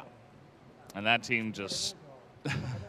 Well, we saw earlier. We'll get to them tomorrow as well, because they made their way to the grand finals. We will, by the way, have a 3rd and 4th place match as well, just if you're curious. So whoever does not make it from today will also still play tomorrow anyway in that first match. So definitely look forward to that. This is the last round of the half, and BaiSha are trying very slowly to make sure that they get a 7 on their scoreboard. Let's see, it's another 1-4 stack. It's going to be Adrian on his own. So the rotations are going to have to be really, really quick for Imperial. They can be, but Xiao's there to cause some problems if they try to go for a rotation towards the central plaza, towards the mid part of the map. And he's going to be, I think, moving up into the house to cut this off on this hit. BaiSha setting this up. Adrian, if he could get 2 here, it'd be really, really good. 1 would be okay, but 2 would be spectacular. He's waiting right underneath with that AK. BaiSha, though, still continuing to really be thorough, methodical. He's going to throw the smoke there. Another smoke as well. Or that was his smoke. It bounced on the corner. Landed in front of him. I just forget sometimes that they can bounce that well. All right. Gokin in kind of a unique position here. He's trying to get the long angle from down in the servers, and he's going to get flashed and destroyed. But Adrian and Rizal are both here, and they do a great job of holding off the push. For the most part, there is Xiao coming in from mid, and it looks like they knew he was coming. And now it's all going to be up to Exculan to try to go 1v3. I think Feifei may have gotten a glimpse, or they just, knew for sure that he was coming one way or another. Really good recognition here by Imperial. And good timing here. BaiSha just took a little bit too long to get over to B. That allowed Imperial to grab through the backside. Now, Exculan gets 2 kills to turn it into a 1v1. Now, hold the phone. Oh. This round looks so good for Imperial. And then he starts popping heads. Extremely close. Lucam was trying to buy time just in case. Exculan, he's so low. 1 shot would do it. And he's not going to hit his. He's trying to get it. You see on the left side with this pistol, as in goes Lucam, trying to just hurt him into the corner, but it's not going to work. Exculan with 3 health. What a play. He's able to hold on to it for the side of BaiSha Gaming. I mean, again, it's just like we talked about earlier in the map, that the way that they maneuver, the way that they use these small spaces that the sites will give you on compound is so good, and that is just a masterclass there from Exculan. 2 huge shots to give him the 1v1, and then he just plays so well, plays his life behind those server racks. Just absolutely beautiful movement. The timings were impeccable, keeping track of his opponent as well. What else can you say? That's just a chef's kiss. I mean, as your opponent, you just got to tip your cap and say, all right, man, well played. Okay, you can have the site if you really want it. Yeah, if you really want it that bad. And he did. He was able to clutch it 1v3. Now it's Imperial's turn to try to put the pressure on from Blacklist themselves. Not an easy task. Take a look at the passivity here from the side of BaiSha over on B. It's just Baby, and he's just kind of doing the back and forth jumps, just trying to get information, and then just call a guy over. They can throw down some smokes and really slow down the push of Imperial if they actually commit to this. Okay, here we go. Some smokes out onto B, but they haven't gotten aggressive because the C4, as you could see, is still sitting a little bit further back. So this may be kind of a bait and switch here by the side of Imperial. A little bit of a fake, potentially. Maybe if they find 2 picks, they'll just snag it and bring it over to B. But yeah, they poke and prod. They don't like what they see. So now they're going to try to rethink this, maybe come from the middle area, try and push through either short A, short B to get something. But either way, I mean, this defense from BaiSha, static so far. And I like the way BaiSha kind of leaves like a floating player around the GR spawn. Somebody who can quick react to either side of the map to cut off their rotations through mid, through short. And now, here we go. Here's the push through short B. Yeah, they're already in. I mean, the smoke was supposed to stop this, but it's not able to. They push from the side of B as well, and Imperial, they get in extremely cleanly. They're going to get this bomb plant down in B, and this is difficult to retake, even as was just shown off in that last round. They got to push through smoke, and nope, Gokin's right there with the headshot. see that they're now getting in there trying to challenge 577, and down he will go. Imperial are back on the board. Still a long climb to go, but that was a pretty clean Blacklist side entry. You got to give them props. Yeah, I mean, the way that they kind of took their time on that, you know, never really overcommitted to anything early, and then just said, okay, the defenses on B aren't super thick, but we don't like what we see on kind of the long side, so let's regroup, let's set up, and then they just explode. I mean, this is the one way that maybe you can get through BaiSha's defenses is just be that much faster, be a step ahead of them. So now BaiSha has to kind of be aware that they kind of have to respond with utility a little bit quicker, potentially, in those short corridors to the B and A side. Now they're going to get a little bit more aggressive themselves on the map. Baby playing pretty far up, but he has a lot of Imperial players waiting in the pillars. Yeah, same as last time. He's just going to run away, check to see what he can see, throw a smoke, and say, no, you're not really able to come through here, just in case there's someone else that is not me, not just Baby. This is like how you're supposed to fight bears, right? Like you're supposed to make yourself look bigger than you are. He's doing a good job of that. Well, black bears, not brown bears. Don't do that against brown bears. Okay. Generally, just try to run, I'd say. No, well, you got to tuck. You're just screwed if you want to do a brown bear. Yeah, GG. GG. And I have to tap out after that one. But, yeah, Baby's doing a good job of what to do against a black bear imitation. Got that correct. Nice. But let's see if it works out for him because he's all alone. This time, there's not a second guy in position. Baby's able to kill one on the entry, but down he does go. So the B site once again kind of freely given over to the side of Imperial. This is, again, really difficult to retake. Yeah, and I think there was a little bit of miscommunication here by BaiSha in the initial kind of positioning for this defense where they all were heading towards the doors from the short B side. So now they're going to send 3 down into long A. So important here for Adrian to lock this down. If he can get 1 or 2, it should be pretty well round over. And 9 comes through the door. Another one jumps in his face. He is good for 2 there. Finally, XQ Lund takes him down, but that is a really good hold for me. Oh, Xiao, though. Look at this guy. It seems like he doesn't know where Yu Zhao is, but he nearly was able to 1v3 clutch for his team as well. Really cool stuff there. But, yeah, good read from the side of Imperial. They say, okay, sounds like they got 3 guys coming in from long B, from that pillar area. Adrian's able to pretty much dispatch of that alongside a Goken with a pick. And it got a little bit scary, but they were able to hold on. And, yeah, I mean, BaiSha's essentially giving them free entry from Central Plaza to B. We've seen that be a problem many times in the past. Yeah, it is kind of interesting that they're still having a bit of a tough time adapting to Imperial's play so far. Imperial has struggled on their blacklist side, only 44% of their rounds on compound this particular tournament. They haven't played compound a ton, but still, this has been their less better side of the map. And, you know, it is kind of shocking here to see BaiSha just sort of misreading Imperial a bit at times, not reacting to them quickly enough, and even kind of not reacting in the proper way fast enough at times, because they gave the time there for Adrian to move to that door, to get into a comfortable position, because they were all stuck at one end. You'd rarely see that with BaiSha. Usually they're pretty good about getting out into the open early, trying to find those flank angles pretty quickly on their retakes.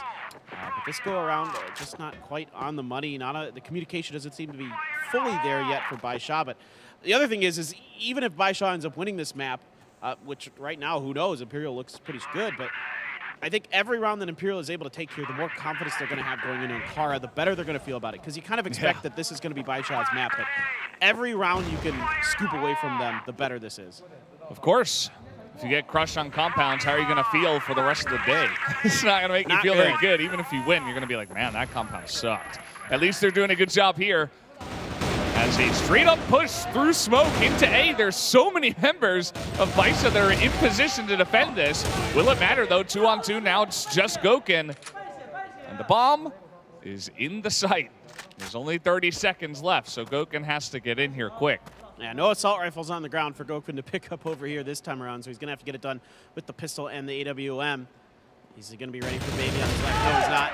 And Baby able to take him down, so this time around, the defense able to hold strong. This time, Imperial tried to show a different look. We've been a lot of B-sided hits well, a lot. I mean, 2 B-sided hits. But still, trying to cut through a different angle. They showed some pressure towards short B. Then they're like, all right, let's swing the other way. Let's see if we can get them to bite just enough on these short B hits that they've been failing a bit on, that we can, we can catch them off guard enough that we're able to push through. Not going to happen.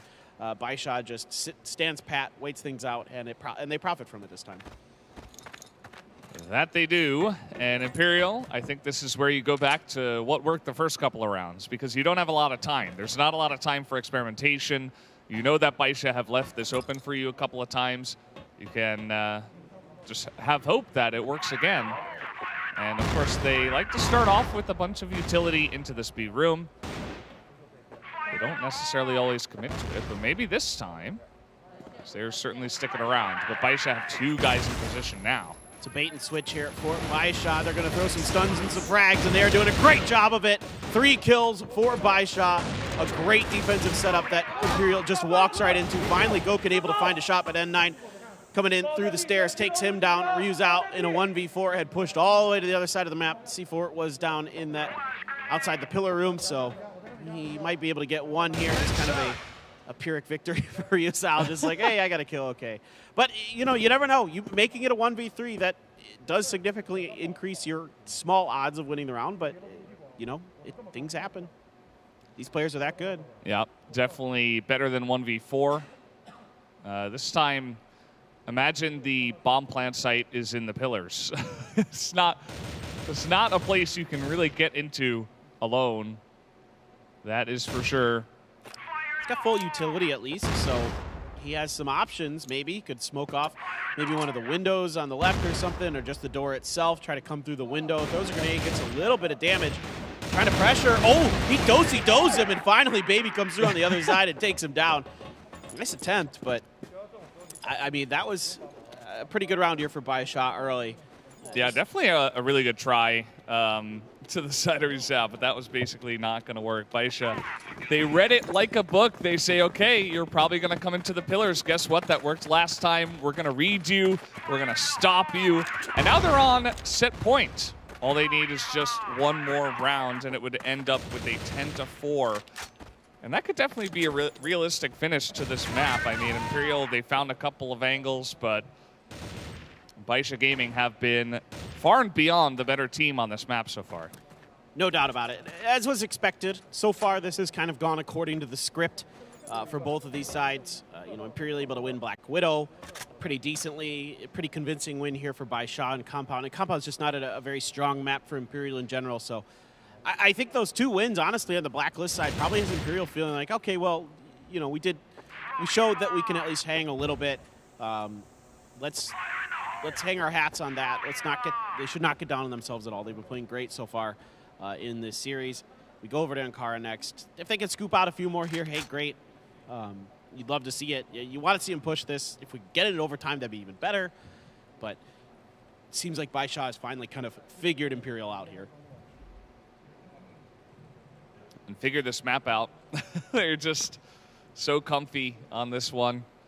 I'm sure that BaiSha themselves, even though the first map was kind of close, they could have just said to themselves, okay, well, whatever, we got through Black Widow, it's okay, we got Compound next, and we're probably going to go 1-1 with these guys, and we can kind of go from there, because that's essentially the level of confidence that they are playing with on both sides, as BaiSha expecting some kind of push, but Imperial have essentially just kind of sat around, waiting to go late as 2 members push alone in through the plaza. Kind of confusing, but maybe a bait and switch, as here comes Imperial through B. Ryuzao just trying to take as much focus away from them as they make it onto the site. Lucom had a grenade out. They make it onto the site, but it's not super clean. It should be clean enough, though. Xiao has to go up against 2.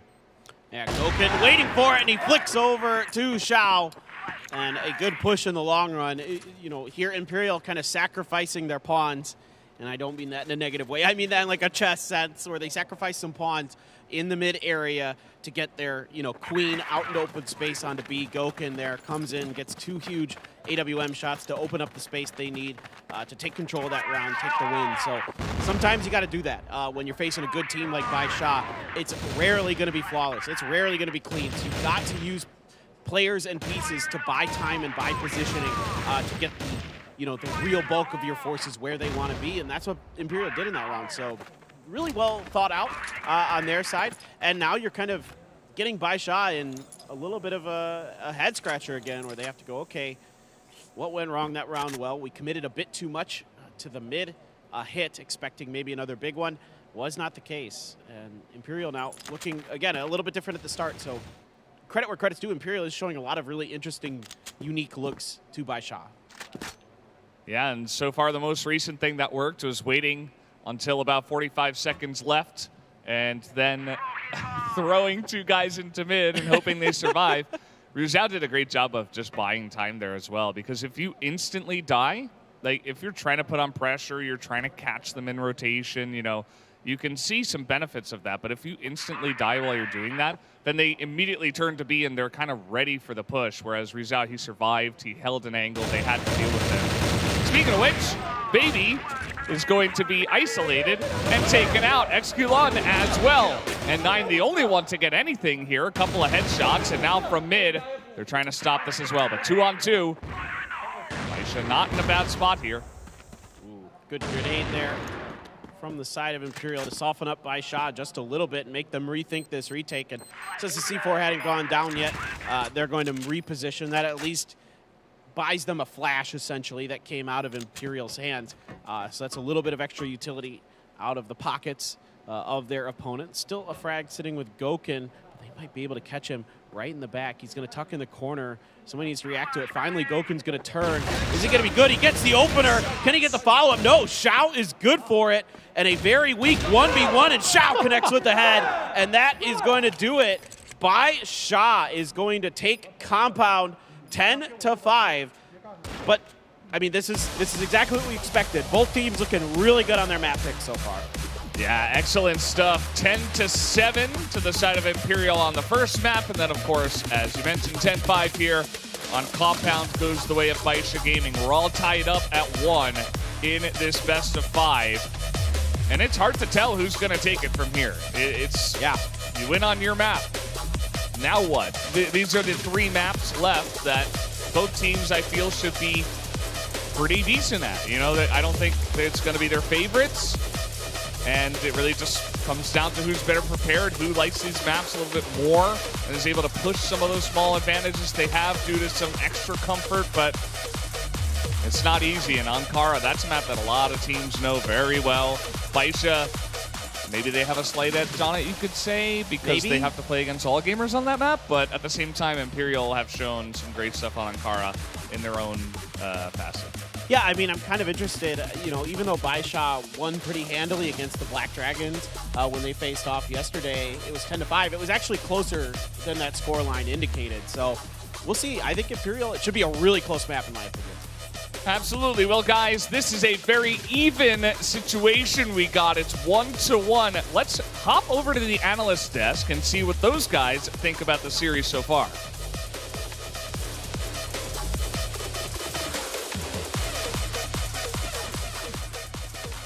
Valdez paper thin. Get yourselves ready as we got at least 2 more maps to come in this thrilling semi-final. BaiSha Gaming against Imperial. Both teams so far winning on their maps. We'll dive into the statistics of Compound in a moment. Impressed with what I've been seeing on both sides. Feels like Imperial maybe the kind of wilder of the gameplays, but it works for them. BaiSha Gaming perhaps a little bit more structured. It works for them. It's 2 very different teams, I think. Yeah, I mean, it really is. I think the big thing I noticed was the step up from N9 on the side of BaiSha coming into this map. He didn't do a whole lot really for his team on that first map, and I saw a complete turnaround from him, applying pressure nicely across the map. And I think, though, looking at the overall picks and bans, I'm not surprised either that this was a win for BaiSha. This is their 5th time playing it, and now they're 5-0 on it. So I think this was a confident one for them to move forward with, but I wouldn't say it's over by Imperial for any means just because BaiSha picks up the win here. Yeah.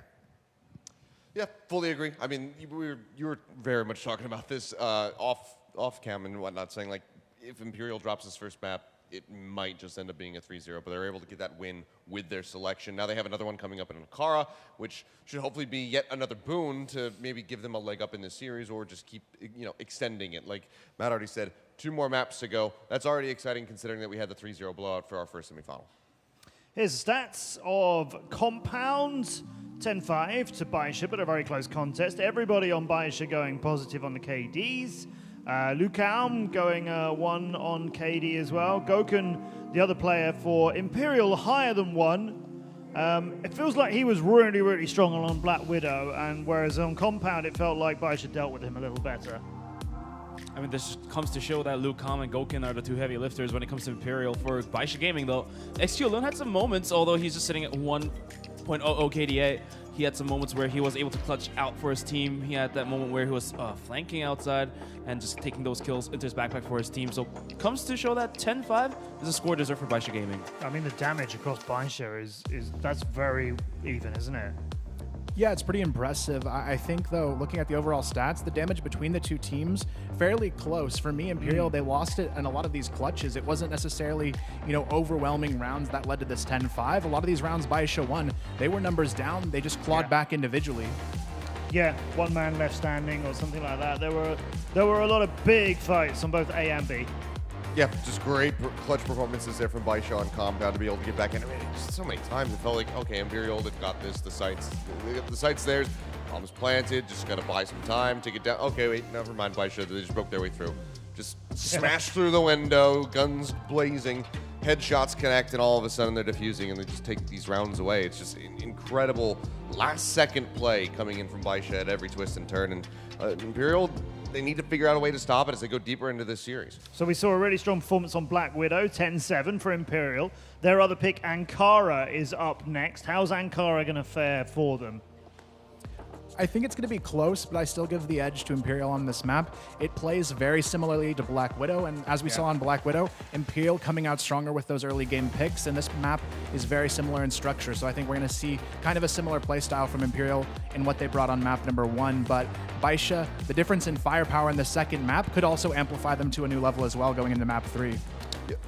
Also for Ankara, if you think about it, this long-range flying stat allows the AWMs to fire up, so, having Xiao just falling back a little bit behind, and while Gokun is going up high, this might just allow that little gap difference that Imperial could make to possibly take Ankara away from the hands of BaiSha. Imperial might take this, BaiSha might take this. We go into 4 maps for sure. Will we get to 5? Anybody want to change their predictions at this stage? Nope. Holding true. Holding true. I like it. We will go back to Paper Thin and Valdez. We'll see if Imperial can take their map of Ankara in a moment. Hold on a little bit as the players are just setting back up on stage to get this one going. Okay, so Ankara next. BaiSha Gaming chose Blacklist side for this one. So for the first 3 maps, BaiSha have been on Blacklist for all of them. If we make it to 4, which we will, if we make it to 5, we'll see. It's switching round. For the 4th and 5th maps, Imperial are on Blacklist for both of those. Do you think that's going to swing the dynamic very much?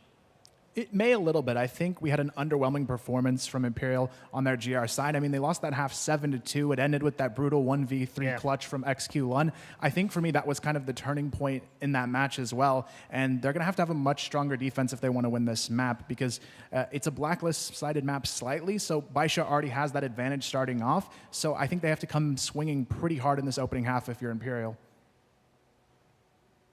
Yeah. Curious to see how this is going to go, and if BaiSha maybe have some new things up their sleeve for Ankara, because they've only been able to show it to us once so far in the tournament.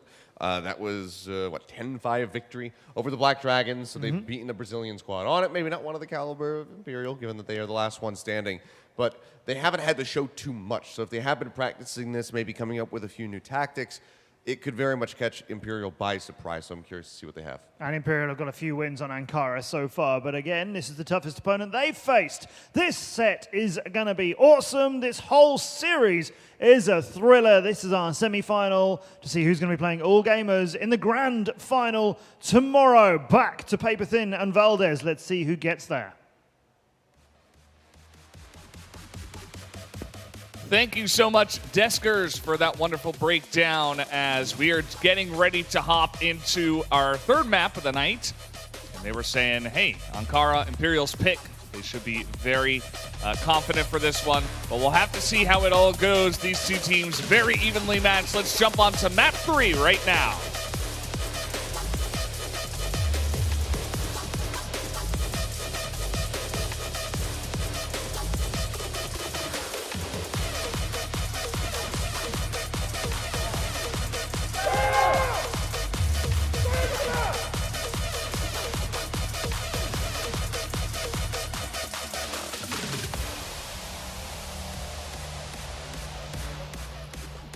Our Desker's really desking over there. Yeah. They're desking away. Desker's gonna desk. That's right. I'm really excited for this Ankara. I think on paper this should be a very, very close match on this map. And I think they made a good point that, you know, for the side of BaiSha being on this slightly favored blacklist side, they got to come out swinging. They got to come out with a positive score round differential for themselves. And Adrian, a little swing there, able to keep his composure, finds one. That's going to be 3 now for Imperial overall. Ryu Zhao and Lucam getting in on the action. So really good job here by Imperial, stepping out into the mid, catching BaiSha off guard, and getting the C4 on the ground as well. Maybe getting in there, though. He's right in their face. Didn't expect Goken to also be in the front yard, so that's going to be a free kill for him. Now it's just up to Xiao, who had his own clutch moments in the last map, in the last couple of maps even. But Imperial come out swinging. They're the ones actually that get aggressive, as one extra zoom in there from Xiao, not going to get the job done. Imperial a quick round win. They just kind of pushed out of B bottom and out of front, and they got in their face, and not even Xiao was able to stop them.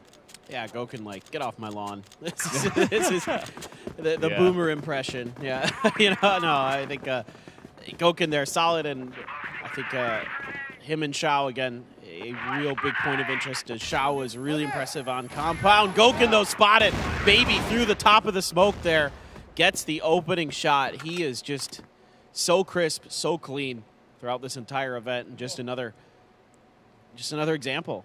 He's so solid. He's so fundamental. He knows all these great angles, all these little tricks. And now, as per usual for Imperial, Fefe going to be waiting underneath those stairs for this vent push out BaiSha, I'm sure. Going to be aware of it. Indeed, they swing out and they take him down. Great recognition here by N9. N9 gets another kill. What? How? Finally, Imperial pounces back with 3 kills of their own, and it's a 1v3. Xiao tries to get in, but it's Imperial at the end of the day. 2-0 as they are able to hold it down. Goken starts it off with the snipe through the top of the smoke, and then not a lot of utility, maybe none at all, as BaiSha just slowly pushed into A, and they were certainly caught off guard by that. N9 was able to get a couple of fantastic entry kills, but at the end of the day, I think it was Lucam who was able to pick up 3 in a row. One of those guys, one of those great. He's got 6 already. Yeah, I suppose it was him, as now here they come up into the office. Lucam just going to say, no, I'm just going to wait for my team, as he is totally alone at the moment. Imperial actually pushed quarters, so they will have to rotate all the way back to get over to the B defense. I think he might have heard a footstep in there.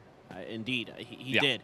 So that gives him the information. He's going to sneak in right behind, maybe see if he can get this early pick. He's going to hide behind another box. No, he swings the corner. He gets the first headshot on XQ Lun, F577. Good for the instant trade, but it's going good here for Imperial so far. Trade 1-for-1. There is a sneaky N9 underneath, but Imperial have 4 members. They're going to try to retake this site. It looks like 2 guys going to wrap all the way around, go through office, make that 3. And the 4th guy is going to just push, probably Goken from the just spawn. As here they come. The entry kill from Adrian, 577 is so good at holding this down. But it is Fefe now against N9 alone in a 1v1. And he has to try to go for the ninja defuse. I think he's gonna get it. Oh no, so close. So incredibly close in the smoke. Fefe, nice try. But N9 is able to read the situation very well. Yeah, this is not the wrong idea at all, I think, from Fefe. He probably looked at his health bar and said, this 1v1 is going to be tough. go for it. I totally respect it. I think it's the right call. Great recognition there by N9 to recognize that. I thought that push out there, though, was a little bit too early from Lucam when he went, he went box to box, right? And I thought he should wait for the rest of his team to come and then spring to action. I mean, yes, he got one kill out of it, but I think it could have been a great pincer maneuver had there been a little bit more patience from Imperial. Still, though, they're up 2-1. They still almost won that round. I mean, if it wasn't for 5-7-7 just having a disgusting spray down, holding the angle at long B, that could have been a completely different story. But for Imperial, so far so good. And a great start on a map that should favor the Blacklist side a little bit more. And this is, if Imperial can string together a couple more here, then you start to get real nervous for BaiSha on this map. BaiSha themselves, they decide we're not going to go just straight through Office. We're going to slow things down. BaiSha very good with their teamwork and with their control of the pace and the tempo of the game. Always mixing it up, mixing and matching their opponents, not necessarily just sticking to the playbook and just trying to read the situation as best as they possibly can and then make a decision. And as we know, Imperial actually pushed into quarters on just the last round. So they would have been in a really good spot, actually, to fight them. Imperial did not push this time, but BaiSha say, okay, we waited.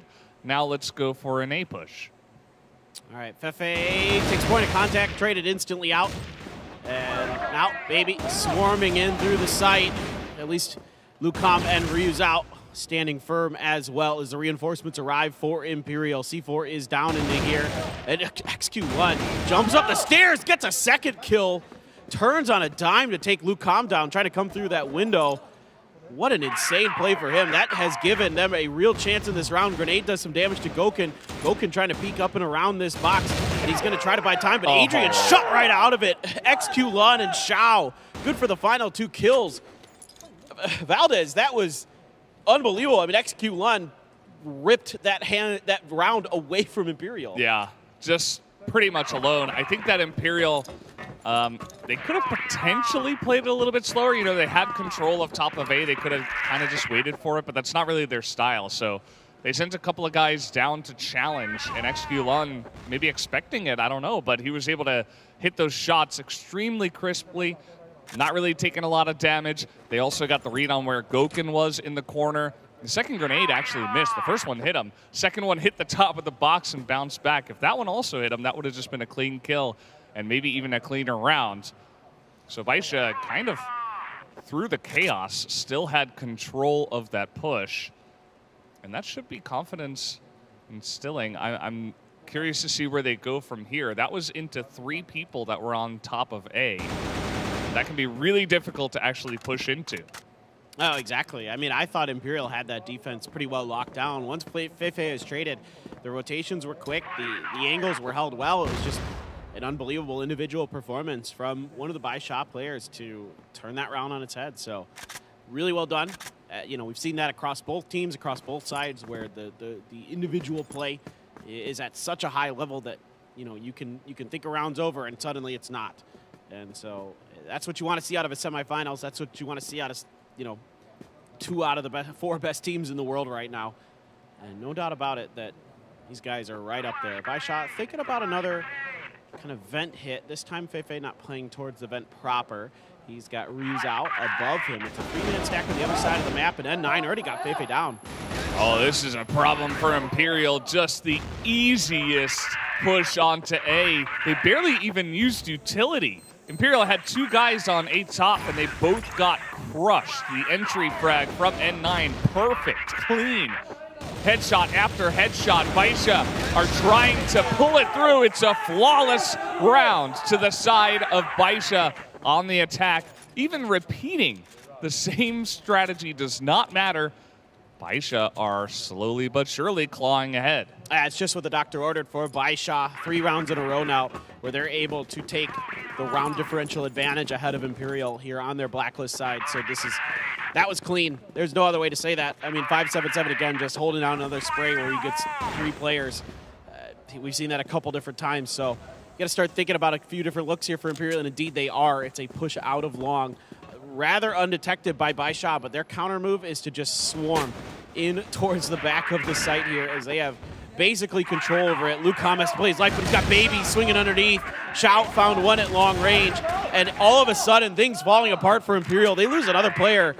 This looks pretty much done and dusted. Let's see if there's any heroics in store. No, XQ Lund just says, no, sir, Adrian. What a smashing of a round. They pushed straight through mid, straight through front yard. Nobody saw them. Luke Khan was the first person to see it after he got shot through the box looking at Office. They had no idea. And this is just insane, the teamwork that we're seeing out of BaiSha Gaming. They are crushing them now with, again, the push and pull, the different strategies, the different timings.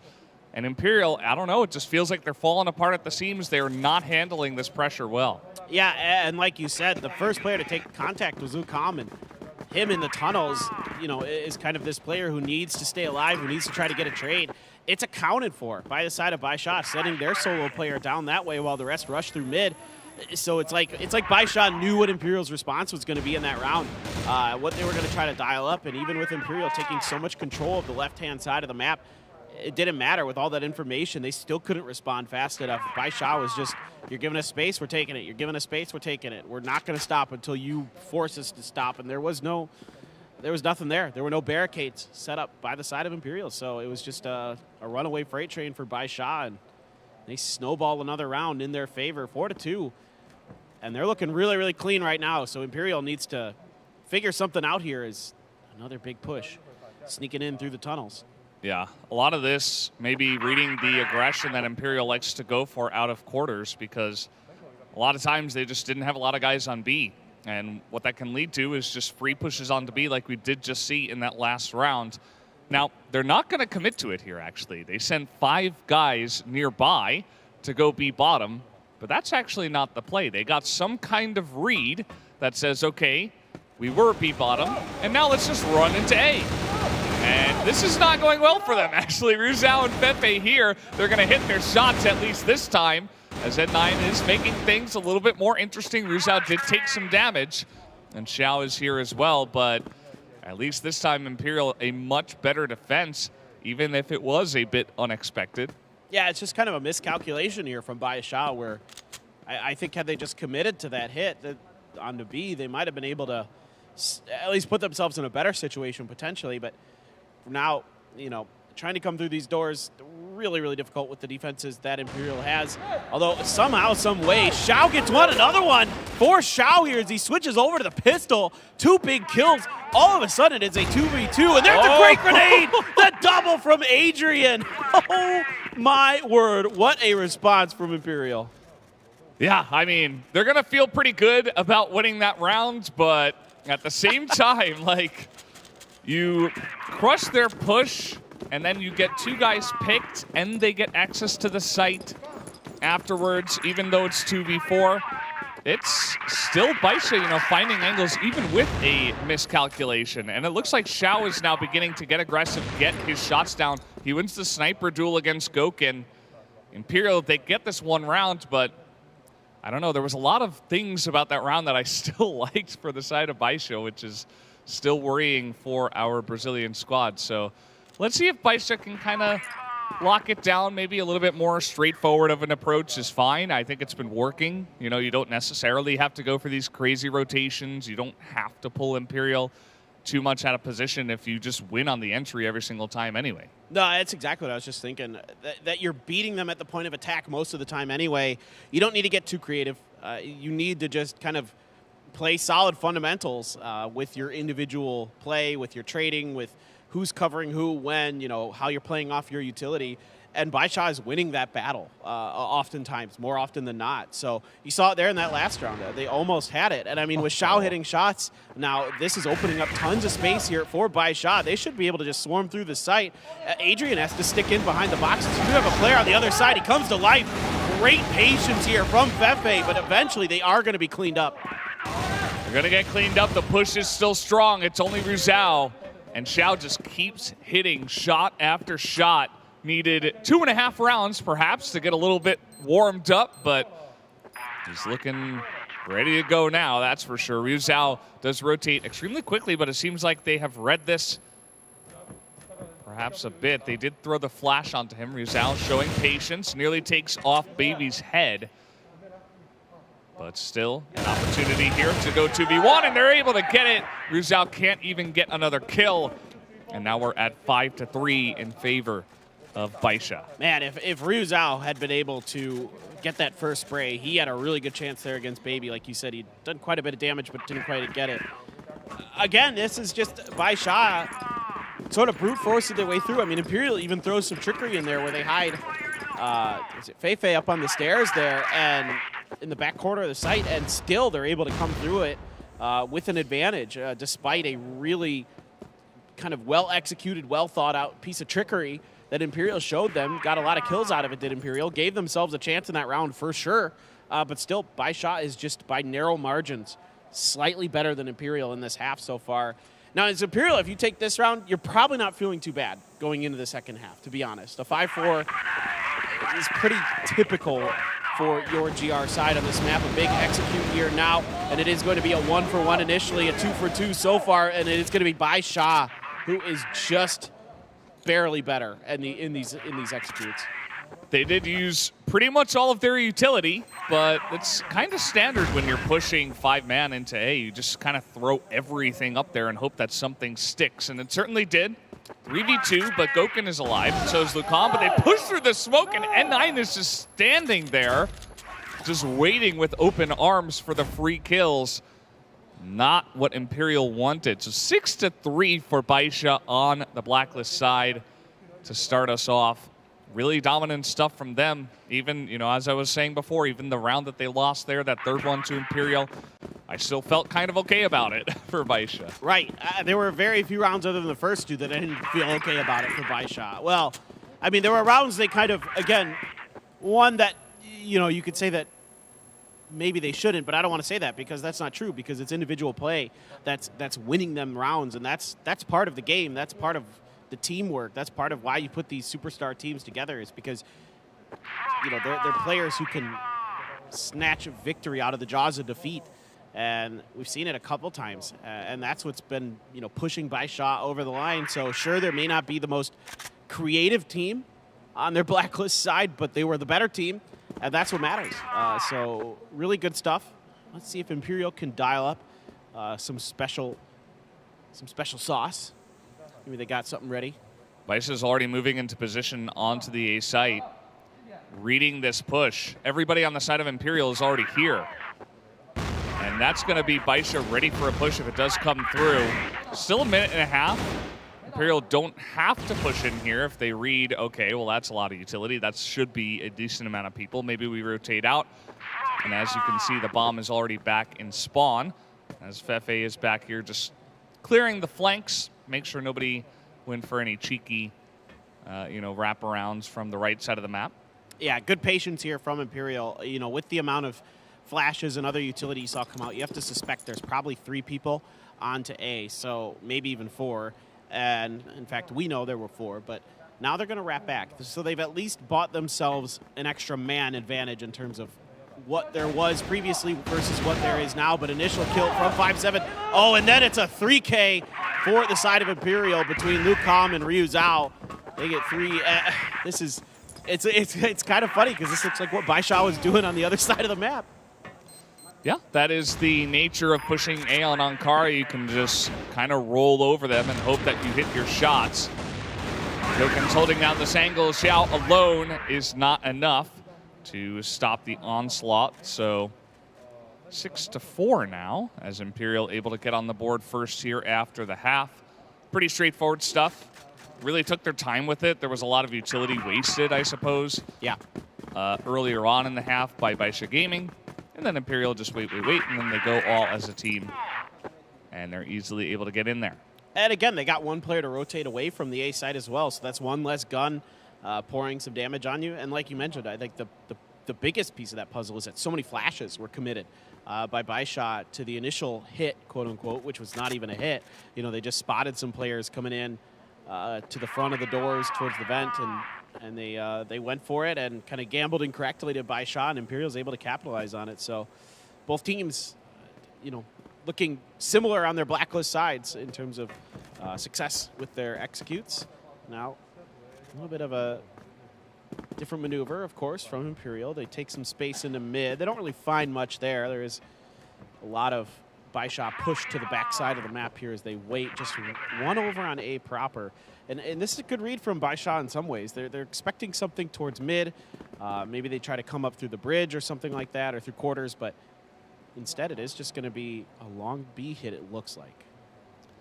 Yeah, also on A, if you have the one guy, he can just scout the push coming in and back away, and you can try to go for the 5-man retake. Because pushing onto A, if you have good utility, is not actually as hard as other maps. So, as we have seen many times, both of these teams are so crisp, it's like, okay, they just hit their utility, they're going to get onto the A site somehow.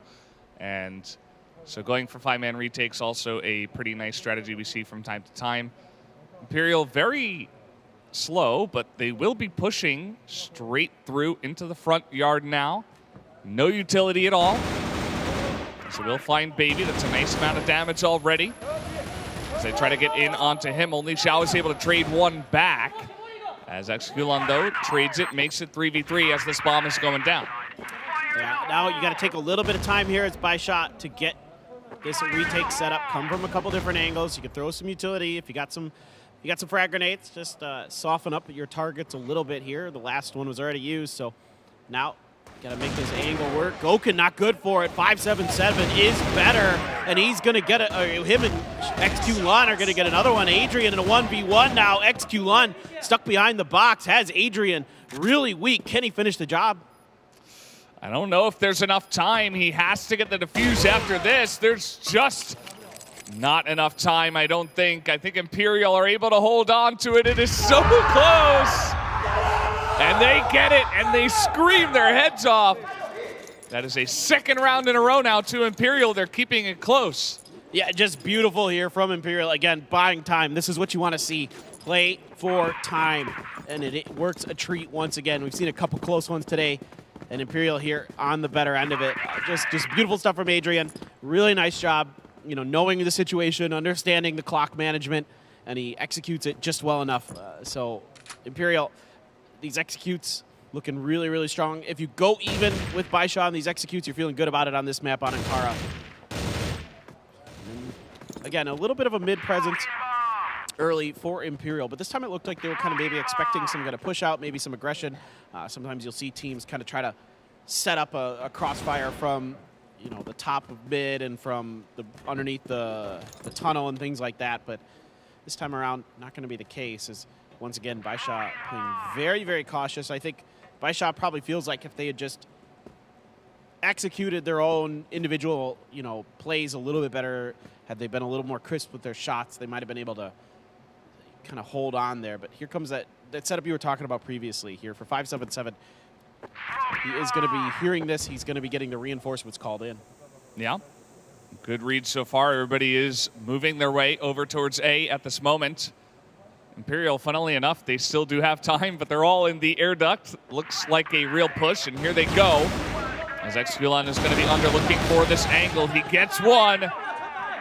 See if he can. Nope, he's not going to be able to. Fefe gets in, and the damage is there. It's 3v1. Xiao alone comes in from behind on the quick rotation, and now has to try to. That was. I don't know about that one, but he's still okay. He's still alive on 100% health, and the bomb has not been planted just yet. Happens to the best of us. This is going to have to be something ridiculous. Yeah, Fefe hid behind the box. Unexpected spot for Imperial. Valdez, 3 in a row now for Imperial. They tie this up 6-6. I mean, this has been a heck of a blacklist side for them. Even better than expected in some ways. And they are making BaiSha's blacklist look good, but not great. And theirs is great. So let's see if Imperial can keep this momentum going. BaiSha has to figure something else out here. Maybe they try what you were talking about earlier. I thought they might try this in the previous round, or 577 here alone on A. Yeah. Might back off, and they try to go for like the full, essentially like you're playing like BL side retake, Yeah. But they tried to instead hold it on the side again, and it just isn't. It's so tough to do. It really is. And he's also kind of holding this just for information. And then, as you said, it's just a straight up challenge from there. And is not working out too well. Perhaps for them, though, from their opinion, they say, okay, well, we just have to be better. We just have to hit our shots, and we're fine with the strategy.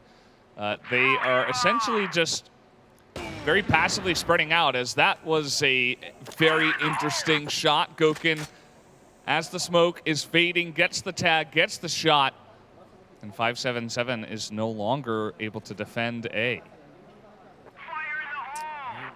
They're just kind of sticking around to see if there's any sort of response from the side of BaiSha. BaiSha is getting aggressive and 9.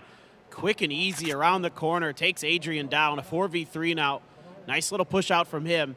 Unexpected on the side of Imperial, and they're going to lose a player for that. Yeah, the remaining 3 will actually look to rotate. Gokin left alone. He's not really able to handle this pressure, but he still wins with a pistol from that range. And 9 not able to get the free kill, essentially. And now Fefe on the entry. They're pushing through the spawn. Up against 2. They don't know that Exculon is still here, though. Now this is an opportunity, but Fefe is looking to attack. With that flash, he gets right in their face, but Baby's going to hold the angle and keep him alive. He was trying to get this bomb back, and there's really not that much time for the side of Imperial. It's got to be Gokin pushing, but it's not enough, and Baby will close the deal. Yeah, okay, so a little bit of kind of unexpected aggression. That's an extra kill for the side of BaiSha early. Again, a lot of tenacity, a lot of fight back for the side of Imperial. They're able to put that round where they were down 3-4 into a decent situation. Looks like we might have a little bit of a technical issue, as we will try to get that situated here relatively shortly. But yeah, I thought Imperial had a really good shot at that round. They lost the C4 in the spawn, though, and that's when it all just kind of fell apart. Then you're able to hold those crossfires. Baby can just wait for the players to try to come through. Again, if you're on that C4, you're the one playing it, and you have a teammate to cover you. You just got to play safe, play cautious, play cagey. Let your teammate, handle the rest. Yeah, very true. So still getting the word on what seems to be the issue here. Just got to make sure, it's an extremely close match. I mean, we're sitting at 7-6 in favor of BaiSha. This is still anybody's round, still anybody's map. I mean, BaiSha have done a good job of sticking in it, staying tenacious, not backing down too much. They are really trying to take the fight to Imperial, and vice versa. I mean, Imperial is never scared to take fights and extremely confident in their mechanics and their abilities. So, yeah, still waiting to get the word, I think. I heard noise. Yeah, okay. Looks like we are back into the lobby. Sorry about that. A brief delay. And here we go once again.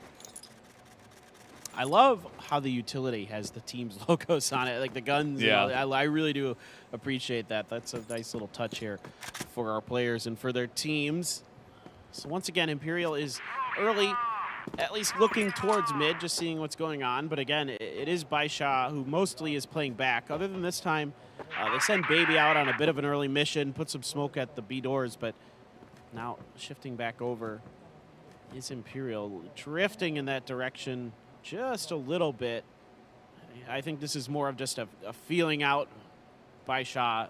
You got to expect after a couple rounds of pretty passive early game play that maybe they're going to show you a different look here sooner or later. So I like this from Imperial, just to be kind of on the ball, being aware of that kind of situation. But with Shao's position, they push through here. We see this a lot, that this opening pick is pretty doable, and then it can be really tough to kind of follow up off of it. Xiao right here, he does not hit the shot, but pretty standard location. He's got flashes, he's got allies. And they try to jump over and get the shots, but Imperial are just ready for it. And that aggression is immediately smacked down.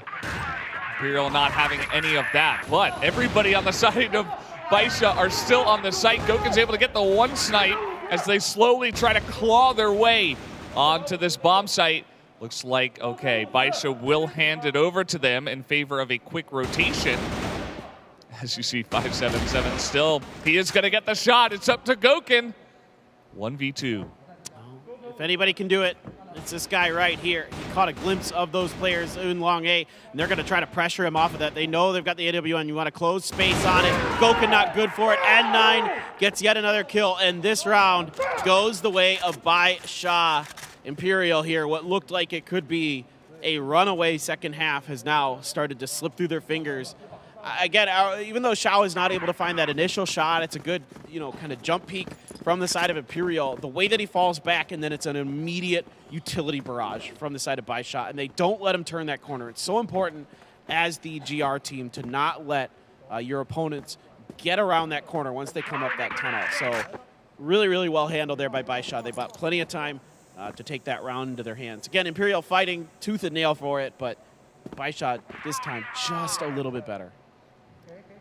Yeah, just excellently handled. And Imperial, they say, well, B site is it's cursed. We're not going that way.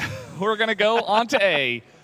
And I don't mind this. I mean, even when they were pushing into 3 members of BaiSha, they were still able to make it happen. The question is it too predictable? I mean, already you see BaiSha have 4 guys this time in position to try to defend this. This should be enough. If you don't defend with 4, I mean, so you did something wrong. It went real bad. Yeah, absolutely no doubt about it that this should look pretty decent in BaiSha's favor. It's going to be a full commit here from Imperial. Adrian around the vent. Already Ryu Zhao has one, but 577 N9 coming to life here. XQ Lun finds a double at N9. Going to find a double of its own. It's a quick cleanup. And as we kind of feared for Imperial with the defenses we saw from BaiSha, it was just going to be a monumental task to get through. 9-6, BaiSha on set point here, looking to get ahead in the series 2-1. They're just 1 round away. And to be honest, I mean, with 3 in a row, man, this series has been so streaky. It's kind of insane, just on both maps, or all maps, I should say, as there have been 3. Both sides have really just, gotten 1 round, gotten momentum, got a couple, 2, 3, 4, and then it hops over to the other side. So Imperial are going to be hoping to hop onto the momentum train right now. Otherwise, we go to sub-base for map 4, and we decide it there. And it really kind of makes you start to think as a player we have to be really pinpoint with our tactical pauses, making sure that we cut these streaks off before they get too ridiculous on either side. We've seen some good uses of them from both teams so far, but like you said, if that's going to be the name of this match, then you got to find ways to break it. And one of those is that mental kind of break. Another is just throwing something completely different at your opponent, whether it be dialing up a rush, dialing up some aggression, things like that. And here, Imperial trying something a little bit different. We haven't seen them push through the hotel quite like this exactly. Now, maybe they're going to transfer up and over to the bridge to try to get through, but look at BaiSha. They've once again, I think, kind of read Imperial's general strategy where they're just like, they're probably going to hit B again. Let's be ready for that. Not much contact as N9 might get a glimpse of Fefe in a second. Oh, Fefe is going to swing around. I don't know if anybody's going to really try to hit too hard off of this for Imperial. Yeah. I don't really see them leaning at this B site just yet.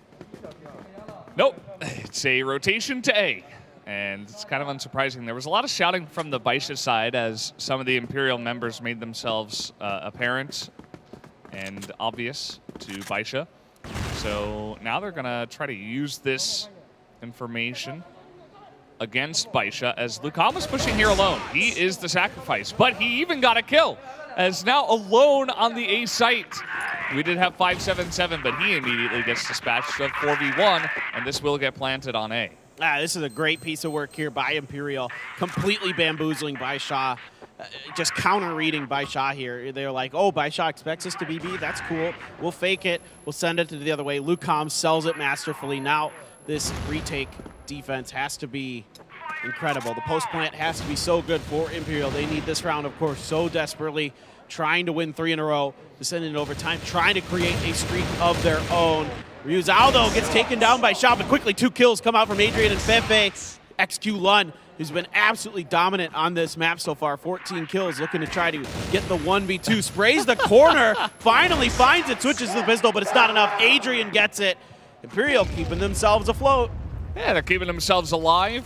again, if Imperial just continue with this train of momentum, they could potentially push us to extra rounds here on the third map. Could happen. That was a fantastic strategy that they used this time around. That's one of those moments where rotating that late into a round actually does make a lot of sense. And they were able to get some great work done. It was too late for Exculon to kill both of them and defuse, so he just elected to fight it out. Not much that he could do. Let's see what the next step is here for Imperial.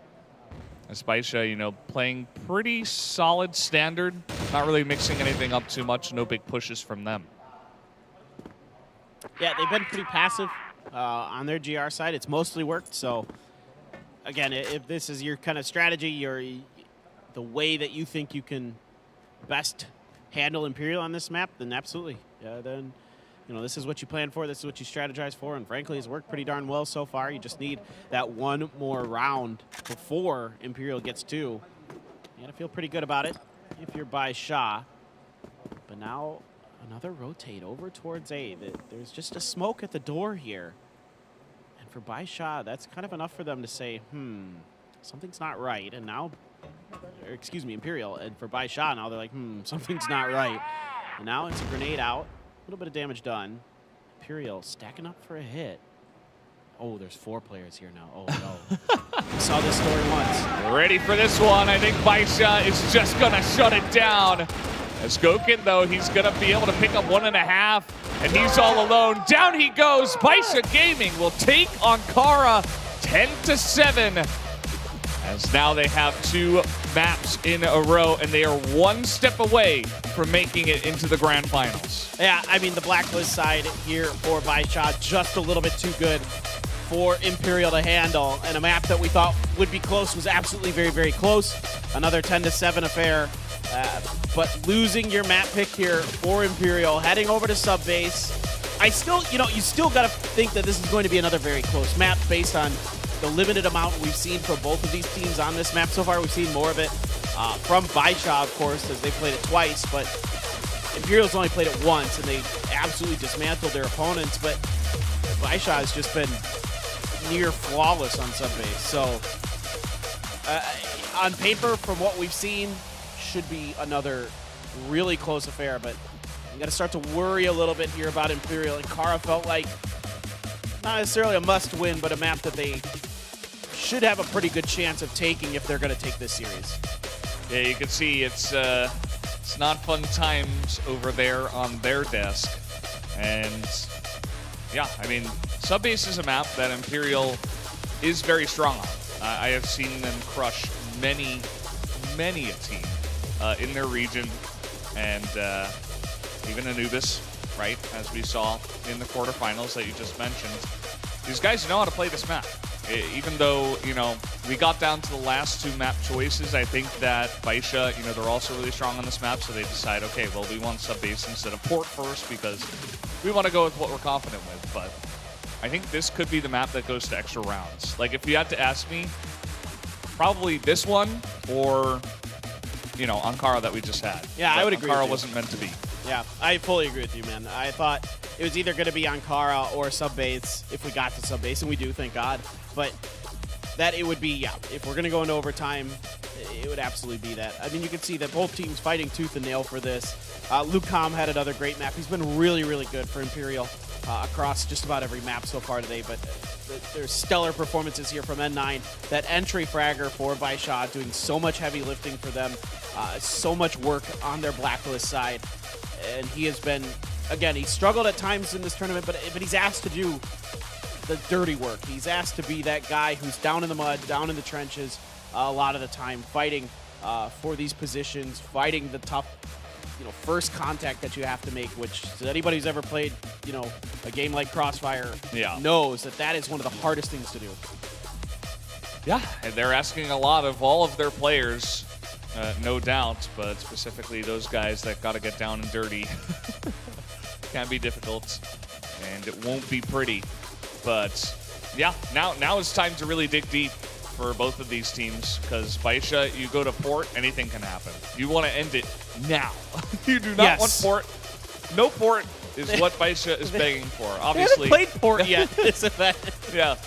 Obviously, the opposite side is the opposite fields. They're Imperial are begging for a chance to get ports, and so they gotta try to get through Subbase here first. And Subbase, definitely a map that the Blacklist side, it feels quite easy to play on. You can rotate extremely quickly. It's a relatively small map. You can kind of just get around and outmaneuver your opponents. To be honest, in terms of maneuverability and playing as a team, I think that BaiSha have outdone Imperial in that facet, and that's part of the reason why they're up a map. I would But agree. this map is kind of crazy. I totally agree with you. I think they're slightly better at it. Not by much, but a little bit, and it's enough that it gets you those extra 2 or 3 rounds to win these maps that have been so close. Subbase here, if you want a point of comparison, okay, they both played Anubis on Subbase, right? So Imperial beat Anubis 10-3, and BaiSha beat them, I believe it was 10-1. Yeah, it's been fun times on Subbase, but now it's all down to the wire. The pressure is on. One of these teams will not be making it to the grand finals. BaiSha want to end it now. Let's jump onto map 4, Subbase.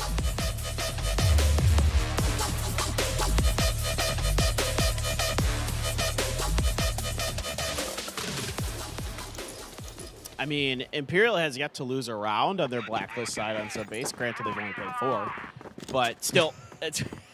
I mean, a little bit. I think both these teams prefer the BL side a little bit on this map, at least from what we've seen so far this event. Not that we have a lot of, data to really back that up with. It's very limited data, so to get a fully good read is difficult. And Anubis was a good team, but could not even go toe-to-toe with either of these teams on this map. So now we see 2 teams who should be really good on this map, and I think this one is going to be a long, drawn-out, bloody affair. Those little things that we always talk about as being so important, playing for time, post-plants, that we've seen be crucial today. Just getting those 1v2s, catching your opponent in those bad spots, playing good bait and switches, trading with your teammates. All those little things, so crucial. Take a look at this. About as aggressive of a strategy you could hope for right down the middle. And this is being handled pretty well. Lucom, though, has picked up another kill and has given his team a chance. Still 100 health as he has zoned away a couple of members of BaiSha who were trying to join this fight. And he's bought himself some space as well, as they're going to rotate off of this. So BaiSha doesn't want to keep pushing that angle, and I think that's not a bad idea at all, as you even got a flash out of the hands of Lucom here. Still a couple pieces of utility in Ryuzao's hands, and it's not much left for BaiSha. They're just going to spray this box down, and they're going to get a kill for it. Ryuzao gone. Lucom, a 1v2, a tough one here. But again, playing pretty decent. Caught Shao in the back, but it's going to be Shao who's able to turn. Spins 180s, takes him down. And that is going to be the first round going the way of BaiSha Gaming. Really nicely handled by BaiSha. They rotated over so quickly. And that's the thing about this map. It only took them like 15 seconds to go all the way from AC around the map, through the machine room, catch the guy off guard, and then immediately turn it into a 2v1 versus Lucom. Kind of expecting that position. I believe it was Gokun as well. It's a very common kind of sniper defensive position for that site. But either way, I mean, BaiSha really able to handle it. Imperial going for a pretty risky, very aggressive strategy to start off. And it didn't quite pay off. I mean, they got access to the site and they made it a 2v2, but it wasn't, again, it wasn't pretty. They kind of had to force their way through the door. Here they come through the lockers now. Well, in and out, some utility being thrown through both sides, but I think the utility flash from the side of BaiSha a little bit better. Now they're just mowing them down, working the site to perfection. It is a quick, easy, and efficient finish for the side of BaiSha as they're going to go up 2-0. That was just a blink and miss it round. I mean, it was just over in a heartbeat there. There was a complete anticipation for BaiSha on that. And again, their flash was just a little bit better. The positions they were in when that initial flash from Imperial hit, almost nobody got blinded by it. Everybody on Imperial got lit up by the response from BaiSha. So really good timing, really good positioning from the Chinese team. Yeah, the defensive position was very nice. You know, just kind of playing on your hind legs in the back of the site, so you're able to handle the pressure very nicely. Not sure how he wasn't able to see Gokin there multiple times checking, but still Gokin with a very nice start here. And here they come again, not wasting any time. Baby in position, though. He picks up 2. And Xiao is going to get one. This is just taking all of the wind out of their sails as Fefe is trying now, and Gokin's alone with the pistol, not able to get it done, as the sniper duel is won through pistols by Xiao. Yeah, Imperial is trying to turn up the tempo, trying to turn up the aggression onto BaiSha, and BaiSha, you know, bending a little bit but not breaking in that round, just holding firm. We've seen multiple times here that right now, when you're talking about trading, when you're talking about hitting their shots, being accurate, it is in BaiSha's favor. So Imperial needs to come up with some different stuff. They need to slow this tempo down. They need to get their feet under them again before they're going to be able to start running, as BaiSha is just all over this B site, really difficult to deal with. You know, you got players from so many different angles. It is a really difficult site to clear. I mean, anybody who's played the game knows that there's all kinds of weird angles and up and downs and, you know, nooks and crannies. Nooks and crannies. I like that. You know, because there's like, you can go above, up into the rafters. You could be below, behind the pillars, or behind the boxes. Or it is a really tricky site to navigate at times for the attacking side. So you got to kind of work the map a little bit here, I think, as Imperial. Yeah, the brute force, they tried it 3 times. That didn't work. So slowing it down, or even just a brute force play onto A, like that's a pretty common strategy on this map, just because it works, right? So try to go for that. Those brute forces into B. I'm saying it, and now they're kind of hanging around here once again. Here come the nades.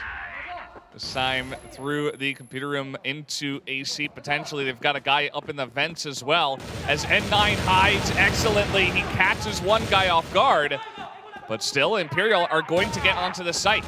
A great setup here from Imperial. Some good kills. Gokin point blank with the AWM as well.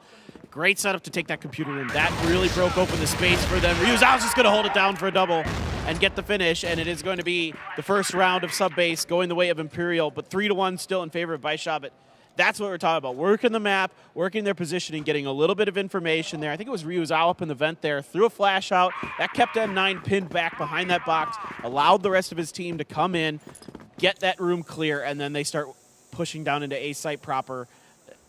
Really nicely done there by Imperial. Really well drawn up. And that's what we like to see. If you're going to go for that kind of aggression, do it right. That is a more standard strategy, right? Not just going 3 guys through hallway and hoping you kind of hit those entry frags. A bunch of grenades to kind of clear out AC, and then just straight on through using the vents as well. Really good stuff. And Imperial really needed that because, again, Blacklist, we talked about it. This is a side where it can be much easier to play. You can out-rotate your opponents. You can kind of make the pace whatever you want it to be. If you want it to be slow, GR just kind of has to respond to you. So they gotta use that a bit more. Yeah, that's really well said. I think Imperial now starting to figure that out, starting to kind of remember what this map is all about. And what I think they were probably just in previous mode where they were running over their opponents on this map. Thought they could, you know, just keep that up, but that is not going to be the case. Gokin, oh my God, he is so good up close and personal with that AWM. Baby, though, takes out one, immediately traded out by Ryuzao. Here we go. This is the Imperial we want to see. Trading kills, doing a good job working off of each other, working the positions, working the map. C4 back in hand for Lucam. He should be able to get this down here. Indeed. Now they're going to flank out. Xiao going to have to go absolutely man mode with this. Needs to stay alive, but is not going to be able to do so as 577 shows up just a bit later and gets taken out as all of the attention for Imperial able to be turned onto him, and they take him down. All right, Imperial answering right back with 2 rounds of their own. Yeah, and it's kind of difficult now for BaiSha because that is a couple of times in a row where even though it's a little bit less brute force, it's still very aggressive. It still comes relatively fast. And so they're not really handling this style of push either. So it's kind of, it might stick in the minds of BaiSha where they say, okay, what are we going to mix up here? How are we going to change our defense to handle this pressure? And you'll note that they do have 3 guys currently around this area, even 4 if you count Baby. who did just take a little bit of damage. And just the one guy up in the rafters on B.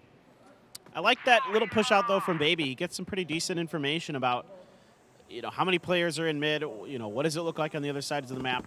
Gives them a little bit of an opportunity to set this up at 9 with the AWM in the vents, waiting for an Imperial player. We've seen Imperial kind of at least check the vents in most rounds, except for the ones where they just, fully committed to B. Other than that, they have been at least poking their noses inside of it. This time around, though, they don't like it. They're thinking something a little bit different.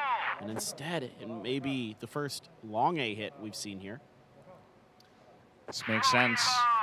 Lots of utility used by BaiSha over on B, so the call, I think, is, okay, we've got 4 guys. Let's push down A stairs and try to get aggressive here onto the 1 or 2 guys that are here. And grenade out for 577. He's not able to do anything. XQ does get the kill over on B, but nobody else is here. So a couple of members getting taken out already, and Imperial get this good plant. Whoa, Ryuzao just has N9 taken out of the air as he tried to just yeet himself at his opponent. Ryuzao now has to fight back, has to fall back as XQ Lun trying to put some pressure down. But on the other side of things, it is going to be Adrian taking down Xiao. So XQ Lun on his own, got the first headshot. Hey, just 3 more to go. You got to push the time because you don't have much left. And yeah, right into the AWM of Gokin.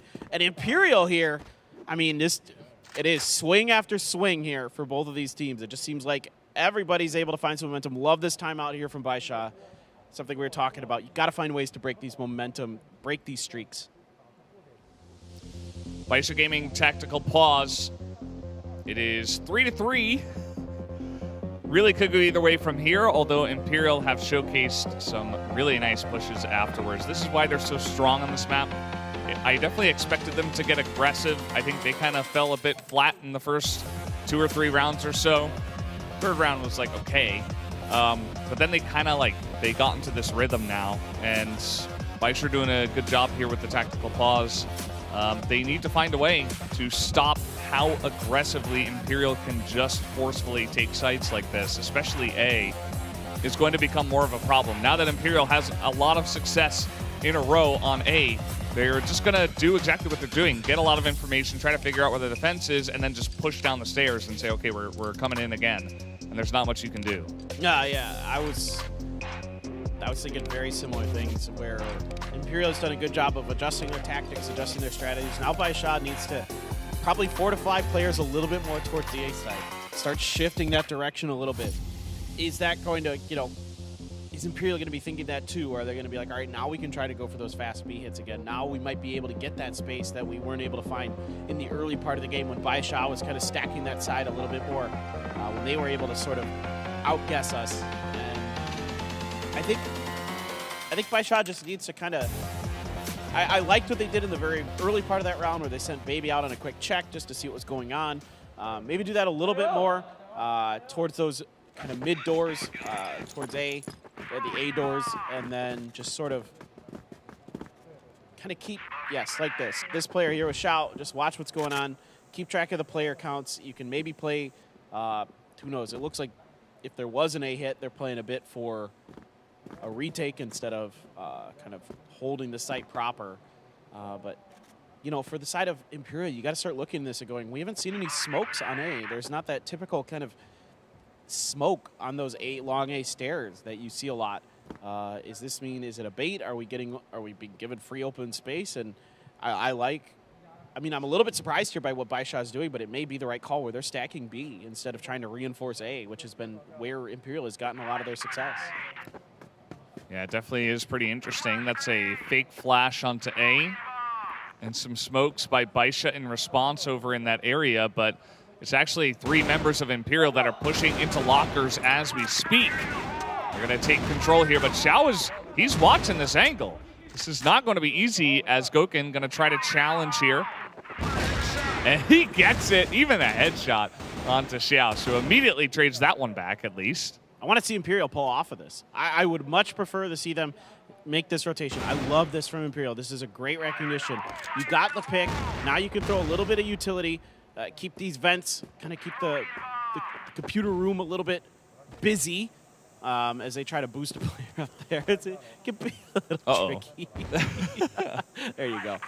As they do get one up there. But this is great. They kept him busy. They're able to wrap all the way through long A for free. Now you should be able to get this plant down pretty easily, I think. I mean, Baby's doing a little bit of damage, took a little bit himself in return, though. Has to sidestep that frag. Had he taken the brunt of that, he might have got wiped out there with only 15 HP left.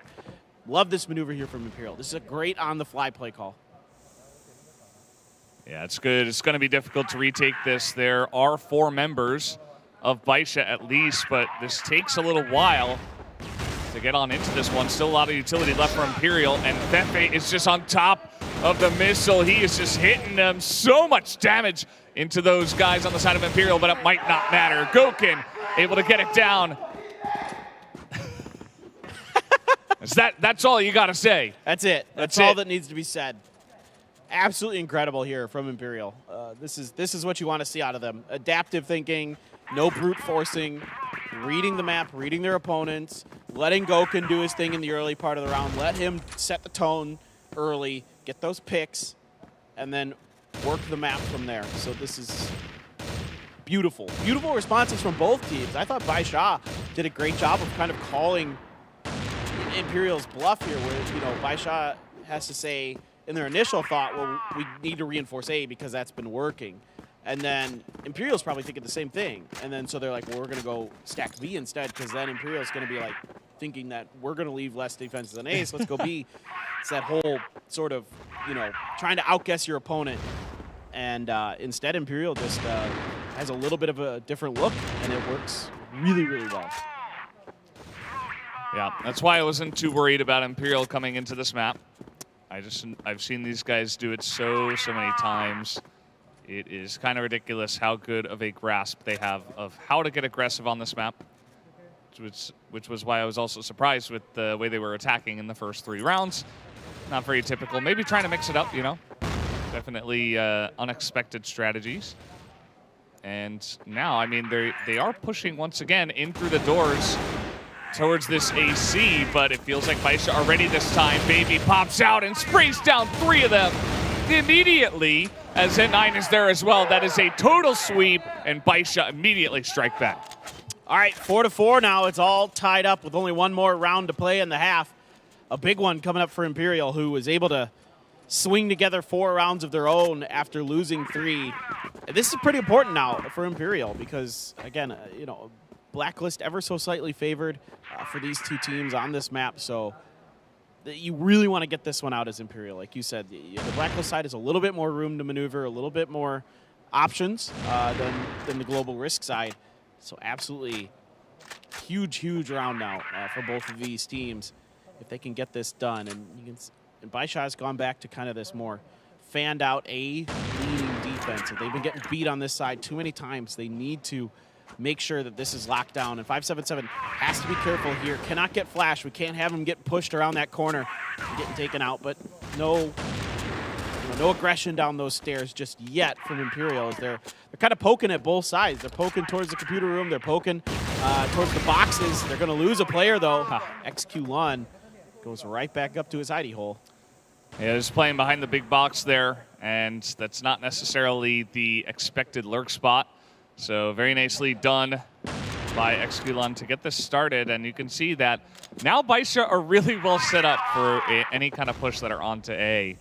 And so could be Imperial trying to consider a bit of a rotation over towards B if they could get some information. This is interesting that he didn't just check the place where his ally died, but maybe expecting XQ1 to have moved after the unexpected bait. And now Imperial are 3v5, and they still have to push here. Yeah, you have to hit A now. You don't have any choice. 577 gets 1 before he's quickly traded out by Adrian. 2v4 now. A bunch of players in the computer room throwing down a ton of utility. That slows things up momentarily for Imperial, baby. In a duel with Lucom. Lucom's going to win it with a great headshot, though. That gives Imperial a real chance in this round, but they need to find a way to get the C4 down. They're trying to put some pressure, unexpected, up these stairs. I love this push out. It only gets 1, but Lucom's good for 2. That is a complete change up here, and now he's got to win this fight if he's going to win this round. Oh, no, it's going to be Shao with the AWM. Oh, Lucom, he was so close, Valdez. I don't understand how he's not able to clutch that one out. Even just a spray through the doors could have done it, but it's rough when you're up against that sniper and he can just one-tap you. I understand the pressure he was under, especially after coming up and cleaning out 2 guys and then going for a rotation. That was a close one, an extremely close one, and that might be the difference maker for this map. BaiSha get that one small step ahead and from the GR side, and now they get to show us their brand of aggression on sub-base. I loved that move, though, from Imperial to try to get aggressive when you would not expect a team to do so. When they have the C4, when there's, I think it was like 30 seconds-ish on the clock, you don't expect a team to push up those stairs like that in that situation. So it almost worked. And so, you know, Imperial, again, by close margins, not winning these. Shao finds the opening shot onto Lucam. So that superstar rifler gone. SQ1 into the computer room. Does a little bit of damage. It's going to take a grenade in return. Doesn't take a ton out of it, though. Going to bounce a flash in. Just, I think, use that to piece on out of there. Yeah, you could feel the excitement as well from the side of BaiSha when Shao hits that snipe, because it's just such a difference maker. It's not onto Gokun, but any kind of pick you can get is huge. And to get one that early on in the round and in such a small angle, you know, it's really hype. Everybody's trying to get behind their big sniper and up the energy for their team to try to push them forward. As, speaking of which, we are attacking A. Unsurprisingly, Fefe will dodge that sniper bullet. Very nicely done. Well, hey, and if you're Shao, if you're going to kill anybody else on Imperial, Lucam today is definitely the second best option behind Gokun. He has been absolutely insane, but 577, speaking of insane, gets the wallbang headshot for the kill onto Ryu Zhao. So now Imperial, only 3 defenders on their side, trying to fan out across the map, trying to lock down as many angles, maybe hoping that they can get some BaiSha players in a bad choke point. Fefe just holding it. Good patience here. He does get a second, but Shao able to clean him out. Now it's still numbers advantage for BaiSha. Yeah, pretty huge value for Fefe. It's about all you could ask from him in that position, 1v3.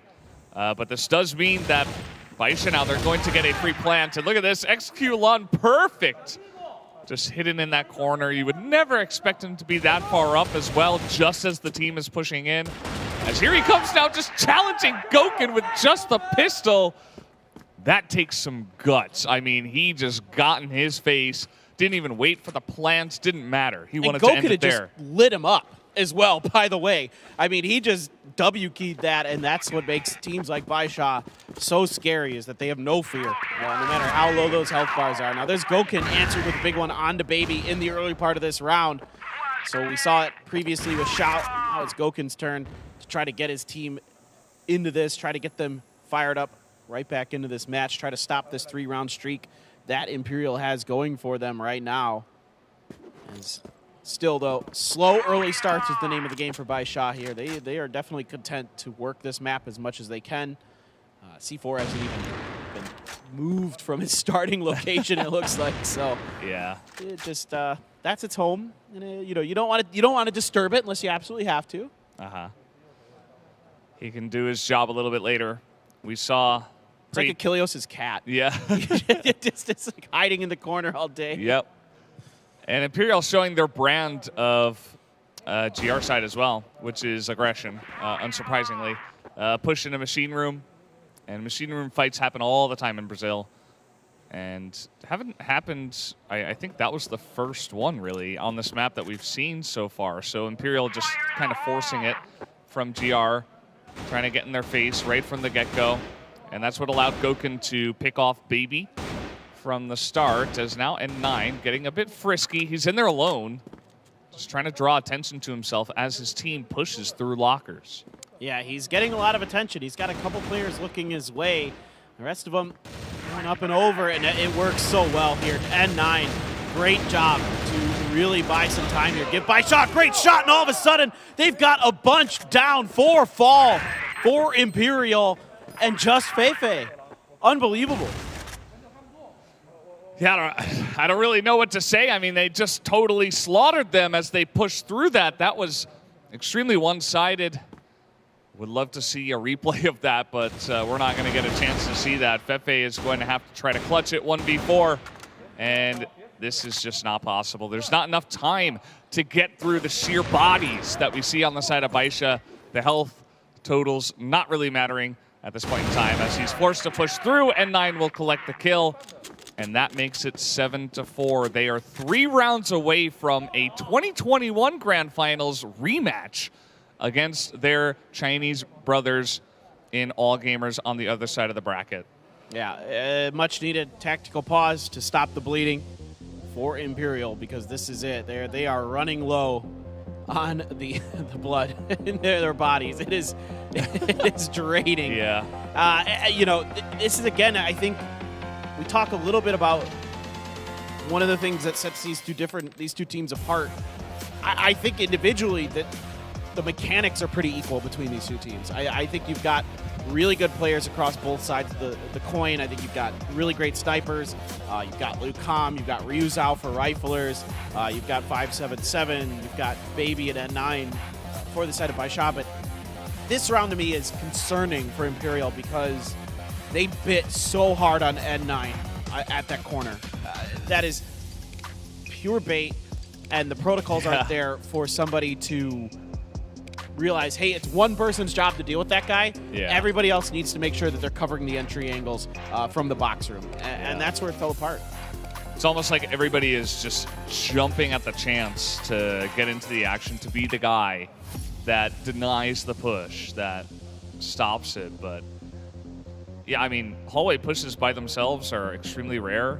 We did see N9 pushing it there, essentially by himself. So that's what you would expect. One guy there. That is the standard, right? So Imperial kind of just getting flustered in the moment, and that's not what you want to see, because BaiSha look like okay, that's like a tight ship is being run over there. I don't know what they've got going on, but there are very little mistakes. Everybody's following a protocol. Things are going according to the plan that has like 3 pages on it. But either way, here we are again, as we are fighting straight in the A road. They go in. BaiSha are just rolling them now. 7-4, might just turn into 8-4. 8-4. Gokun is alone. He at least is able to pick off one guy, but this is not looking good for them. This is wildly difficult here for Gokun. A 1v2 with some difficult positions. He could opt to rotate over towards this road and grab an assault rifle potentially, but I think he's been pretty good with the AWM, so might stick with that. But the time is ticking down so fast. He has to start going, and he has to start going really, really soon because it is going to take a moment to get down. They're going to use the flash to try to set up for this right-hand side and push. Xiao is back there. He had gotten caught by the brunt of that flash. There's the response flash. Gokun somehow gets the first. Can he get the second? I don't have enough. He doesn't have enough time. N9 could just wait him out. He's got it. This is over. Even if Gokun gets this kill, he doesn't have it. Really well played here by N9. The patience is perfect. The veteran holding it down. Gokun played it really well. He just needed 20 more seconds, right? It just was not offered to him. He was alone on the other side of the map. His entire team got wiped after their aggression in A road, and he tried his best. Was not meant to be. BaiSha 2 rounds away now from making it into the grand final match tomorrow. I don't mind the change of pace from Imperial there. Trying something different, trying to give BaiSha a completely different look. It's just right now BaiSha's confidence is really high. Their reactions are really, really good. And as this one slips away from Imperial, they are losing that advantage round after round. And it becomes harder and harder mentally to stay focused, to stay in it. I don't mind. Again, I really don't mind that push at all from Imperial. It doesn't work, but still, had it worked, you know, they'd look like geniuses. You know what I mean? So. Exactly. BaiSha just, they've got their number a bit, but now they're pushing straight into Gokun. Maybe that wasn't a good idea, as now he's going to close range get that shot down. Lucom is here as well, but Gokun says, no, thank you very much. I will take that kill, because he needs more. Lucom is able to pick up a 4th. Xiao is alone on A, as he's looking to find some angles himself. And Gokun even going to show him the respect. Definitely a good idea here, 3v1. Yeah, absolutely. You do not want to seed yourself over there as Gokun. Just really smart play. Of course, those shots, absolutely disgusting point blank with the AWM. We just love to see from him. But Xiao, oh, he's got the C4 over here. Oh, this is so smart. He's completely just swapped ends with them. It's like they're in like a turnstile door. Yeah. And he just went around the other side. Or like in a movie, you know, where they have like the fake like bookcase. It's actually a door. He like swung around the other side of it. And now, I mean, he's got a pretty good spot, to be honest. I mean, if he can handle any pressure that comes in from Machine Room, he's got an opportunity here. That's one. And again, as I said, the Machine Room pressure is not going to be handled, unfortunately. But that does mean that Imperial are keeping their hopes alive. 8-5. And they were able to actually do a pretty good job of challenging BaiSha there and taking him down.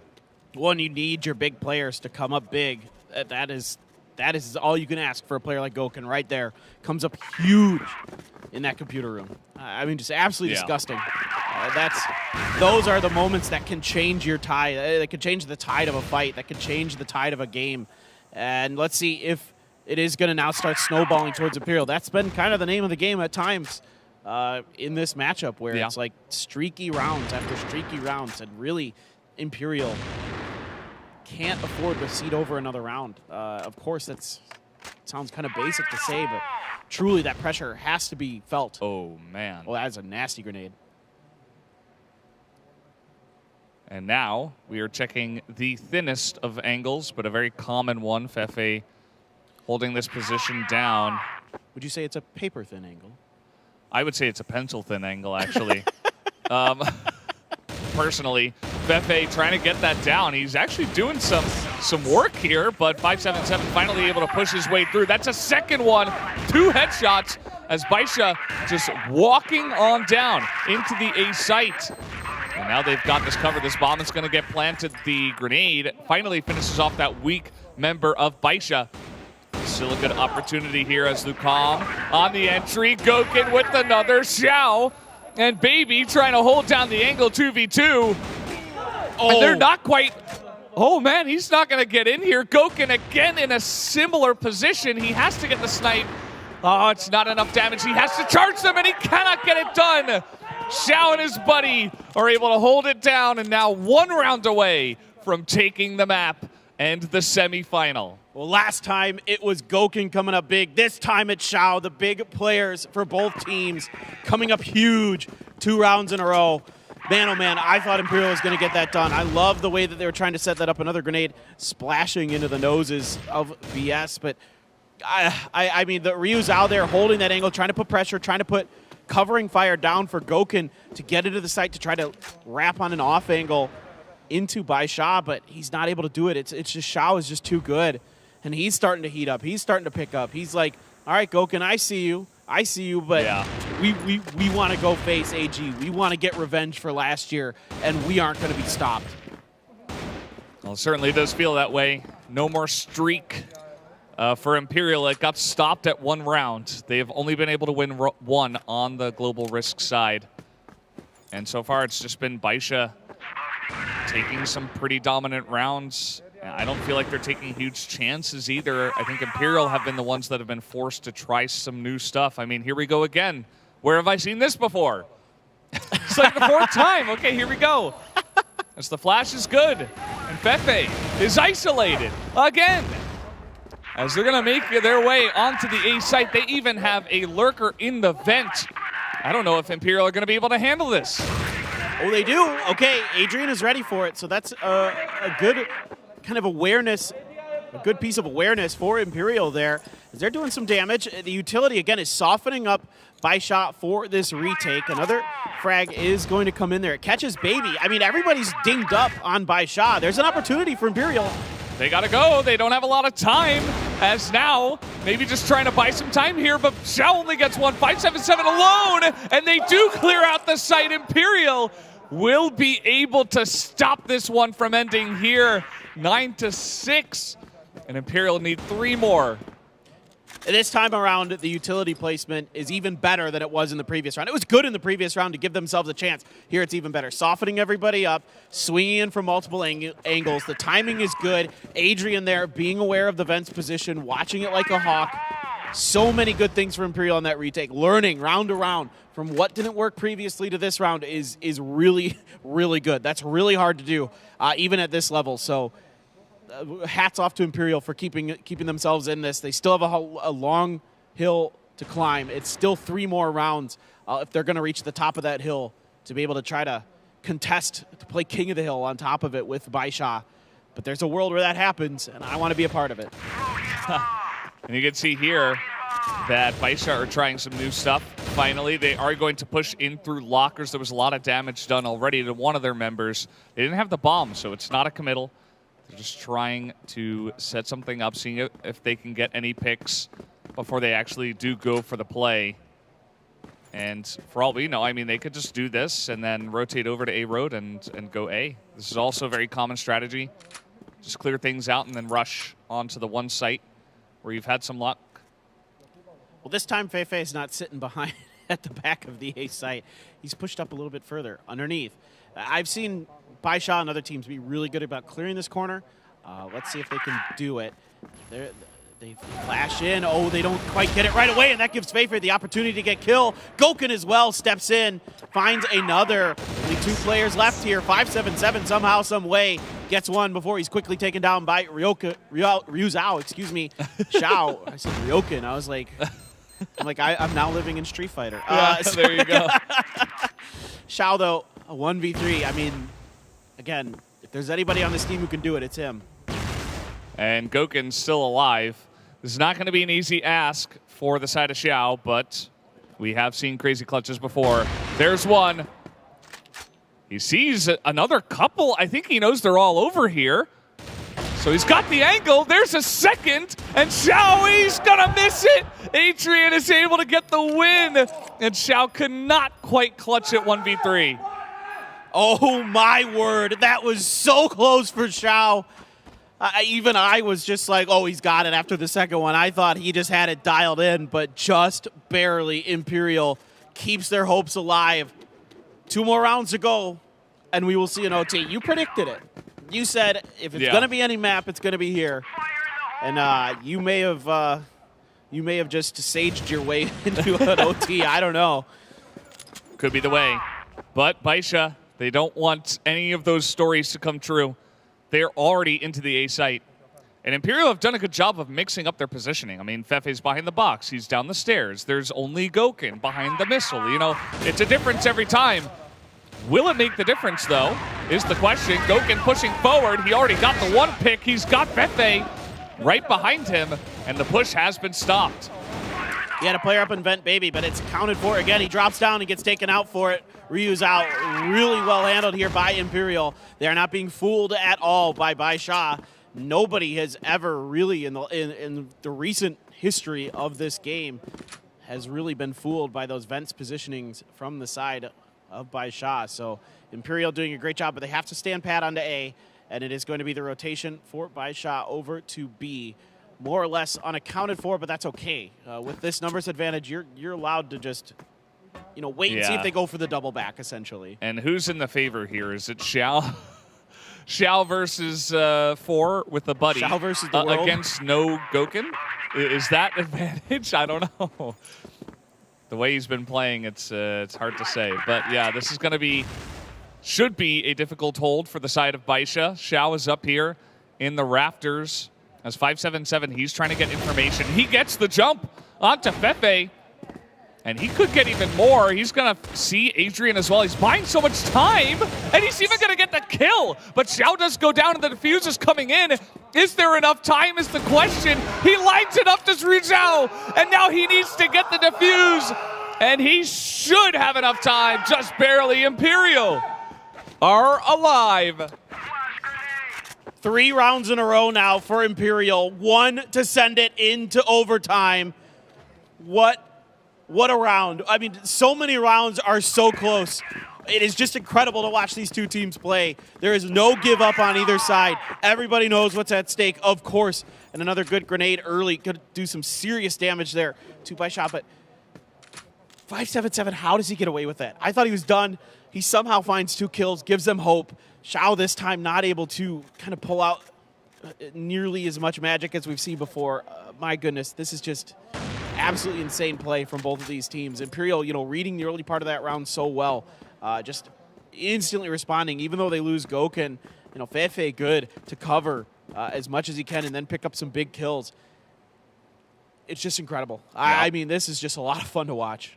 This is about to get interesting as well. Nobody from BaiSha is on A at all. They want to sweep into B, and they want to go for this extremely aggressive push that we have seen Imperial do already on this map once. Let's see if it works out. Fefe's in position, he gets 2, and that's gonna be Ruse out from the top. They are able to stop it, and we have extra rounds. I mean, Imperial is losing their minds right behind us. Fefe is pumping his team up, the IGL right there, giving them the encouragement, giving them the energy. And, well, Valdez, you were right. We are going to OT. Tell me how I'm going to die. Is it in a van? No, it's happily surrounded by family members at an old age. Thank you. Only the best for paper thin, but I hope we get only the best here. You like that transition? That was great. We're here in extra rounds. And yeah, it was going to be Ankara, it was going to be sub-base. These two teams are too even, and they're both so good at this map, so it makes so much sense that we do get here. So Imperial, they get another shot at some more Blacklist rounds, which is quite interesting, because at times we were impressed, other times we were not so much, and almost confused about some of their play. It left us wanting a little bit, for sure. But now Imperial has kind of an opportunity to redeem the way that their Blacklist side went. Because like you said, wasn't the best, 4-5. Now you have an opportunity to maybe just string 2 or 3 together here and put yourself into a position where you're going to send it to port, a map that, once again, we have not even seen BaiSha play this event.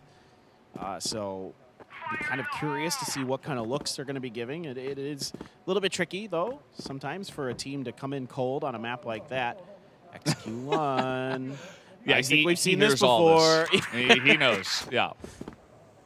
He's like, okay, and now's my chance. Goken even got a shot off. Ruzal was there. Fefe is here as they push through, but N9, he's holding. It's not quite enough. Adrian gets in their face as well. Picks off 2. And now it's up to 5-7-7. He gets flashed. It's going to buy some time here for Imperial as he pokes out against the 2 of them very early on. Not sure about that one. And it's not quite going to work out just yet. No bomb plans, but it should be here. That gave 5-7-7 a little bit of extra space. They made the crossfire slightly less worse momentarily, but now it gets bad again as they set up right across from each other. They're going to double peek him. The timing is great for Imperial. They take the first round of OT, go up 10-9 overall, and all of a sudden, when Imperial needed 4 rounds in a row just to send it to overtime, they got it. Now they put 5 together, and they may be sending us to a map 5. Magic number 5 could be coming true here. BaiSha, they would love another tactical pause, but you're not allowed to have any extra rounds. They already used them, and so they're going to have to deal with it organically. They just got to try to calm things down because they're getting kind of rolled here by the side of Imperial. 10-9. Certainly still anybody's game. Goken just going fishing through the smoke and not able to connect. We've seen him hit some absolutely nasty ones all throughout this event, but this time around isn't quite there through the A road. That time he actually takes a smidge of damage for his troubles and is just going to start working their way back towards A a little bit, but they're going to peel off actually. They don't like the amount of utility they're seeing. That's going to be 3 total smokes committed towards the A side, so for the side of Imperial, that has them pretty convinced that the defenses are going to be a little too strong on the A side. I totally respect what BaiSha is doing here, expecting an A hit. It started to work really well for Imperial on the Blacklist side, but Imperial, they have time to work with this. They do not have to commit to this B hit necessarily. Yeah, they absolutely do not have to. Let's see if they want to. They still have Goken over there, and there's the entry. Luke Kong just bops a couple of guys on the head, make it 3. and he was looking for that fourth one, but Baby is able to hold it for now.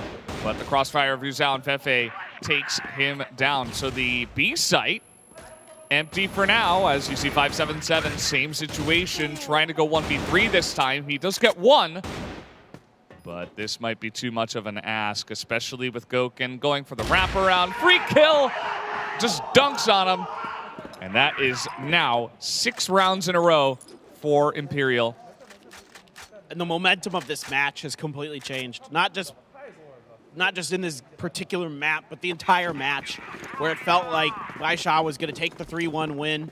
They were going to be moving on to face all gamers once again, but no, Imperial still has a ton of fight, and they are playing fast and furious now. You can see the confidence in the way that they're maneuvering, the way that they're pushing, the way that they're putting their opponents on the back foot. You know, Adrian in particular is doing a great job right where Xiao is here. We saw this previously where he's working this hallway, absolutely just tearing through BaiSha players. And that confidence is now snowballing into BaiSha being a little bit timid, a little bit unsure of how to react to what Imperial is doing. And there's a big opener, though, on Goken. Yeah, it doesn't get more massive than that. And that was actually, that must have been through the hallway, I suppose. Interesting angle where he did actually get taken out. And let's see if he can roll this into a bit more. Imperial, they say, okay, well, this is going to be a little bit rougher, so they're going to take it slow. Still don't have the bomb.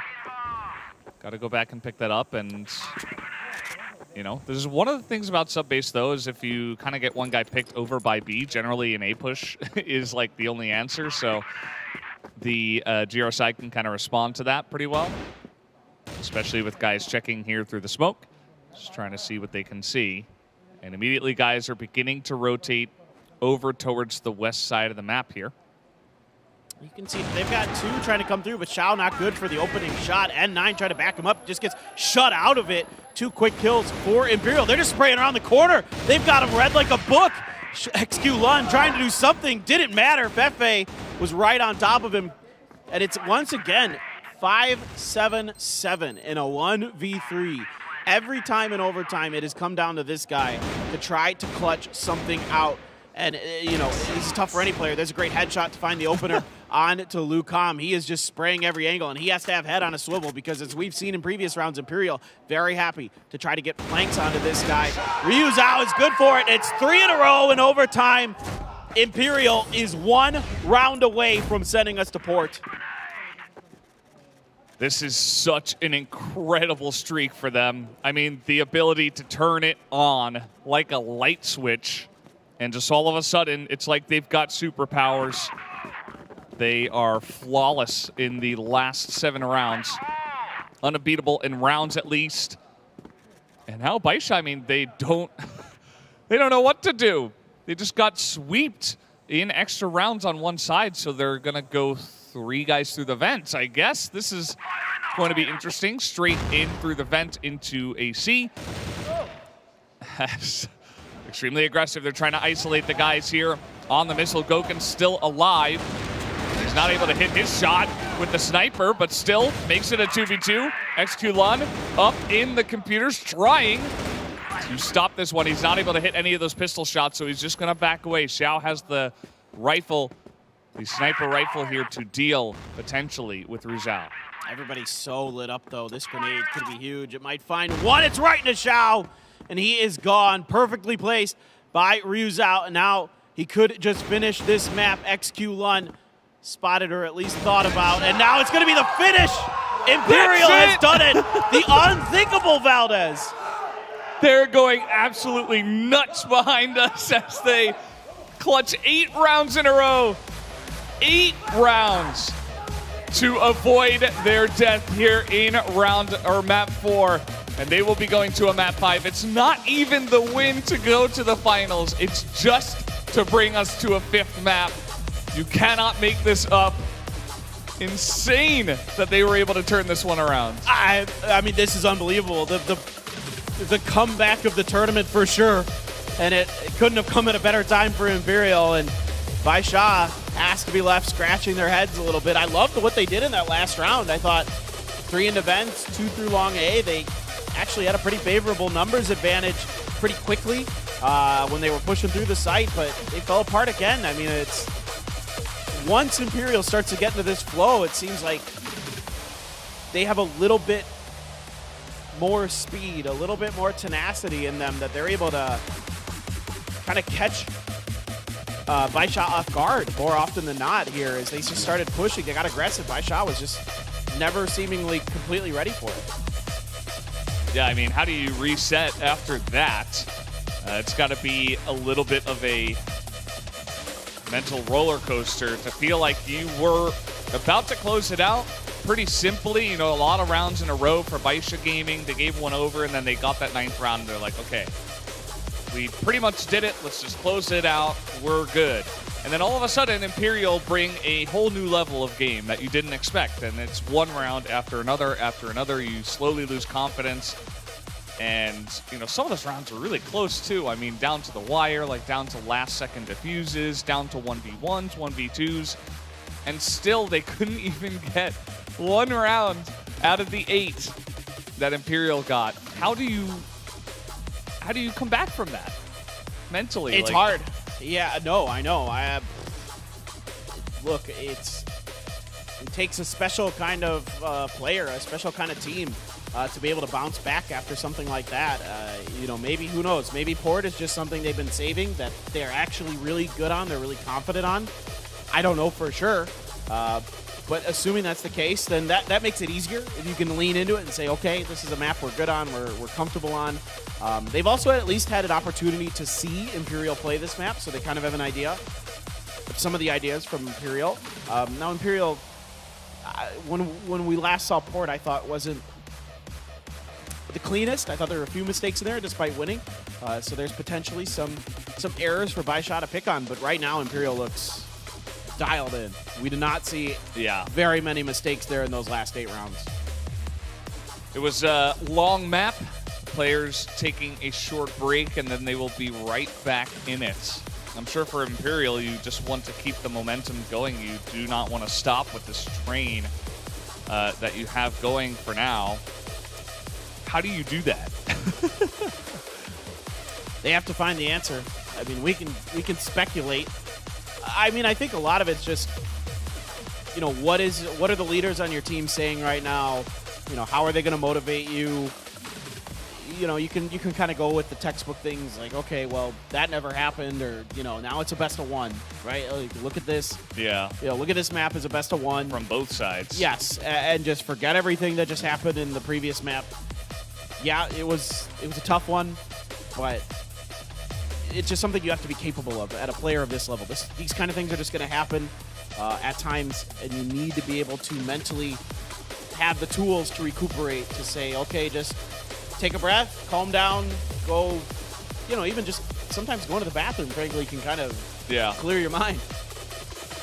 Just any kind of little break, reset your mind, reset your brain, and get ready for yet another bout.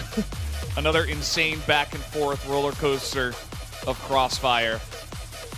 But from what I'm seeing, you know, the Imperial members, some of them go to the bathroom, take a little break, you know. Side of BaiSha, they gotta turn it on. They don't look too happy at the moment, understandably, but you can't be dejected coming into this map, as it is the most important map for probably their careers in the last couple of years. Maybe, you know, for BaiSha, that last final also incredibly important, but they want to make another, and they can feel it. They were so close, just 1 round to sub base, but that map is magical at times. It is. It is an absolutely wonderful map. It creates some of the best moments in CFS, and we just got another one, so just spectacular stuff here. I'm really curious about, you know, with BaiSha starting on the GR side, a pretty heavily favored side for them. If Imperial is able to come out swinging, if Imperial is able to keep this momentum, keep this fire lit underneath them, I'll tell you what, that just might be GG. That just might be Imperial moving to face all gamers in the finals, because they certainly have come to game today. They are. Yeah. I mean, I'm still just blown away.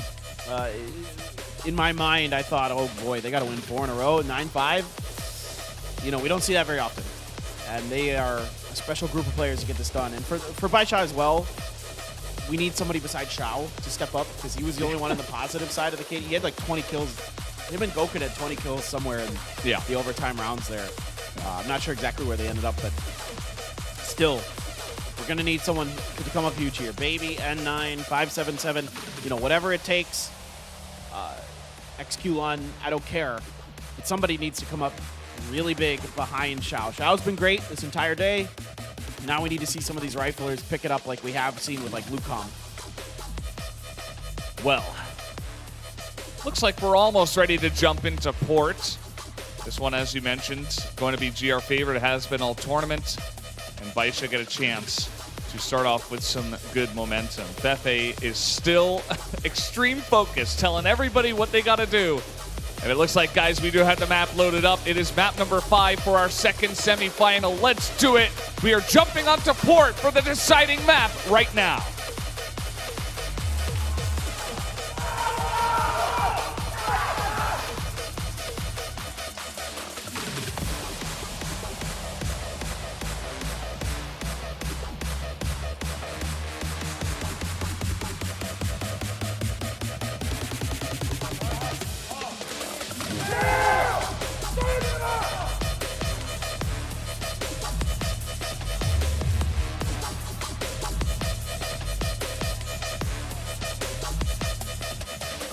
Big, loud cheers from both sides of the stage. But Imperial's, I think, a little bit higher on the decibel level. Even without Goken. He's so funny. I love it. He's just, yep, let's do it, guys. Yep, let's do it. He's just chilling. all business. He's chilling. I love it. It's going to get interesting to see what strategies these teams use on this map. It is, I believe, the least... No, that's not true. Eagle Eye is. But it's definitely one of the lesser played out of the more popular maps, you could say. So not everybody's going to have information. As you mentioned before, BaiSha have not played on this map, so what do they like to do on this map? Could Imperial have prepared for every single map, even for port, just yesterday when they realized they were facing BaiSha? It's a lot to ask. Yeah, and if Xiao can stay in the form that he has, it makes A side way trickier to deal with on this map. You know, it's already a tough site to hit in some ways, but with a good sniper, it makes it all the more difficult. And with, again, what we've seen from Xiao today, he's fully capable. Now, a deep smoke here is going to keep Imperial pinned. I think they're just going to kind of wait this out. Then that gives BaiSha the opportunity to sneak N9 up to this connector stairs, right on the right-hand side of Imperial when they come through this door. And they're going to wait, kind of use him as information, maybe a quick, you know, kill and run, I think would be the optimal strategy here for N9 based on the positioning of the rest of his teammates. Listen for the information. He hears it. He knows they're coming. Here we go. Oh, when he doesn't get it, he gets a ton of damage, but Wukong able to win the battle. Yeah, it's pretty huge. Early pick like that before you actually go for your push can make all the difference, especially because that was a front man. That was an information gainer. I don't even know what you would call it. He is the guy that's in the front trying to tell the team, okay. Scout. Yes. A scout. But to make it even worse is he had the jump on Wukong, and he still lost the battle. Yeah. It's a very wide map. It's difficult to know exactly where Blacklist will be pushing into. And this time, it's going to be right down the middle, right down the bridge. They have no idea where it is coming in from, as even Wukong is on B at the moment. There's only 10 seconds, as maybe a little bit too fancy from the side of Imperial. They need to get the bomb and get it planted, as it doesn't look like he's got enough time. Oh my God. He's trying to go for the kills, and he got it! He got both kills! You've got to be kidding me! There's no way! The round was over. All BaiSha had to do was wait. I'm just, my jaw's on the floor. Goken. 9 in a row. So many things just went Imperial's way that should not have. I mean, even though BaiSha kind of played that round a little weird, they were still able to recover. Oh, my word. Oh, Valdez, that's an absolute heartbreaker. That's your girlfriend cheating on you right before prom right there, my friend. That's, oh, God. And, yeah, you could tell. I mean, BaiSha, I guess they assumed that there was enough time to pick up the bomb and plant it, and, like, they didn't have an exact read on it. It was such a you know, a low time kind of instinct. You have to like only react on instincts in that moment, and for BaiSha that was okay. We got to challenge this guy. We got to make sure he doesn't get the plant late, and it just led to their demise. So quite interesting the way it all turns out, and of course, it's Gokun just clutching it out 1v3 at the end. You know, like it's just meant to be for that player. Well, and he, you know, Gokun here knows the situation. Like they're like his teammates have got to be telling him just go for the kills. You got to go for the kills. He has no other hope, and he knows it. And who else would you want there? Nobody else in the world right now, in my opinion. I think he's just been money so many times. Goodness, what a way to start! What a way to start this map. Unbelievable. The rounds we have seen in this game, time after time, have just been so close. Narrow margins, you know, like you were saying earlier, the defuses that happen with seemingly little to no time left, or the explosions happen, and okay, well, here we go. BaiSha finding a couple early, but Imperial just swings right back. On the backside of the map, it's 2 more for BaiSha. Okay, there we go. That's a good bounce back here for BaiSha. They really needed that round.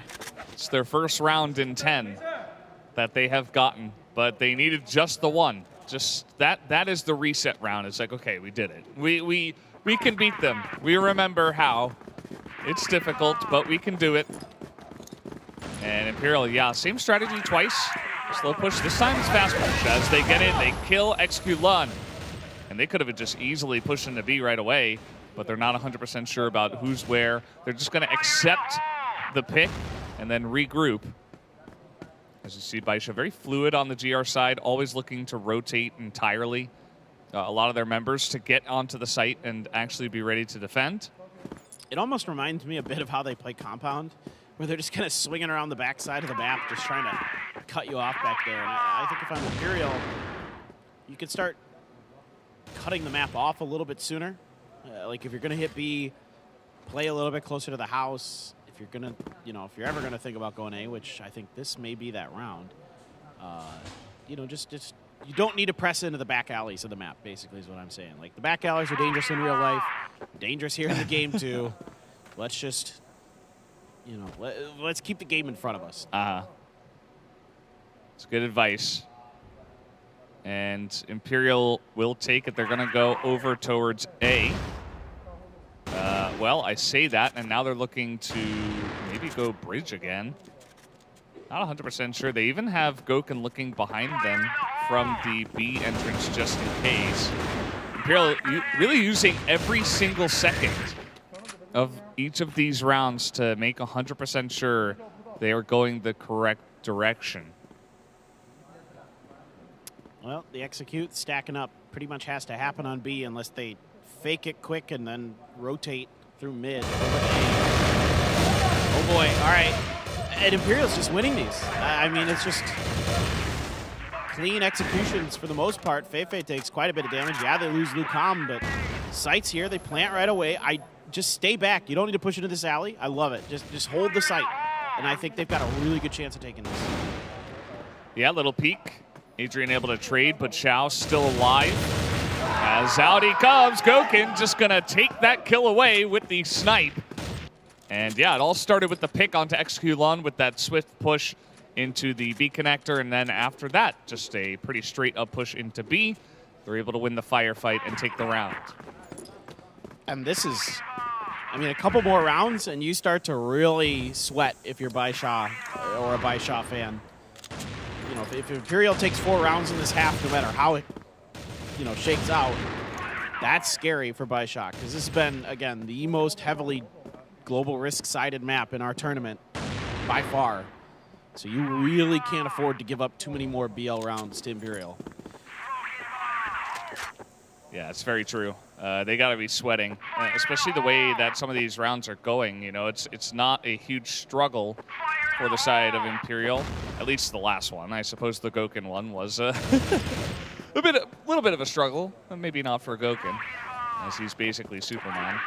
But other than that, it has been pretty solid. At least that last round was, as some shots through a little window. And Still no bomb here for Imperial. They have a lot of time. They're going to be playing this one extremely slowly. There you go. Okay. Good piece of work here from Baby out on the flanks, getting a kill, making a little bit less desirable potentially for BaiSha as Xiao is beginning to move in towards the middle, but Gouken gets the better of him. Gouken's waiting for him, and Imperial able to even up the odds in terms of number of players at least. And C4 still waits towards the back side of the map, and they have plenty of time to think about which way they want to go. And they have enough time to kind of feel it out a little bit. Now they do have the deep player in Fefe, who they've snuck into that backbeat corner. And I think they're going to use that to try to pivot. The backbeat corner. And it's going to give them a lot of information. He says, well, I haven't heard or seen much of anything. The flash is perfect out of 577 and 9, and he are both holding this down incredibly well. There's not too much time now. I mean, it's only Gouken against 3 of them, and yeah, they're just going to swarm him out. Nicely done by BaiSha. Maybe a little bit too slow this time from Imperial, and a good defense lockdown from the Chinese squad. Well, it's tough to get information from Fefe's position. I mean, you know that the site is clear, but it usually is. But sometimes, defenders will get up and start pushing in up those boxes that are on B site, but as we see right now, but you know, he has no idea what's going on in the back street. And again, it seems like every time Imperial gets into that back alley, that's when things start to go south. Once they start trying to, and you have to try to control that space, at least to get the kills with the people who are standing right up against that wall. Like, you have to clear that, because you're not going to get a plant down safely otherwise. So I get what they're doing, but it's been really good control of BaiSha by the backside of this map. But now they're starting to push a little bit further forward. Now they're starting to take a little bit more control. And they've got a couple players trying to pinch in B, but instead, finally, Imperial's like, let's try something a little different. Let's see if we can challenge Xiao here, and let's see how good he really is from this top A site. Yeah, I mean, it feels daunting for sure, but especially if you can get control of Connector here and get a flash over the top like Fefe, I believe, is trying to set up here, it can be somewhat reasonable to expect this. Okay, they're just not going to use any utility. So they just try to push in, and they all get wiped because BaiSha had a couple of guys in position, and they hit their shots. The only person who can put Baby in a corner is Baby. True. And he did it. He put himself in the corner, and that's, you know, I mean, Xiao was good for his shot. Baby was just sitting there waiting. He's like, all right, you guys are just going to run right by me. That's cool. And now, Gouken, 1v4, 50 seconds to go. Toughy for sure. Unlikely, but I'm never counting this guy out. I've seen it too many times. Exactly. That I'm just going to let it live, that he has hope. Time ticks down. But yeah, I mean, I'm with you, Valdez, where I was kind of left scratching my head a bit here on this execute by Imperial, where it's just a dry hit like that is just tough to pull off. Gouken's holding the angle, but not against 2. Will he find the luck? So now 3-2 in favor of BaiSha. This map has certainly slowed down, I think, because Imperial has decided to go for some slower pushes after clearing some stuff out. So BaiSha have responded by essentially not really peeking, just kind of holding the sites. They're not trying to get themselves out of position. S2Lun can throw some grenades, and it's a good read because the push is coming in incredibly swiftly by the side of Imperial. Well, they took way too much contact, took a lot of damage from the nades, so they're like, oof, too much defensives, too much pressure. 2 or 3 guys there at least, and it's time to rethink this B hit, at least try to divert some attention away from B if we are going to go that direction. So smoking mid, trying to work the map a little bit more here is Imperial. The right decision, given the resistance they met over on the other side of the map. But yeah, I mean, look, for Imperial, you shouldn't be getting down right now. Yeah, you had a 2-1 start. It's really, really nice, especially on the BL side of this map. But all you really need, in my opinion, is 2 more rounds, and I'd feel really comfortable as Imperial going into the second half. Yeah, absolutely. I think especially because they have proven that they can come back from pretty much anything. Yes. They can kind of get behind, get down. That's okay. and they can look to turn it on the second half. And as it stands right now, they should be totally fine in terms of this scoreline. BaiSha is in position very well on this B site. They're absolutely expecting aggression onto B. Fefe going to be the first to poke out here. Lucom gets in, but N9 wins that trade. Adrian able to finish it off, but BaiSha have held this push incredibly well. Even though there were some flashes over the top, it was not nearly enough to break through that defensive line. They're going to continue to push the aggression here. Fefe was good for one until he was taken down, but now you have a super weak Ryu's out, holding this angle, trying to find some way out. He has just enough time if he were to just scoot and go.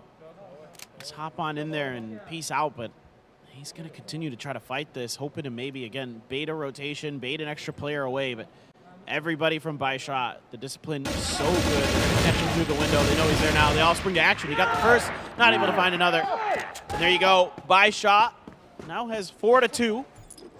And really important here, by the way, that BaiSha is able to stabilize like this on their GR side. That's super key. Yeah. On this map. Yeah, they're doing a great job of just holding it down. They're reading the pushes that are coming in. They're prepared for it. And Imperial, they might need to do a little bit more due diligence. They were doing pretty well early on with some of the slow pushes into, follow-ups with a lot of utility. It was just, it felt like very planned out and some good teamwork. But at the end of the day, things have slowed down for them. So now they have to change something up. They've lost 3 rounds in a row. And it can be difficult. I wouldn't mind another 8 push as long as you use utility. Yeah. Well, Valdez, I love over the top. It's funny that you say that because I'm literally thinking about how they can do that. So yeah, now you need to put, smokes at the top of A. You need to flash the corner on the right-hand side. You need to flash the top of A. You need to smoke off the left side as well in this execute. So there's, I'd say, at least 4 pieces of utility that need to come out minimum for this to work out. And I agree with you that I think they should try it, but it looks like they might be going for a mid-hit again. Kind of worked earlier. And they might be able to... Okay, they're just faking it, trying to buy some pressure. They've got some rotations coming out, but nobody on BaiSha is really getting too crazy on the other way. Oh, if they had won that exchange against Baby, that would have been huge. They could have gotten A wide open for themselves. Yeah. Not meant to be, it seems.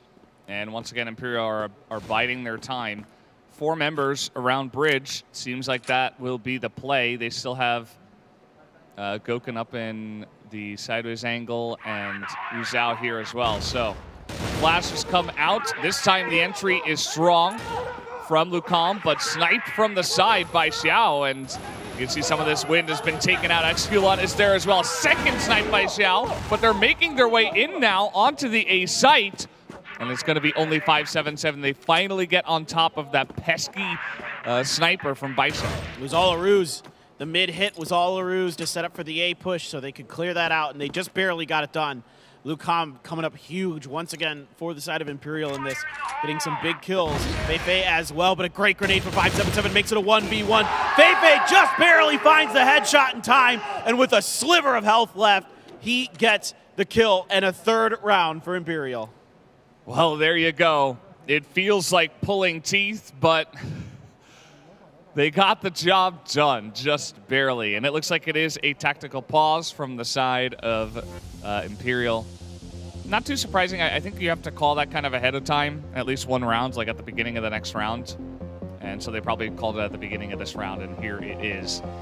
Yeah, just good stuff. You saw that the first time that Imperial went for the bridge push, it worked, and then Baby was ready for it. He was waiting in the smoke for the second time they tried it, so they didn't revisit it until now, really. This was the first time, again, that they actually committed to it, and it worked. Nobody was there. Baby was not in position, and it was difficult. I think that BaiSha did a good job of holding it down for the majority of the time, but not enough.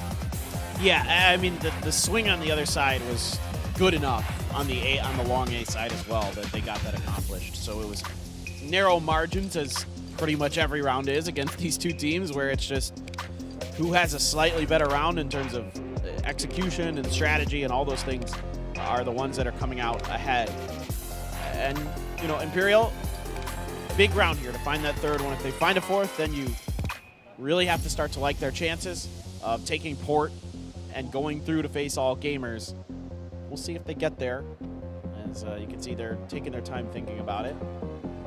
And yeah, I mean, I think in this round, you know, I think I'd like to work the A side a little bit more here by Imperial. Again, show some more interesting long A hits. Yeah. And then I think, you know, you can sneak one more round that way. Now here you could maybe flirt around with something else, but I'd like to see another A hit where you just shut Shao out of the round, you know, utility dump onto him, and then, you know, force the rest of BaiSha to have to come up big where, you know, you've already knocked their superstar's feet out from underneath him. Imperial, from what we've seen, have been taking this very methodically. It's been essentially the same strategy every time. The direction where they decide to go for the pushes, though, is definitely different every single time. But they start off with some really slow, just not even pressure or not even really poking out. It's just kind of taking position slightly forward and hoping somebody is going to peek them.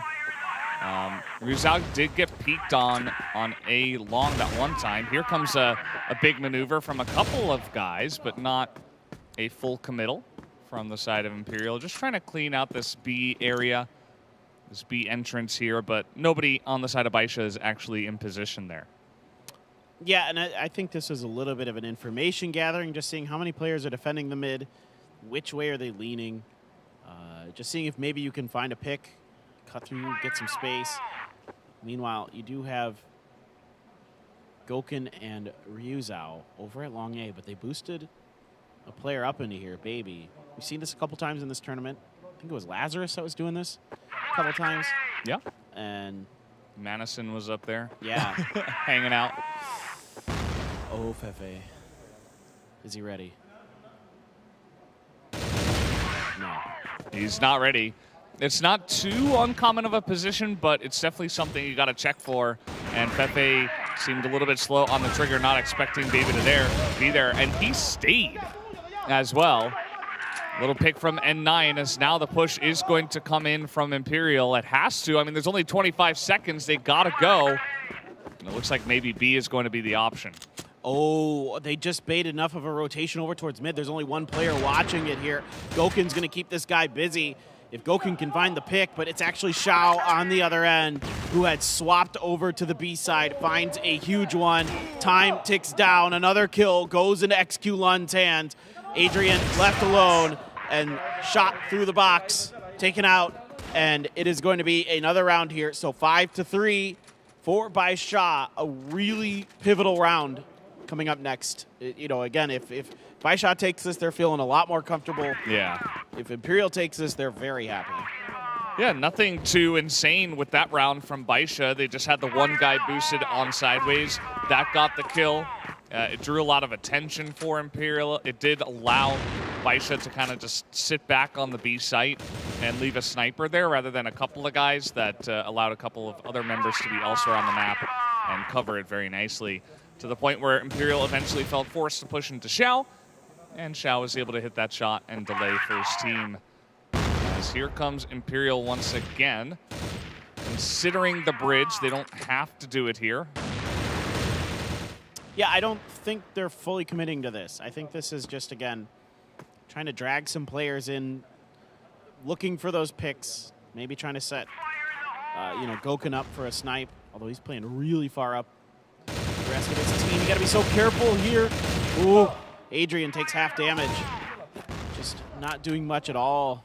Shao wins a little bit. There's a great headshot from 577 through that small window. That is huge for BaiSha. And now they have complete map control on the back side of the map. Imperial's gonna have to dial up a really special hit to get this done, or start popping people in the head. That helps.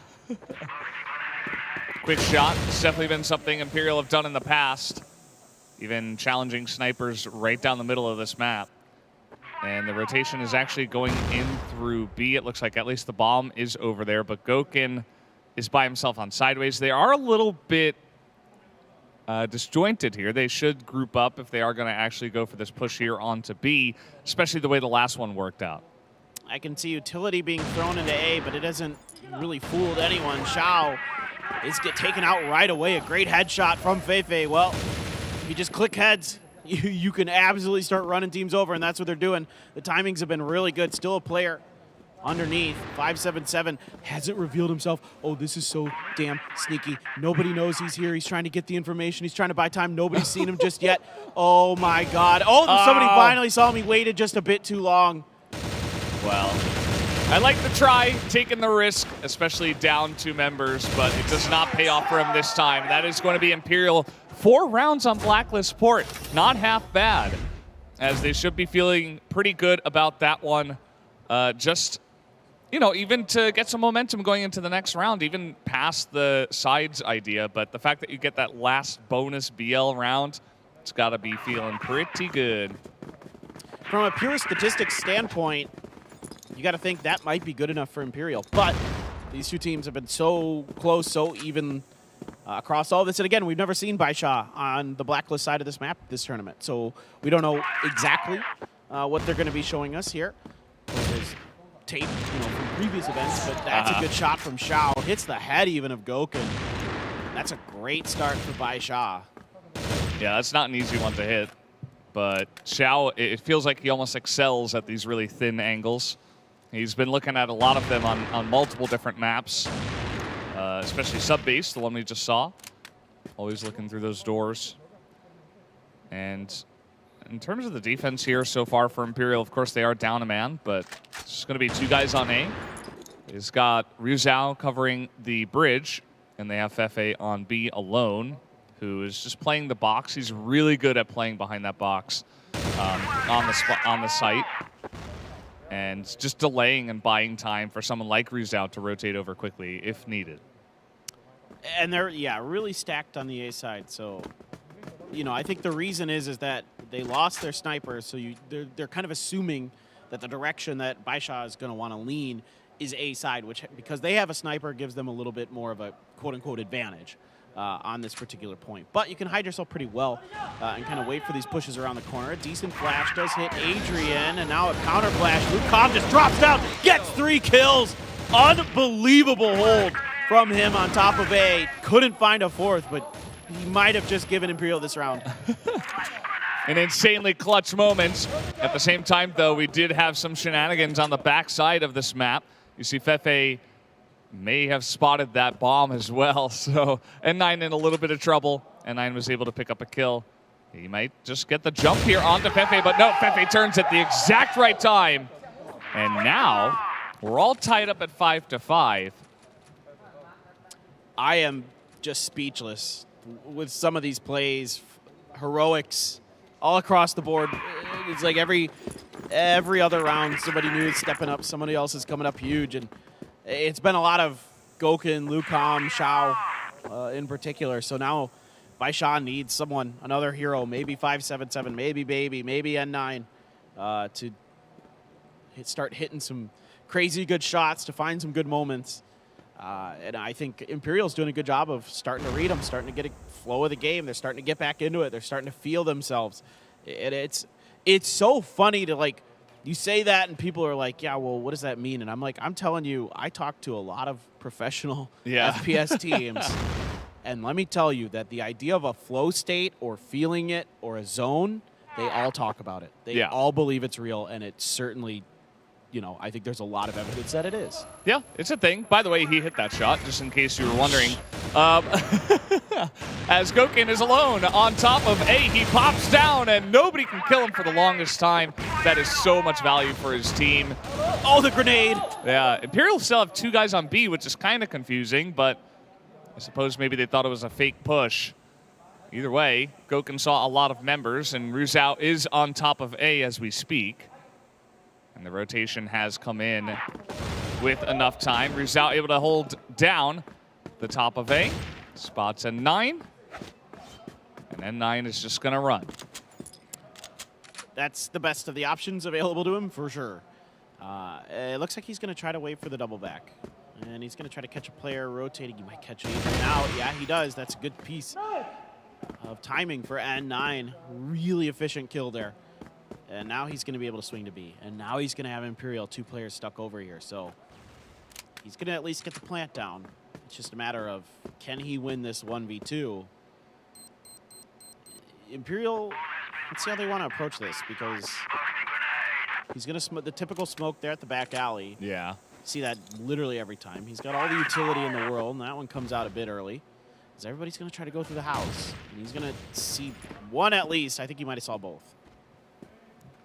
Yeah, should have seen both. And 9, though, maybe expecting them to rotate out afterwards, but not too much time. He's going to try to hide in the smoke for as long as possible, try to delay the plant as the fake defuse comes out early, but N9 is still able to hold it down. He clutches it, and that is exactly what you need out of one of your veteran players, to hold it down on Blacklist in a clutch moment like that. Yeah, we had just seen it from Lucom in the previous round, and now it's going to be N9 who comes up with a big moment to change around, to change the tides potentially of this match.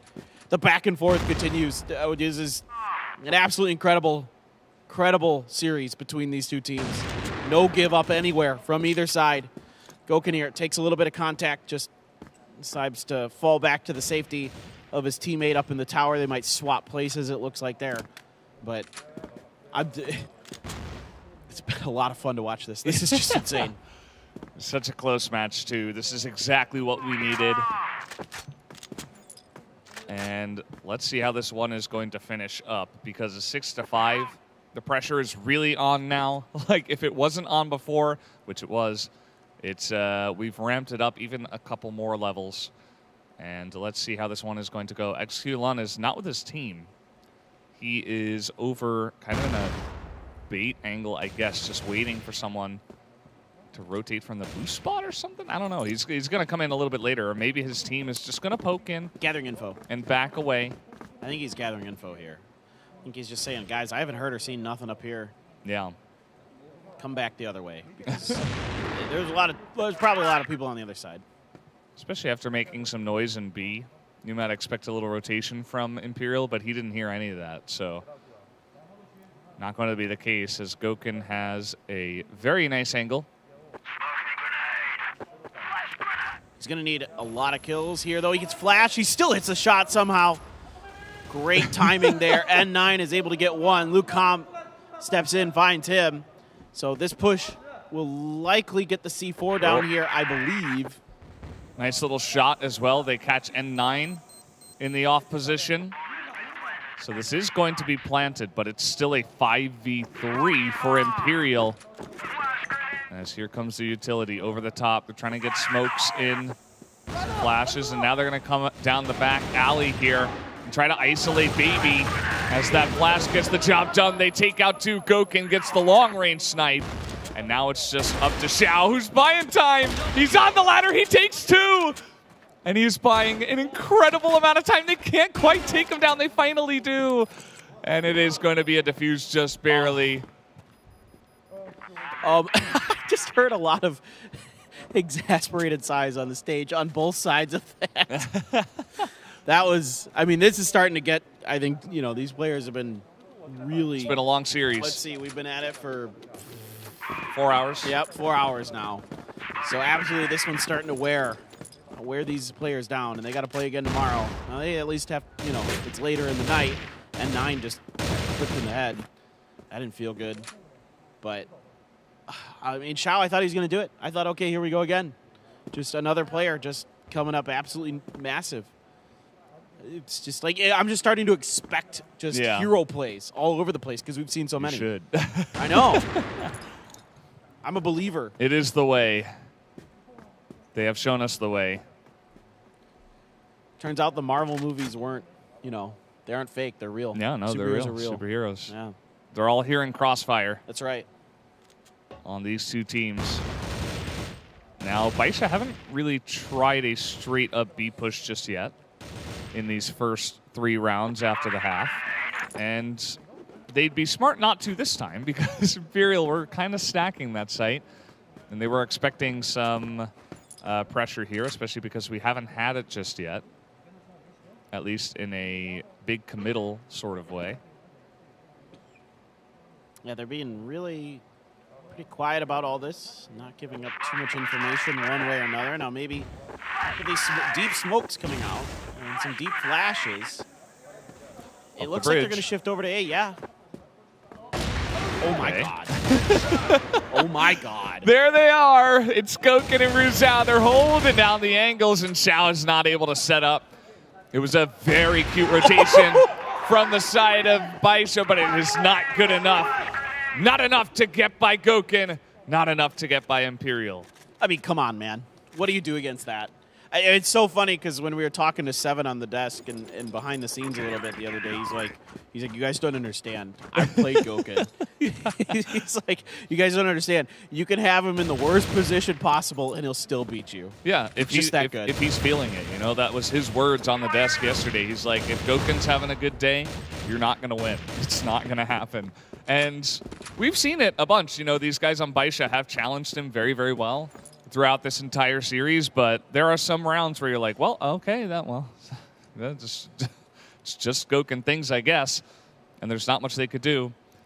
It was a pretty quick push. Like, they had the bridge smoked, but after they got through that smoke, they were kind of out in the open, but still, I mean, they were coming in so fast that it was none of Goken's business to hit shots like that, but he does it on the regular.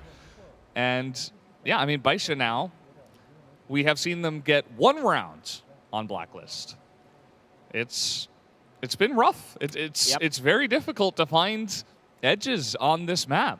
Yep, especially on this side. I mean, yeah. these hits on B have to be explosive and near perfect with the execution. So the overnades come out and immediately the first player's cut down. They're trying to fan out. A couple more, 3 more get cut down for only 1 in return onto the defending side of things. And these B hits, yeah, tough. We've seen it time and time again throughout here, and when teams are as good as Imperial, as dialed in as Imperial, it makes it even more difficult. And there you go. They said all that we had to. Imperial smash them down as they try another push. That is 2 pushes now in a row from the Blacklist side that have fallen on their faces entirely. Basically near flawless rounds have come out from Imperial. These guys just have another gear. I don't know. I think they felt the pressure. It was going into the second half. They said, okay, let's really kick it up a notch. We're on the better side on this map. Let's do it. And they have. It has been such a treat to watch. Have BaiSha used their tactical pause for this map? No. They still have it. Yes. Okay. Oh, yeah.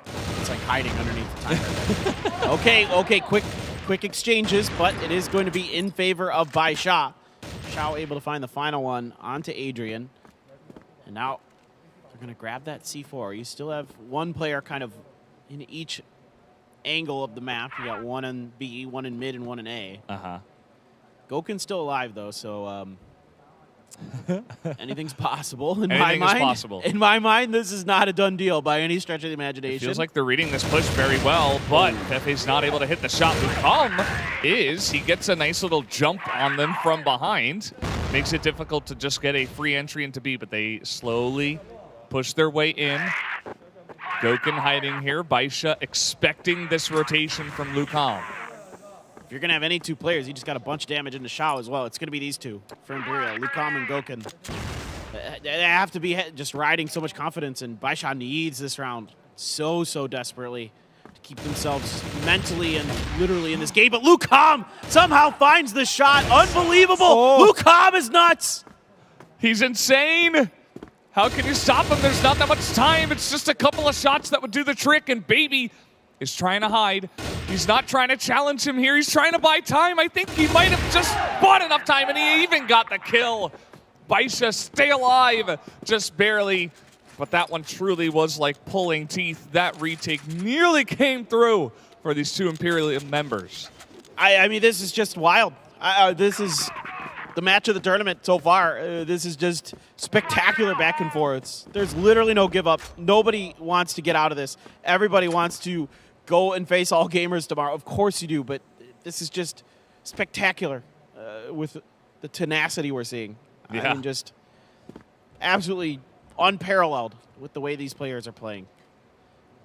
In terms of just excitement and just gumption, you know, the word we use in English that kind of just means like irrational confidence. I mean, it's just, it's beautiful. Yes. It really is. BaiSha, so they made that push kind of work, right? They were able to trade in mid pretty well. This time, Imperial are not going to go for any kind of peaks on mid. Probably a good idea, but they might lack some information that a strong push now is coming in through the A connector here. Now, it is Gokun up on this top. He's very good at just, peeking through, doing his little crouch peeks, and trying to see if a push is coming in. So they feel confident to leave him alone. They'll have one guy who's in the back alley just come to support him. That would be Rizal. It needs to be fast. The flash is there. He's going to have to wait it out. Gokun up and over. Misses the first shot, though. Rizal's help isn't that good. He gets taken out. All of a sudden, BaiSha might have a round. I mean, somehow Lucom and Gokun are able to find a couple, but it's a big double kill from N9 that has this in a 3 versus 2 advantage for BaiSha. Yeah, still a great spot here for BaiSha. They don't have the bomb down yet. And now they've taken out Fefe. It's going to be up to Adrian alone, and they know exactly where he is. He's even taken some damage. This bomb gets planted, and we might be getting tied at 8 here. A little bit of chip damage through the fence. That is what Adrian is looking for. That's the angle he is looking for here. He knows he's got pretty much just a dream at this point. That's going to be one pick, though. Spots another.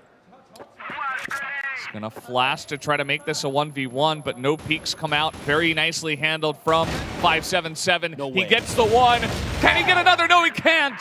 As Baby will drop down right as Adrian goes up, and that fools him. Well, how about more overtime? Because we are very close. Let's do it. It is. I mean, it certainly feels like it.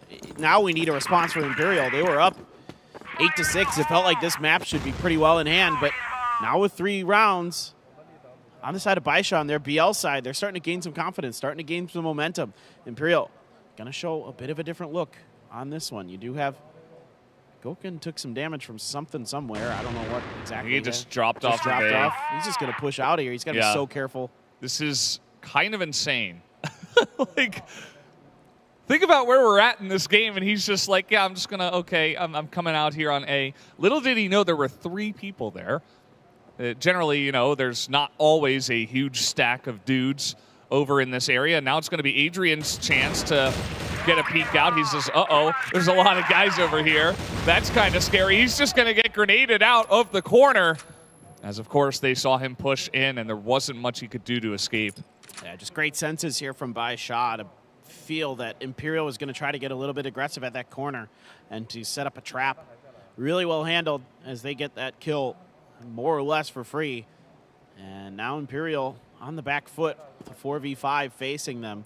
C4 has not spent much time doing anything in this round, just chilling in the back. As the other players now begin their way in towards mid. A setup 2 in mid for the side of Imperial as Lucom and Ryuzao now flank out one on each side, getting ready for this potential push. The grenades are backing them up, but not doing too much in terms of damage. Baby all on his own with the C4. Yeah, he's definitely very good at kind of playing the lone wolf style, just following up, being the last guy. He is a great anchor for this team. As a push is brewing into the B site. And 9 now on the off angle. Fefe does get flashed, but he still gets the headshot as he's dropping down. And the flash is perfect over the top. Imperial handle this push incredibly well. Insane. I mean, insane reactions. I don't know how in the world Fefe hits that headshot. That's just pure instinct. Gokun has one more player to deal with. Has to swap over to the pistol. He's still good for it. That's 9. It is going to be Imperial on match point. This is it. This is for all the marbles. Do we have OT or are we done? This one final round, round 18. Is it the decider or do we have more? Who is going to the finals against All Gamers? We could find out right here. Imperial are on the doorstep. I'm getting nervous. I mean, it's hard not to be. I know. It's incredible. This. I mean, BaiSha just has to be just I can't even imagine. I mean, the way that the pressure that you have to feel to be on the BL side in a situation like this on this map, enormous amounts of pressure for BaiSha. So let's see if they can get this done. They're stacking up. There was a smoke in the face. They're just pushing right through it. Fefe's in trouble. They're trying to get to Fefe. They do. They take him down. They're on the B site here. The flash is good, but the spray is not. Ryuzao is not able to handle it. And BaiSha control the B site entirely. Lucam pushing through quick. He gets headshot down too. And now it's only 2 left. Goken not able to hit the shot. The plant is coming in. This is looking really dire for Imperial. I'm sensing the extra rounds are on the way. Absolutely. At this point, it feels almost inevitable. Goken trying to wade through the smoke. He's got so many players on the other side, and yeah, they are just combining fire, mowing players down. So BaiSha dial up a beautiful final round of the regular portion of this thing as we go into overtime. Again, I mean, overtime, I guess, 2 maps in a row that we go to overtime. We're going to flip sides, so it's back to Imperial on the Blacklist side to start. Yeah. You saw, it looks like Ryuzao was like wiping sweat from his brow. I guarantee he's sweating. It's definitely that kind of atmosphere.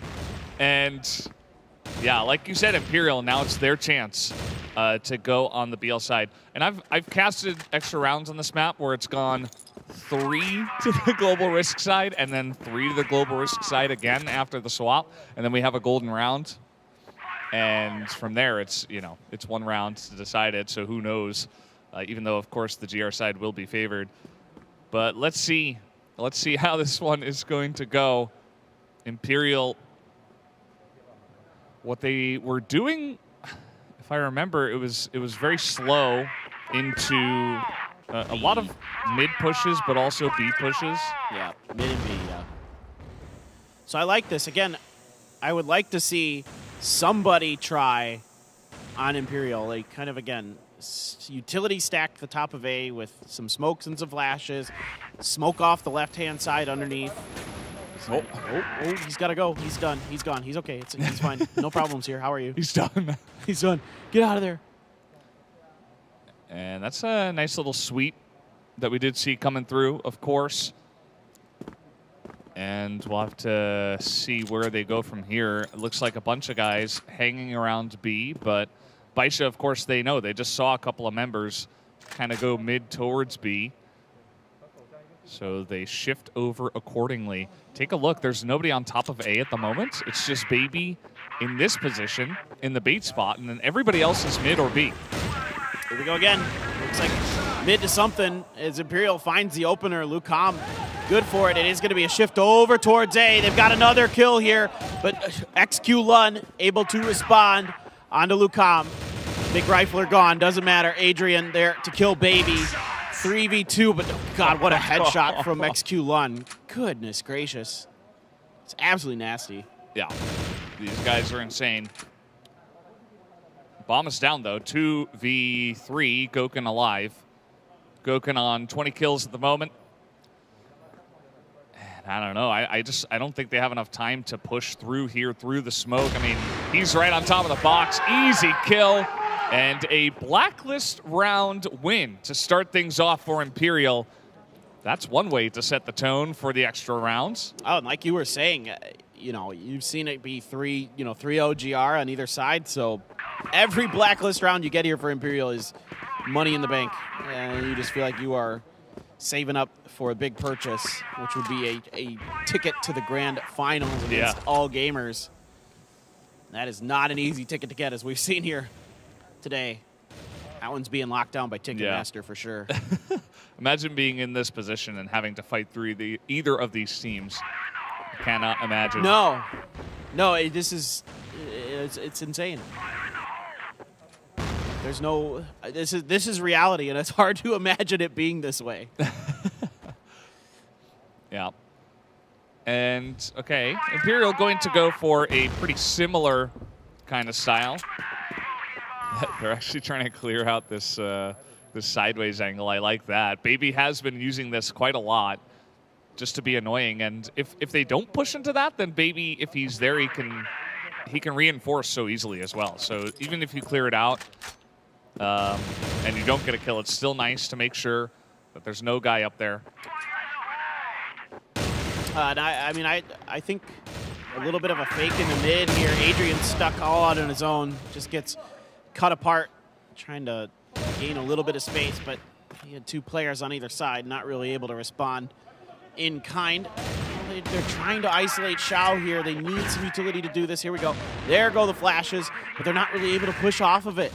Now they can't do this. They used everything to try to get into his face, and it just isn't going to happen. Shao still got the kill on Lucam. This is not good for Imperial. This is messy. You saw Lucam, he was already down from sideways, and he had to run away, and he was a free kill. He was dead meat there for Shao. He's a sitting duck, and now they've got 2 guys kind of pushing in through B. No utility. They just have to do this naturally. They got to get in, but it's not quite going to happen as 577 is there. Ryu Zhao does get 1, but now he's getting pushed on as he pulls out the grenade. So Gouken on 2 health. He's going to get grenaded down, and we are tied at 10. But still, it feels like that was a must-win round for BaiSha. Again, seeding over any more when you're on the GR side would be potentially the end of things. You never know, but definitely starts to feel that way. So a crucial win, a really nice, solid hold on all accounts by BaiSha. Some utility being thrown into the faces, a decent grenade.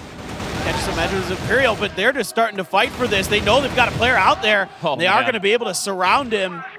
N9 caught in a really difficult spot and gets taken out for it. That was so quick. We saw the first-person view of Ryu Zhao. He's like just getting that mouse into position by any means. He's so incredibly quick. And, okay, so it is going to be a trade up here for Imperial.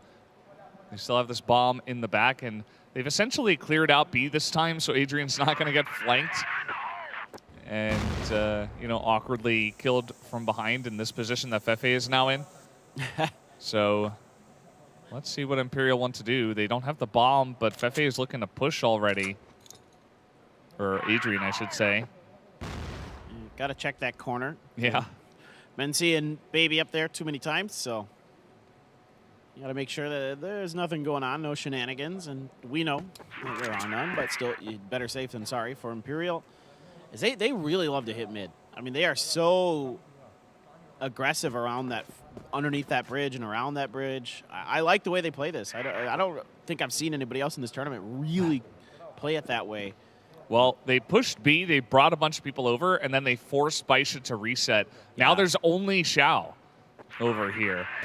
And he's going to hit his first shot, though. He does take a huge chunk himself, but he's just trying to survive. He's just trying to get some value and get his teammates over here. As the bomb has been dropped on the site for now. They're just trying to get the kills, but Exculon is here. And he's going to hit that one down, but Gouken is not able to hit his shots with the M4. And that will be enough time bought by the side of Shao. And it is 11-9 now in favor of BaiSha. Unbelievable resilience here from the side of BaiSha. Just beautifully played, beautifully handled it into a, started out on the back foot in this round. They're able to recover. There just aren't answers here for Imperial. It felt like on their BL side. We won't see it again. We're done with the BL side for Imperial no matter what, even if we go to the golden round. Yeah. But they were never able to find answers for the back of B. I mean, just towards the B alley or whatever you want to call it there. They just could not really ever gain that space, ever able to find those kills. Every time it was BaiSha for the most part who was able to have the success on that side. So, credit where credit's due. BaiSha really, really made B an absolute nightmare for Imperial. So now Imperial's turn to try to, use this map side advantage as best as they can. And stacking a few players over on A, a couple in mid, only one on the B. And I guess that makes sense. I mean, B's been just a meat grinder. Yeah, that's the way it goes. And if you can poke out and at least get some information about if they are going to push there, it can help. You can get into position to potentially defend.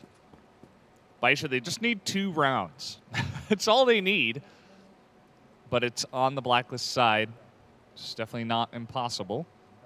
This is something we have seen before As here comes BaiSha. It is going to be spotted. Pepe gets the information. He's not going to be sprayed down. Look how scared they are. Yeah, just like that. They know they're spotted, so they're like, oh, well, now we can't rush B. It's crazy. The mental games that you have to be going through, just based on how difficult it's been to get through that site. So now maybe they're going to dial up a mid hit of their own. Kind of use the old Imperial special, kind of 3 through mid to A and then 2 across the connector. I think they're doing it. Here comes all the utility right down the middle, and they are going straight up on the bridge. They have opened this up. They are into the A site. They're isolating Lucom. They take him out. It's only Goken on the back of the site here, and he's even going to be taken down. A flawless round to the side of BaiSha. They're 1 round away now. And absolutely insane. I mean, just the way they read the map, the way that they took their time, the patience, and then the execution. Everybody's doing their job, right place at the right time, clicking the heads, clicking the shots where they need to. I don't even know. It's just unbelievable the way that went. I mean, I can't even. My jaw is on the floor with how clean that was. Well done. Hats off to BaiSha on that round. Now they, like you said, just need 1 more. Imperial needs to run 2 just to send it to the golden round. Yeah.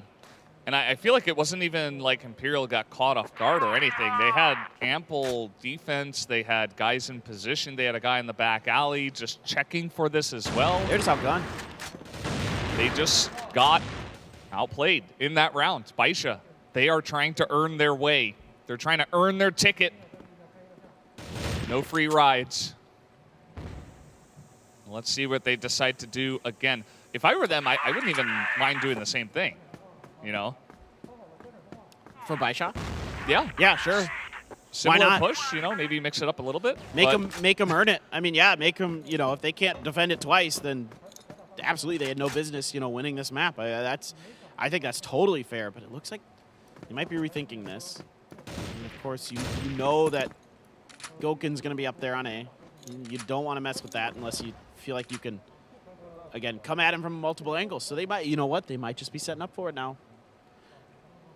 We'll see. I like your idea, though. I really do. I think that's plenty fair. Now, you can see there is a bit of a change in the defensive patterns here for Adrian. He is stacked over to assist. So they don't just have the one kind of in by spawn. They also have an extra player situated. It's a little bit of a different look, though. Okay. Here we go. Here we go. 40 seconds. Imperial have to know this is coming soon. Goken in position. Great flash over the top once again. The spray is pretty good from Adrian, but isn't enough. Goken gets taken out after only trading 1. Lucom is not able to get the value on the backside.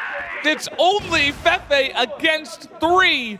And Xiao is alive. Baby is alive. And so is 577. This is the toughest ask.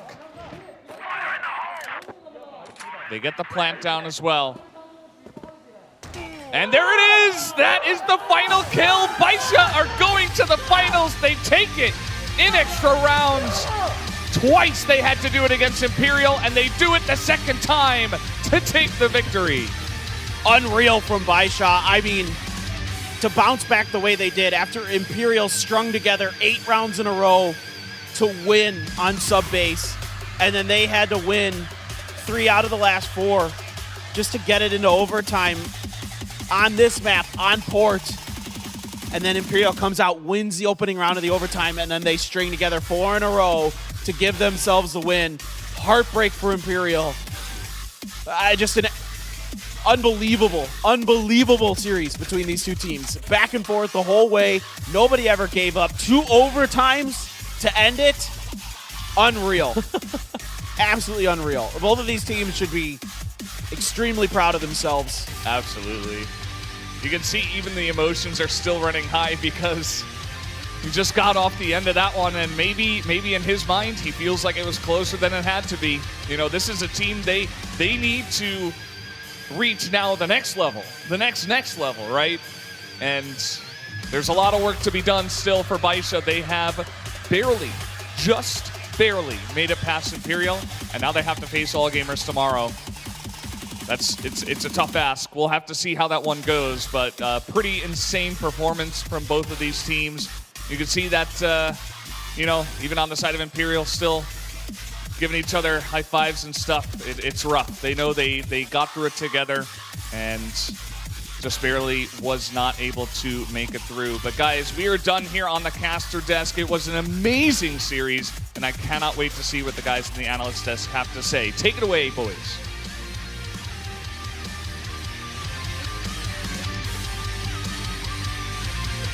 Terrific work from our boys, Paper Thin and Valdez, taking us through the biggest of series, and terrific work, of course, on the stage. That had absolutely everything. 5 maps to the death, almost a golden round at the end of it, about 4 rounds into that last map I was saying here on the analyst desk. It's going to end on golden round. We didn't quite get there. It was nearly the penalty shootout. It didn't happen. Instead, just when you felt like neither team were going to give an inch, just a couple of rounds more, we have an all-Chinese grand final tomorrow. Congratulations, BaiSha, and all the commiserations to Imperial, who gave us just the most thrilling contest and was so nearly our finalists. Yeah, I found that even though I predicted that BaiSha was going to be able to take this series, by the time we got to Game 4 and we saw the 8-round consecutive run from Imperial to be able to take it all the way to the Game 5, I flip-flopped. I started being like, you know what? I want to see them win it. And unfortunately, they didn't. But man, what a story for these guys, coming so very close to being able to get into the grand final. They should still hold their heads high because this was an incredible tournament from them. By far the best series that we have had throughout the entire thing. Easily. Group stage playoffs, whatever. This was the top of the food chain. And I can only hope that the grand final remotely comes close to Remotely, yeah, it's got a big challenge to do so. There was a time during that 5th map there where I thought, I don't want either team to win. I'm just enjoying watching them fight each other. Sure. Just keep going at that. And actually, we got almost as many rounds as we could have done. So close, but China against China in the grand final. Yeah, I mean, it's going to be an amazing grand final, but, you know, Imperial, I'm excited to see them in the 3rd place game as well. I mean, them versus Celebi, I think, is going to be equally entertaining. They put up a great fight. I mean, Celebi, even though they didn't have as close of a series, they still had some 8-10 games as well earlier against all gamers, which isn't easy either. So I'm excited for both games tomorrow after this. Some little while ago, we saw Black Widow. Let's go back there and start going through the highlights of just the most incredible battle.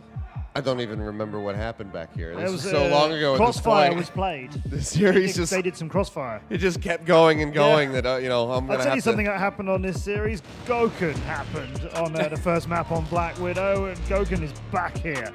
I mean, you're absolutely correct. Goken was playing cracked out his mind. I mean, Xiao as well was getting 19 kills. And at one point, I think it was sub-base, Goken and Xiao are both sitting on 90 kills, which is basically top fragging on both teams. And then coming into Port as well, Goken was top fragging for his team as well. Yeah, we'll get to sub-base and Port. Rounds and rounds and rounds. 10-7, Black Widow. Lukaum had 14 headshots out of 17 kills at one point. We said pre-match, want to keep your eye on Lukaum. We highlighted a couple of times in the tournament that he can be overshadowed by some of the names of his teammates, Goken, for example. But he was massive throughout this whole series. Compound went 5-10. Ankara, Lukaum got a 4K in that one.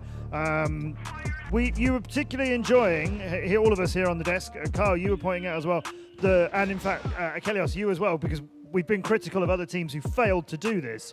Playing for time. Yeah. Imperial were really good at that.